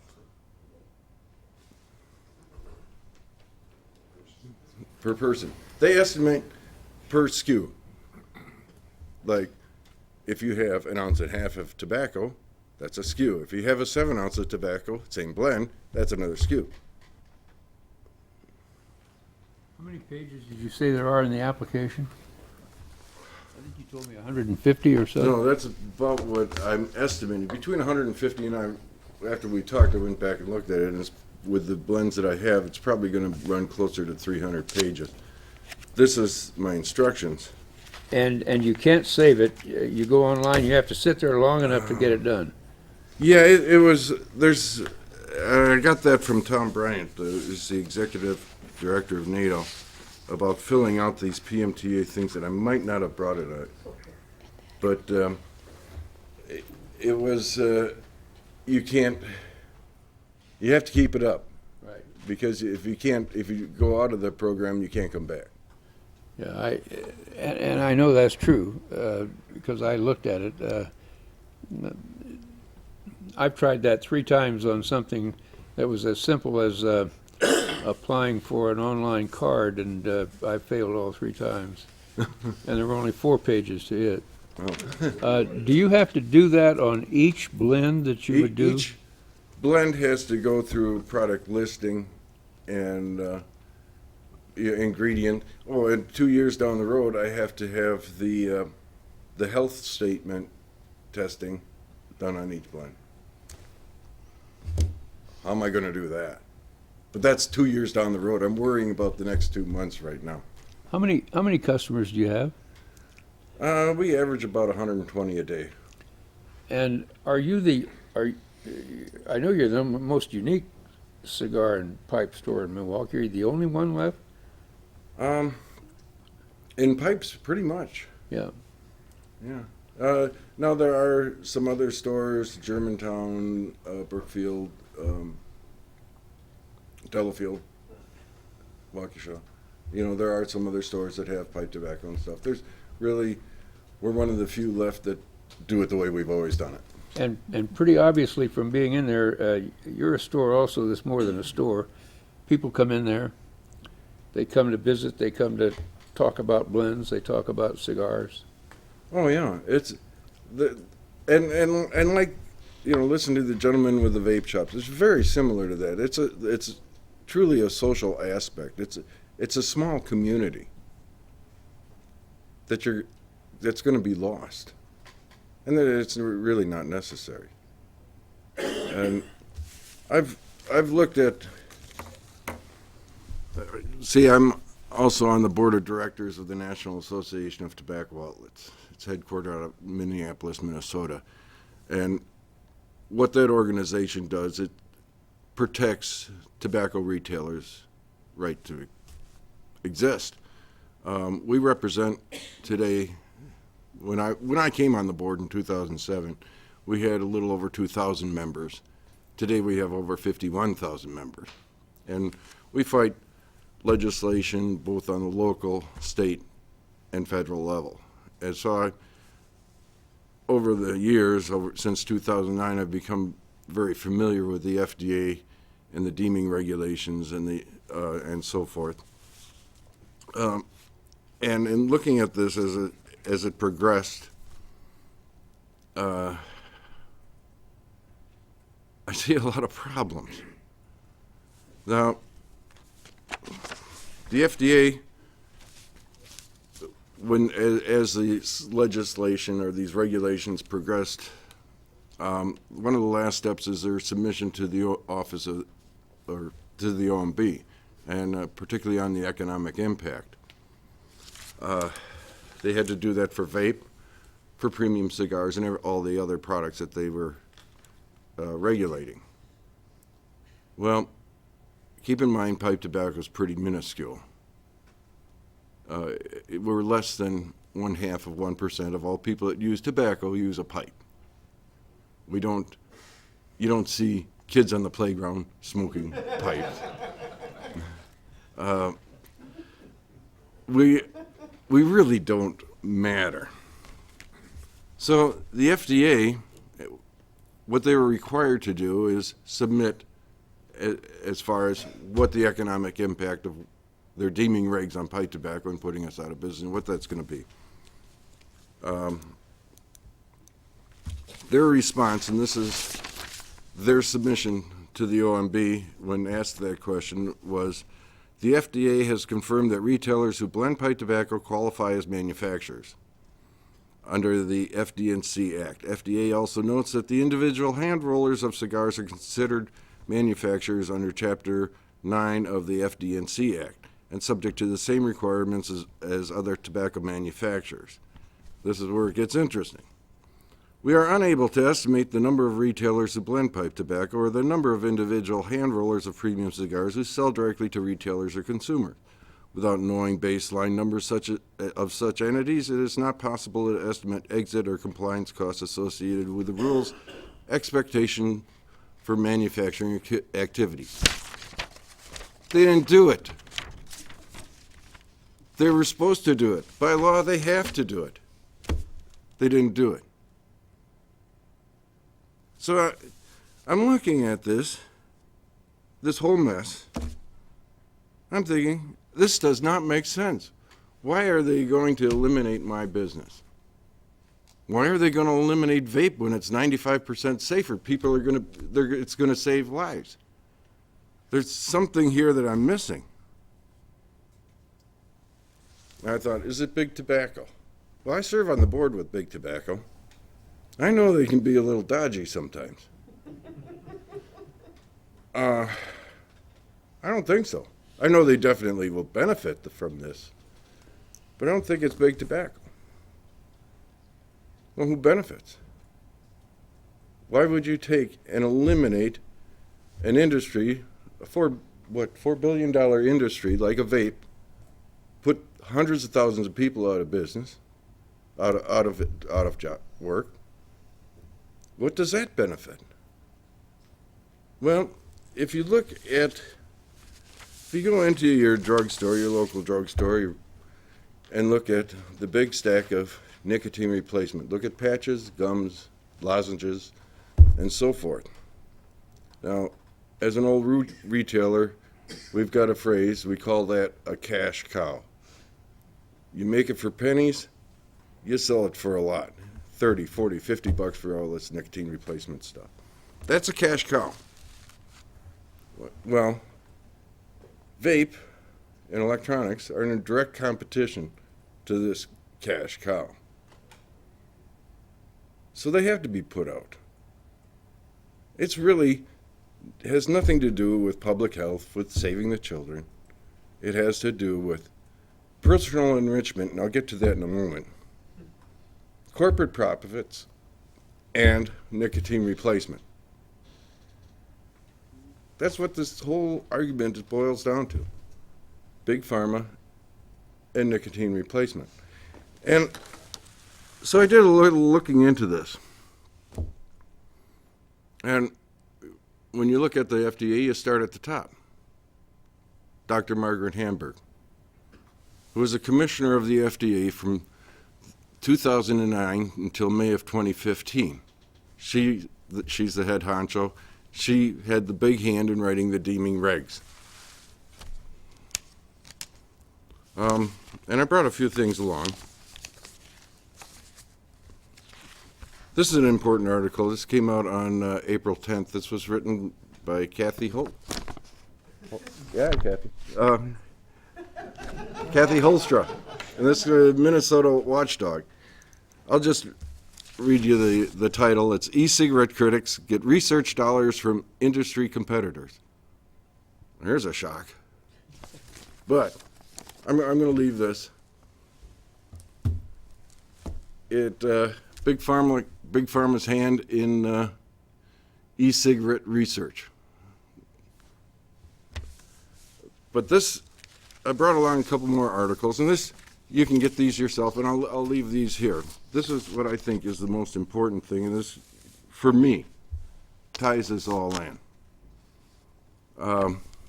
Dr. Margaret Hamburg, married to Peter Brown. He's co-CEO of Renaissance Technology. It's a huge hedge fund out of New York. During her tenure, now she kind of brought her way into that job through contributions to various campaigns and foundations. And during her tenure, they've made massive amounts of money through her husband's investments in Johnson & Johnson and other pharmaceuticals. It's a huge conflict of interest. By the way, if you want to research this, just type in Dr. Margaret Hamburg, and after her name, type in RICO, RICO. You'll see about 10 to 12 articles on this tie-in with Dr. Hamburg and Big Pharmaceutical. And keep in mind, she had the major hand in writing these deeming regs. Mitch Zeller, the head of the Tobacco Control Unit, is also a true believer. He has actually publicly stated that he wants total prohibition on tobacco or nicotine. I had in April of 2015, it was at the NATO trade show in Las Vegas. He was a speaker there. And there was a question and answer thing. And I got to ask Mitch Zeller a question. And what it is, at that time, the FDA was proposing, and it managed to go all the way to the OMB, and they carved it out. They were proposing a total flavor ban. All pipe tobacco is flavored. If you didn't have flavor in pipe tobacco, it would be pretty much unsmokable, and certainly unsaleable. So the question I proposed to Mitch Zeller was, given what Congress gave you the authority to do, Congress did not give them the authority to eliminate any category of tobacco. I said, if you have a total flavor ban, pipe tobacco will be eliminated. So how do you reconcile this with what Congress gave you the authority to do? And he talked for a little bit about the legalities and stuff, and you could tell he was a little frustrated. And finally he stopped and he said, "You're just going to have to sue us." I thought, how arrogant can this organization get? They don't care. And I guess I'm a little bit frustrated as a small business owner. I don't think any of this as right or makes any common sense. This is not to save public health or to protect our children. This is all about money. And the little business guy gets crushed. And I guess I'm running out of steam. I'd like to entertain any questions. I appreciate you listening to me because I've had this built up for a little bit. Any questions of Jeff? Everybody know what RICO is? The Racketeering Act. An interesting statute. Any questions of Jeff? Jeff, thank you very, very much. Okay. Should I leave? Yes, we'll put those in the record. We'll put those in. And I will be to see you because I want to buy a pipe. Okay. Not to smoke, but to keep. I had two, and I lost them in the travel somewhere. I'll leave my instructions for becoming a manufacturer. Yes, if please you'd like do. to look at Please those. do. Who do you want next? Matt. I gave up Is fighting Matt ready? because it got hot. I put them in my pocket and I didn't have a place to put them.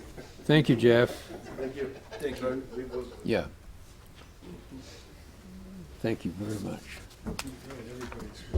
Okay, we have Matt Weiner by telephone, right?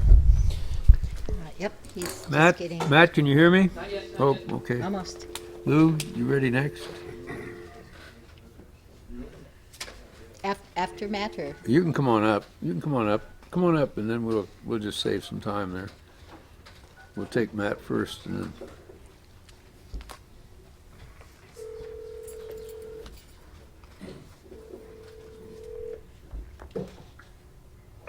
Mr. Weiner, this is David Cox calling from the hearing. Are you available now? Yes, sir. Thank you. Can you all hear him? Yes. Matt, this is Fred Grant. How are you today? I'm doing very well. How are you? Fine. The president is going to issue the oath to you, Matt. Okay? Okay. Do you solemnly swear and affirm that the testimony you may give in the matter now pending before this body shall be the truth, the whole truth, and nothing but the truth? Yes, sir. Thank you. Matt, where are you? Where's your store? Where do you operate? I have two warehouses in Texas, North Dallas. And would you tell the board, please, what you do, what your business is, and what your interest is in the regulations and in this hearing? Sure. I have a distribution company focusing on electronic cigarettes and specifically the actual liquid itself. So we manufacture and distribute to over 2,000 retail locations in the United States. And I also have a direct-to-consumer e-commerce website that distributes to over 500,000 consumers in the United States. I'm very interested in the regulations because last year our trajectory as far as employees and people that we were employing was getting well above 300 people. And once the deeming regulations were announced, we cut back. We actually had to lay off around 70 employees because we weren't sure which way regulations were going, and we were kind of slowing down our growth because until we knew which way the regulations were heading. What's your current stand with regard to the regulations, Matt? Can you survive them if they stay in force? I don't believe so in the United States, which is why we've actually set up a warehouse overseas, which I did not want to do, just in case we get pushed out of the United States. There's potential we would have to move there because the way the deeming regulations are set up just would make it impossible for a business like ourselves to operate in the United States. And if you do go overseas, those 250 employees that you have here will be out of work, right? Yeah, I hate to say it or even think about it, but that seems to be what's going to happen if this continues moving forward. On the flip side of that, if the regulations relax or if we accomplish what we want to do here today, then I can get 300, 400, 500 employees. My understanding from what we've talked about and from what I've seen from you writing, you almost have a veteran's preference for hiring too, don't you? Yes, sir. We have. I was a captain in the military or in the Army, and I hired a lieutenant colonel to take over as the president. And we're actually in the process right now of. He's coming in about 2 months. A full bird colonel that works at a West Point that's going to come over here because he believes in our mission as well. And would you tell the board about the Women of Wolfpack, please? Women of Wolfpack was an organization that my wife set up. She's in corporate sales, and I basically, when we got over 300 employees, we just felt like we had this opportunity to create a work environment where we can just help. We can help each other because more important than money is just helping each other. And so my wife came in and she basically set up weekly lunches, weekly meetings with the women in our organization about what they can do training-wise to move up in our own company, as well as if they ever left our company, what they can do in the corporate world in order to better themselves. That's one piece of it. The other piece is we are a second chance organization. A lot of people that other people wouldn't take, we take them on and we just dedicate a lot of time to them.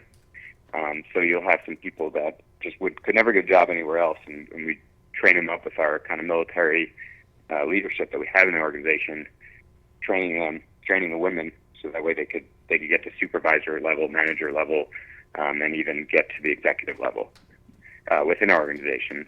And then we also do, my wife, who's another owner of the organization, she's on the board of a couple of charities where we take our employees, as an example, if they had drug problems in the past where their teeth were rotted out, we got with local dentists and they would basically repair their teeth and so give them a new smile, give them a new look at life, as well as any kind of financial training to our employees, because a lot of people on the lower socioeconomic scale, they get hurt by business practices from car companies where they're charging 20% plus interest, but they need transportation to get to their work. So we were developing ways to get our employees to basically be able to put more money down on their cars, and while at the same time providing transportation. So things like that is what we were working on and also developing until we saw the deeming regs and had to refocus our organization. Matt, in that discussion, does that cover attitudes and attire too? That's a separate organization that my wife is on the board of, and that is we work closely with them.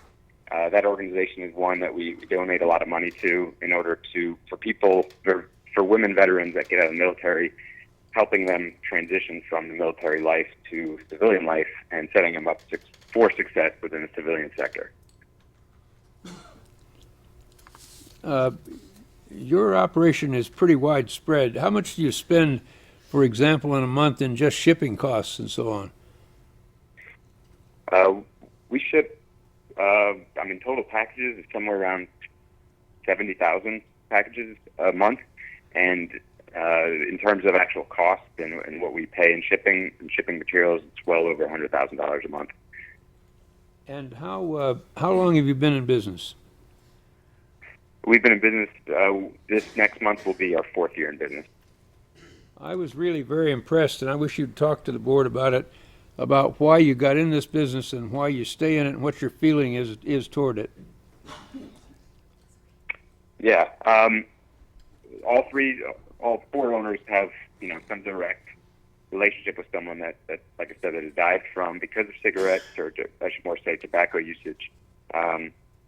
I had a family friend when I was very young, so I've been very passionate about getting people off cigarettes. The other owner, Kevin Thurman, the reason that really we got into this was we called him up and said, "Hey, what do you think about this electronic cigarette thing?" He said, "I'm in." I said, "Wow, that was easy for you to decide that." I said, "Why is that?" He said, "My mom just quit a 3-pack a day for 20 years, basically overnight, because of it." And once we heard that, I mean, I just, because we come from a military background, our whole purpose in life is to, help others and help the people of this country. And the fact that thousands of people die of tobacco use every single day, I couldn't understand why we would do anything other than this. Matt, I'm going to read 2 sentences out of the last paragraph of what you sent me, and I wish you'd talk about that briefly with the board. As an Army combat veteran who fought for the freedom of our country, it is baffling to see such heavy-handed regulations. I fought for the rights of the citizens to live in a country free from government overreach. Would you talk to the board about that, please? Yes, sir. Well, basically, almost probably eight out of the 9 best friends from college are all in Army Special Forces, and their motto is "Free the oppressed." And when you look at it, what that really means, it means freeing us from the oppression of the government. And when you look at something like the deeming regs, it feels like oppression from the government. This is what we fight for, is to make sure that the government can't do things or in place things that are going to have a negative impact on the citizens. And once again, tobacco use in the United States kills thousands of people every day. I can't understand anything more oppressive than taking away something that I've seen anecdotally time and time again that's gotten people to stop tobacco use. Matt, based upon what you've said and what you've written, you're a deeply patriotic man. How does it make you feel to think that you've got to go overseas to run your business? I mean, it goes against everything that I went into the Army for. I went in the Army to protect the United States, and because I believed in it, because I believe in the American dream. The American dream never was, to me, getting pushed out by our own government to a foreign country so we could do business. It doesn't make any sense to me. So that's why our company is willing to do whatever it takes to A, fight the regulations and turn them into something that makes sense, or B, move outside the country so that we can continue helping people around the world if the United States government doesn't want us to help here. Mr. President, any questions from the board of Matt? Yes, sir. If you would move out of the country, what kind of taxes would you expect to see from the United States to bring product into the country? As far as taxes are concerned, I'm not exactly sure what that would look like. I'd have to talk to my CFO, but I know that we pay more money than I ever thought I would in my life to the government, through taxes, and I have no issue paying those taxes and love, giving that money back to the country as long as it makes sense. And so, yeah, I would feel badly about reducing the amount of taxes that I pay by having to move operations out of the country. I hope that answers your question. Do you think they will allow you to ship back into the United States with a product that they more or less banned? I mean, the way the deeming regs are, it looks like no one's going to be able to actually, it just doesn't look like our product's going to be sold in the United States after August 8th next year. So I don't even know what that would look like. It seems very arbitrary, so I can't really answer any of those questions about what life would be like after the deeming regs took effect. I just want to say thank you for your service. Any other questions from the board? Thank you. Matt, thank you very, very much. We appreciate your taking time on Saturday to do this and waiting for us. Thank you very much. All right, well, thank you guys. Thank you. Okay, thank you. Bye. Lou. Just so you know. Yeah, Mr. President, I'm running close to 2 o'clock, but we're gonna try. Good luck. And, do you want me to re-administer, or do you want to consider? No, Lou's under oath. We've seen you somewhere just before. will continue. Turn the lights on it too? All right, Lou, So, go ahead. I would like to just add a very small comment to something that in the testimony that we've heard over the last 3 days. And respond to something that someone else asked me, and then be available for any other final questions that any of you may have. I think that one thing that is really important for us to have on the record and be very, very clear about this, and I think that this is industry-wide and global in terms of dealing with these regulatory issues, is particularly in relation to this issue of coordination. If we are going to demand and insist and expect, insist that we have accurate and independently verifiable information without mis and disinformation from the federal government coordinating with localities such as the village of Hartland, it seems only appropriate that we make sure that we are only providing accurate and independently verifiable information. And to that end, I've spent the last 5 years of my life, to the exclusion of all else, self-educating and trying to separate out fact from fiction and relying extensively on recognized subject matter experts who are highly credentialed in their individual fields. So with that context and that preface, I do not know Dr. Dunn, and I have no reason to doubt him.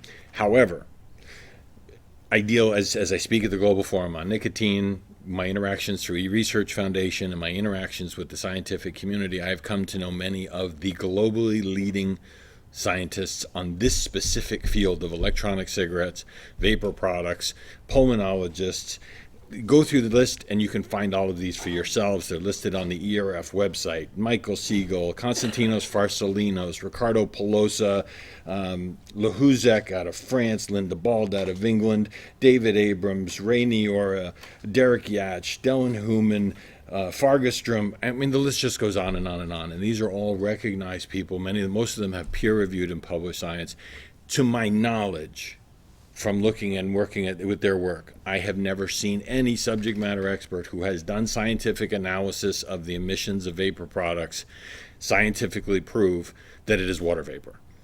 I'm not trying to disagree with Dr. Dunn. If Dr. Dunn has any evidence that can prove that it is water vapor, I beg and plead him to have it peer-reviewed and published, because that would help exactly what we're trying to accomplish. So the more evidence that we have that shows the impacts or the potential exposures or potential implications, that only facilitates this argument going forward and harm reduction going forward. So I'm not looking to disagree with anybody, but we do know who the experts are. We've got the Royal College of Physicians has done a 200-page report that came out in 2016 with their position, and after doing meta-analysis, we know that the National Academy of Sciences is also in the process of doing a FDA-funded meta-analysis. So it'll be interesting to see where it comes. Can I ask you this, though? Yes, sir. From the standpoint of the deeming regulations, that's not key, is it? No, it's not. Okay. It's not But relative. What to me is relevant is making sure that we're providing information that's independently verifiable as opposed to opinion. I just wanted to be clear that wouldn't make a difference as to whether the deeming regulations are going to put the vaping business out of business. No, but you're relying on a lot of testimony here, and I just like to correct, because one of the things I've devoted myself to in everything that I've been involved in over the last 5 years is accurate and independently verifiable information. I understand. So that, to me, raises the credibility. And then just lastly, to put a cap on this issue, again, I don't know Dr. Dunn. I don't know how he's basing his personal opinion of me. Personally, his opinion of me does not matter, but for the record, I have no interest in this industry whatsoever. I have no desire to regulate these products. I care about tobacco harm reduction, and I've spent the last 5 years of my life trying to self-educate and find the real true experts and advance their information. But I have no motivation. There's nothing in this for me, so I'm very surprised why he would say that, because he doesn't know me. But I just want to clear the record. I have no interest, no financial interest. I don't get no benefit. I have no conflicts of interest whatsoever. Let me finish up with the question then, so that we can hit 2 o'clock. You've heard testimony today. You've heard my comments about this industry in general. Am I wrong that the people in this industry really do have a general commitment to help people quit smoking and avoid the most preventable death that there is? Absolutely. Absolutely, unequivocally. Everybody that I've met throughout this industry, and I have met literally thousands of people all around this country. I've been and presented at some of the biggest expos, going booth to booth to booth, making sure every single person there knew about our entities were available, and every single one of them is either former smokers or related to former smokers and are interested in offering an alternative. They're very frustrated by the limitations on the claims, because they can't make any claims. So basically the current regulation is forcing this industry to lie or misrepresent the truth to a consumer. Now, I can understand that they may want to regulate cessation claims to something that's verifiable. But to be able to not be able to say many people, millions and millions of people around the world have successfully switched to this product, but it is there are many subjective factors, and we cannot make any representations or promises. It has been proven to be tobacco harm reduction, but we're not allowed by law to quantify it because there's still ongoing science. Those types of things make a lot of sense to me, but the PMTA regulation on claims is only going to force inappropriate, unprofessional advertising, because if the industry cannot tell the truth to their customers, then the industry is effectively being forced to lie, because they're being forced to implicate to the customer, either by absence of information or some other information, that they're as harmful as tobacco. So that's problematic in of and by itself. And then you get to the marketing issue. If you can't make truthful claims in marketing, what's left? Sexy advertising. The point that you just made is one that I wanted to make it, and I haven't had the opportunity, and you just gave it to me. By implication, when accusations are made against the industry, and they're made by people with money, I mean, associations that the general public respects, and the industry keeps quiet about it, isn't there an implication there that they're telling the truth? No, I would disagree. I would disagree with that statement. No, listen. Let me ask this: if the American Cancer Association says that this business is as dangerous as cigarettes, and the industry can't speak back, that's a different statement. That's a different statement. Yeah. You asked me if they keep quiet. Right. There's a difference, in my opinion, there's a difference between keeping quiet and not having a voice. Well, that's what I mean. If they can't speak back, that's a very different story. Because these large organizations, these large health organizations, the CDC, the American Lung Association, Cancer Association, all of the Heart Association, they all have a voice. They can get direct to mainstream media with a phone call. But this industry that you're hearing from today and that exists all around the world do not have that access to mainstream media. And so there is no way for the industry to defend itself. The only opportunity might be a hearing like this, or if the FDA has a public hearing, they may get a listening session with the FDA, or they may have an opportunity to submit public comment submissions to an NPRM or the final rule, deeming rule, submit to OMB OIRA, but they can't pick up the phone to the mainstream media and say, hey, these guys are full of prunes. That's just not true. If you owned a store, and somebody came in the store to you and said, hey, what you're selling, isn't it as dangerous as cigarettes? Are you going to risk saying, no, this is a safer product or less harmful? I can only tell you what I would do, because I know the law and I know the deeming rule very, very well. And I would say, the governmental regulations do not allow me to respond to your question. All I can do is refer you to published peer-reviewed science that exists, that's publicly available, and I cannot take a position one way or another about it. Exactly. Which is a horrible, horrible position to be in, because once again, the government is forcing the industry to misrepresent or lie or misdirect in some way to the consumer, instead of being able to provide the truth to the consumer. And doing it by law. And doing it by mandate. Yes. Within the law. Yeah. I'd like to answer some more questions, but real quick, an issue has come up, and I cannot give you a definitive answer on this issue because there's still some uncertainty and there's more science being done. But there's been a lot of discussion about secondhand exposure of vapor by comparison to secondhand exposure of cigarette smoke. You can do it quickly, but I can do it very, very quickly. So Here are two citations. I'm not saying they are definitive. Both of them are listed under Science Direct. One of them is in the Journal of Chromatography, Well, listen, would you give those to Linda so that we can put them in the record? Yes, I would be Okay. happy to. Okay. And I thought I would just give you the highlights. Here's one, just so I'll give you Now, just if you 5 bullet points. If you could just give them to Linda, and then we'll put them in the record. Done. I'll take care of that. Mr. President, I'm as close to 2 as I can be. We have letters from senators. We have a letter from Senator Kapinga, is it? Chris Kapinga, And Leah Bookmere. we will put those in the record, but I'm not going to read those now because I'm going to stick as close to 2 o'clock as possible because I'm not going to call your wife. We also have, When the we got other things to put in the record, and we will, and we'll tell you what they are later. But Yeah, you can go over. any questions of Lou on this? Okay. Thank you very much. Thank you, Lou. Thank you.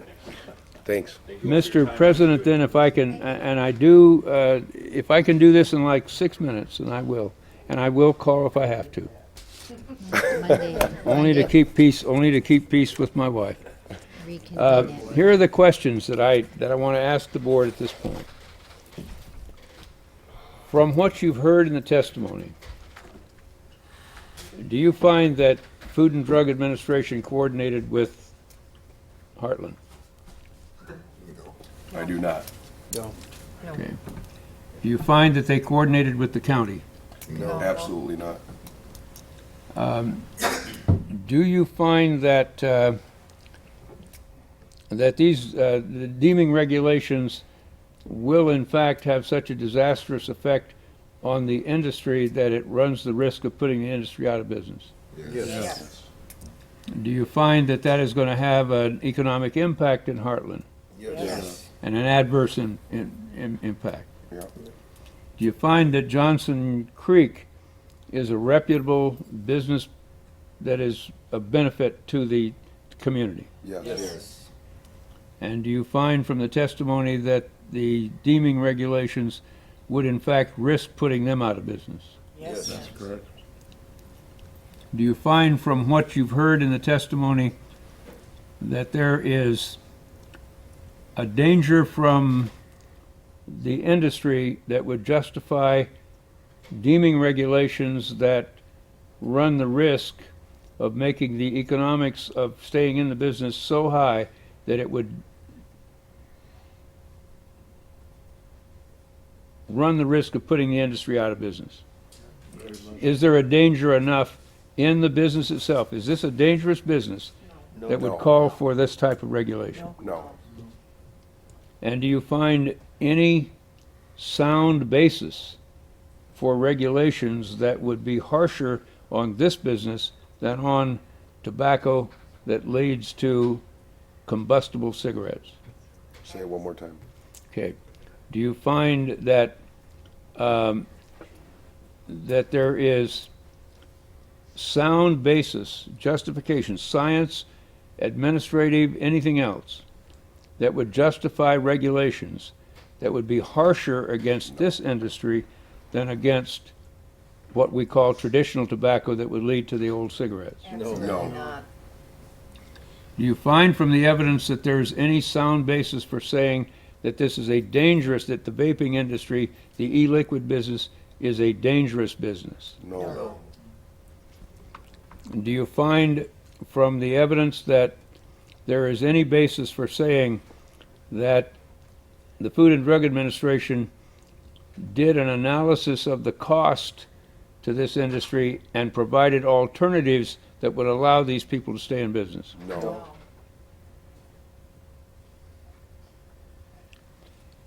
I think that's it.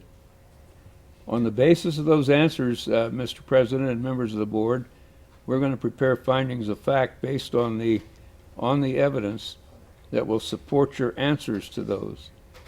And we will have them sometime Monday if you folks want to see them before we meet Monday evening to go over them.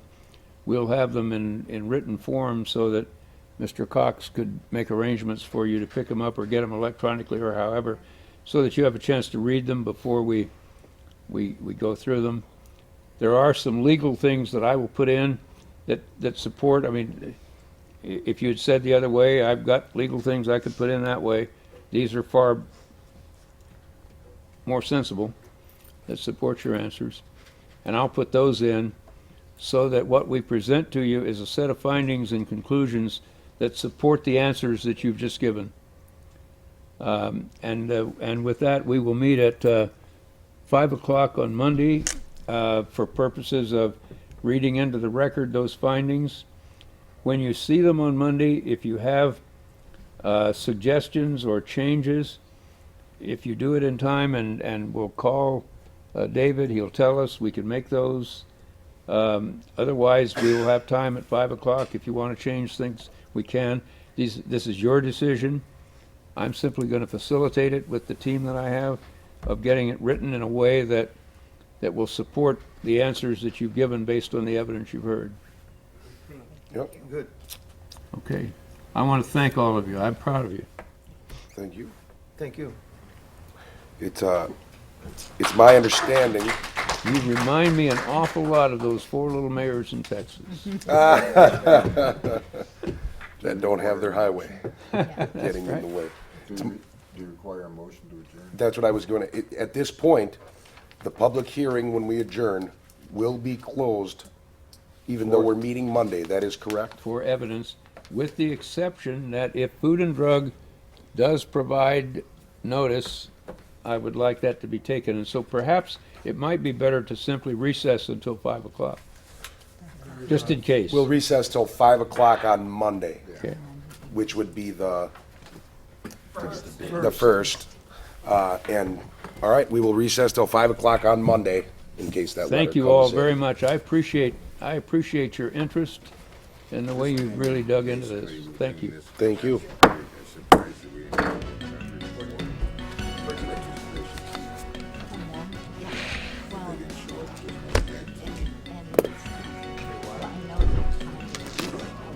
Oh, yeah. I guess you'll come the next time I'm early.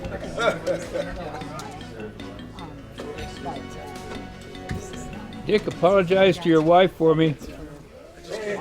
I can't.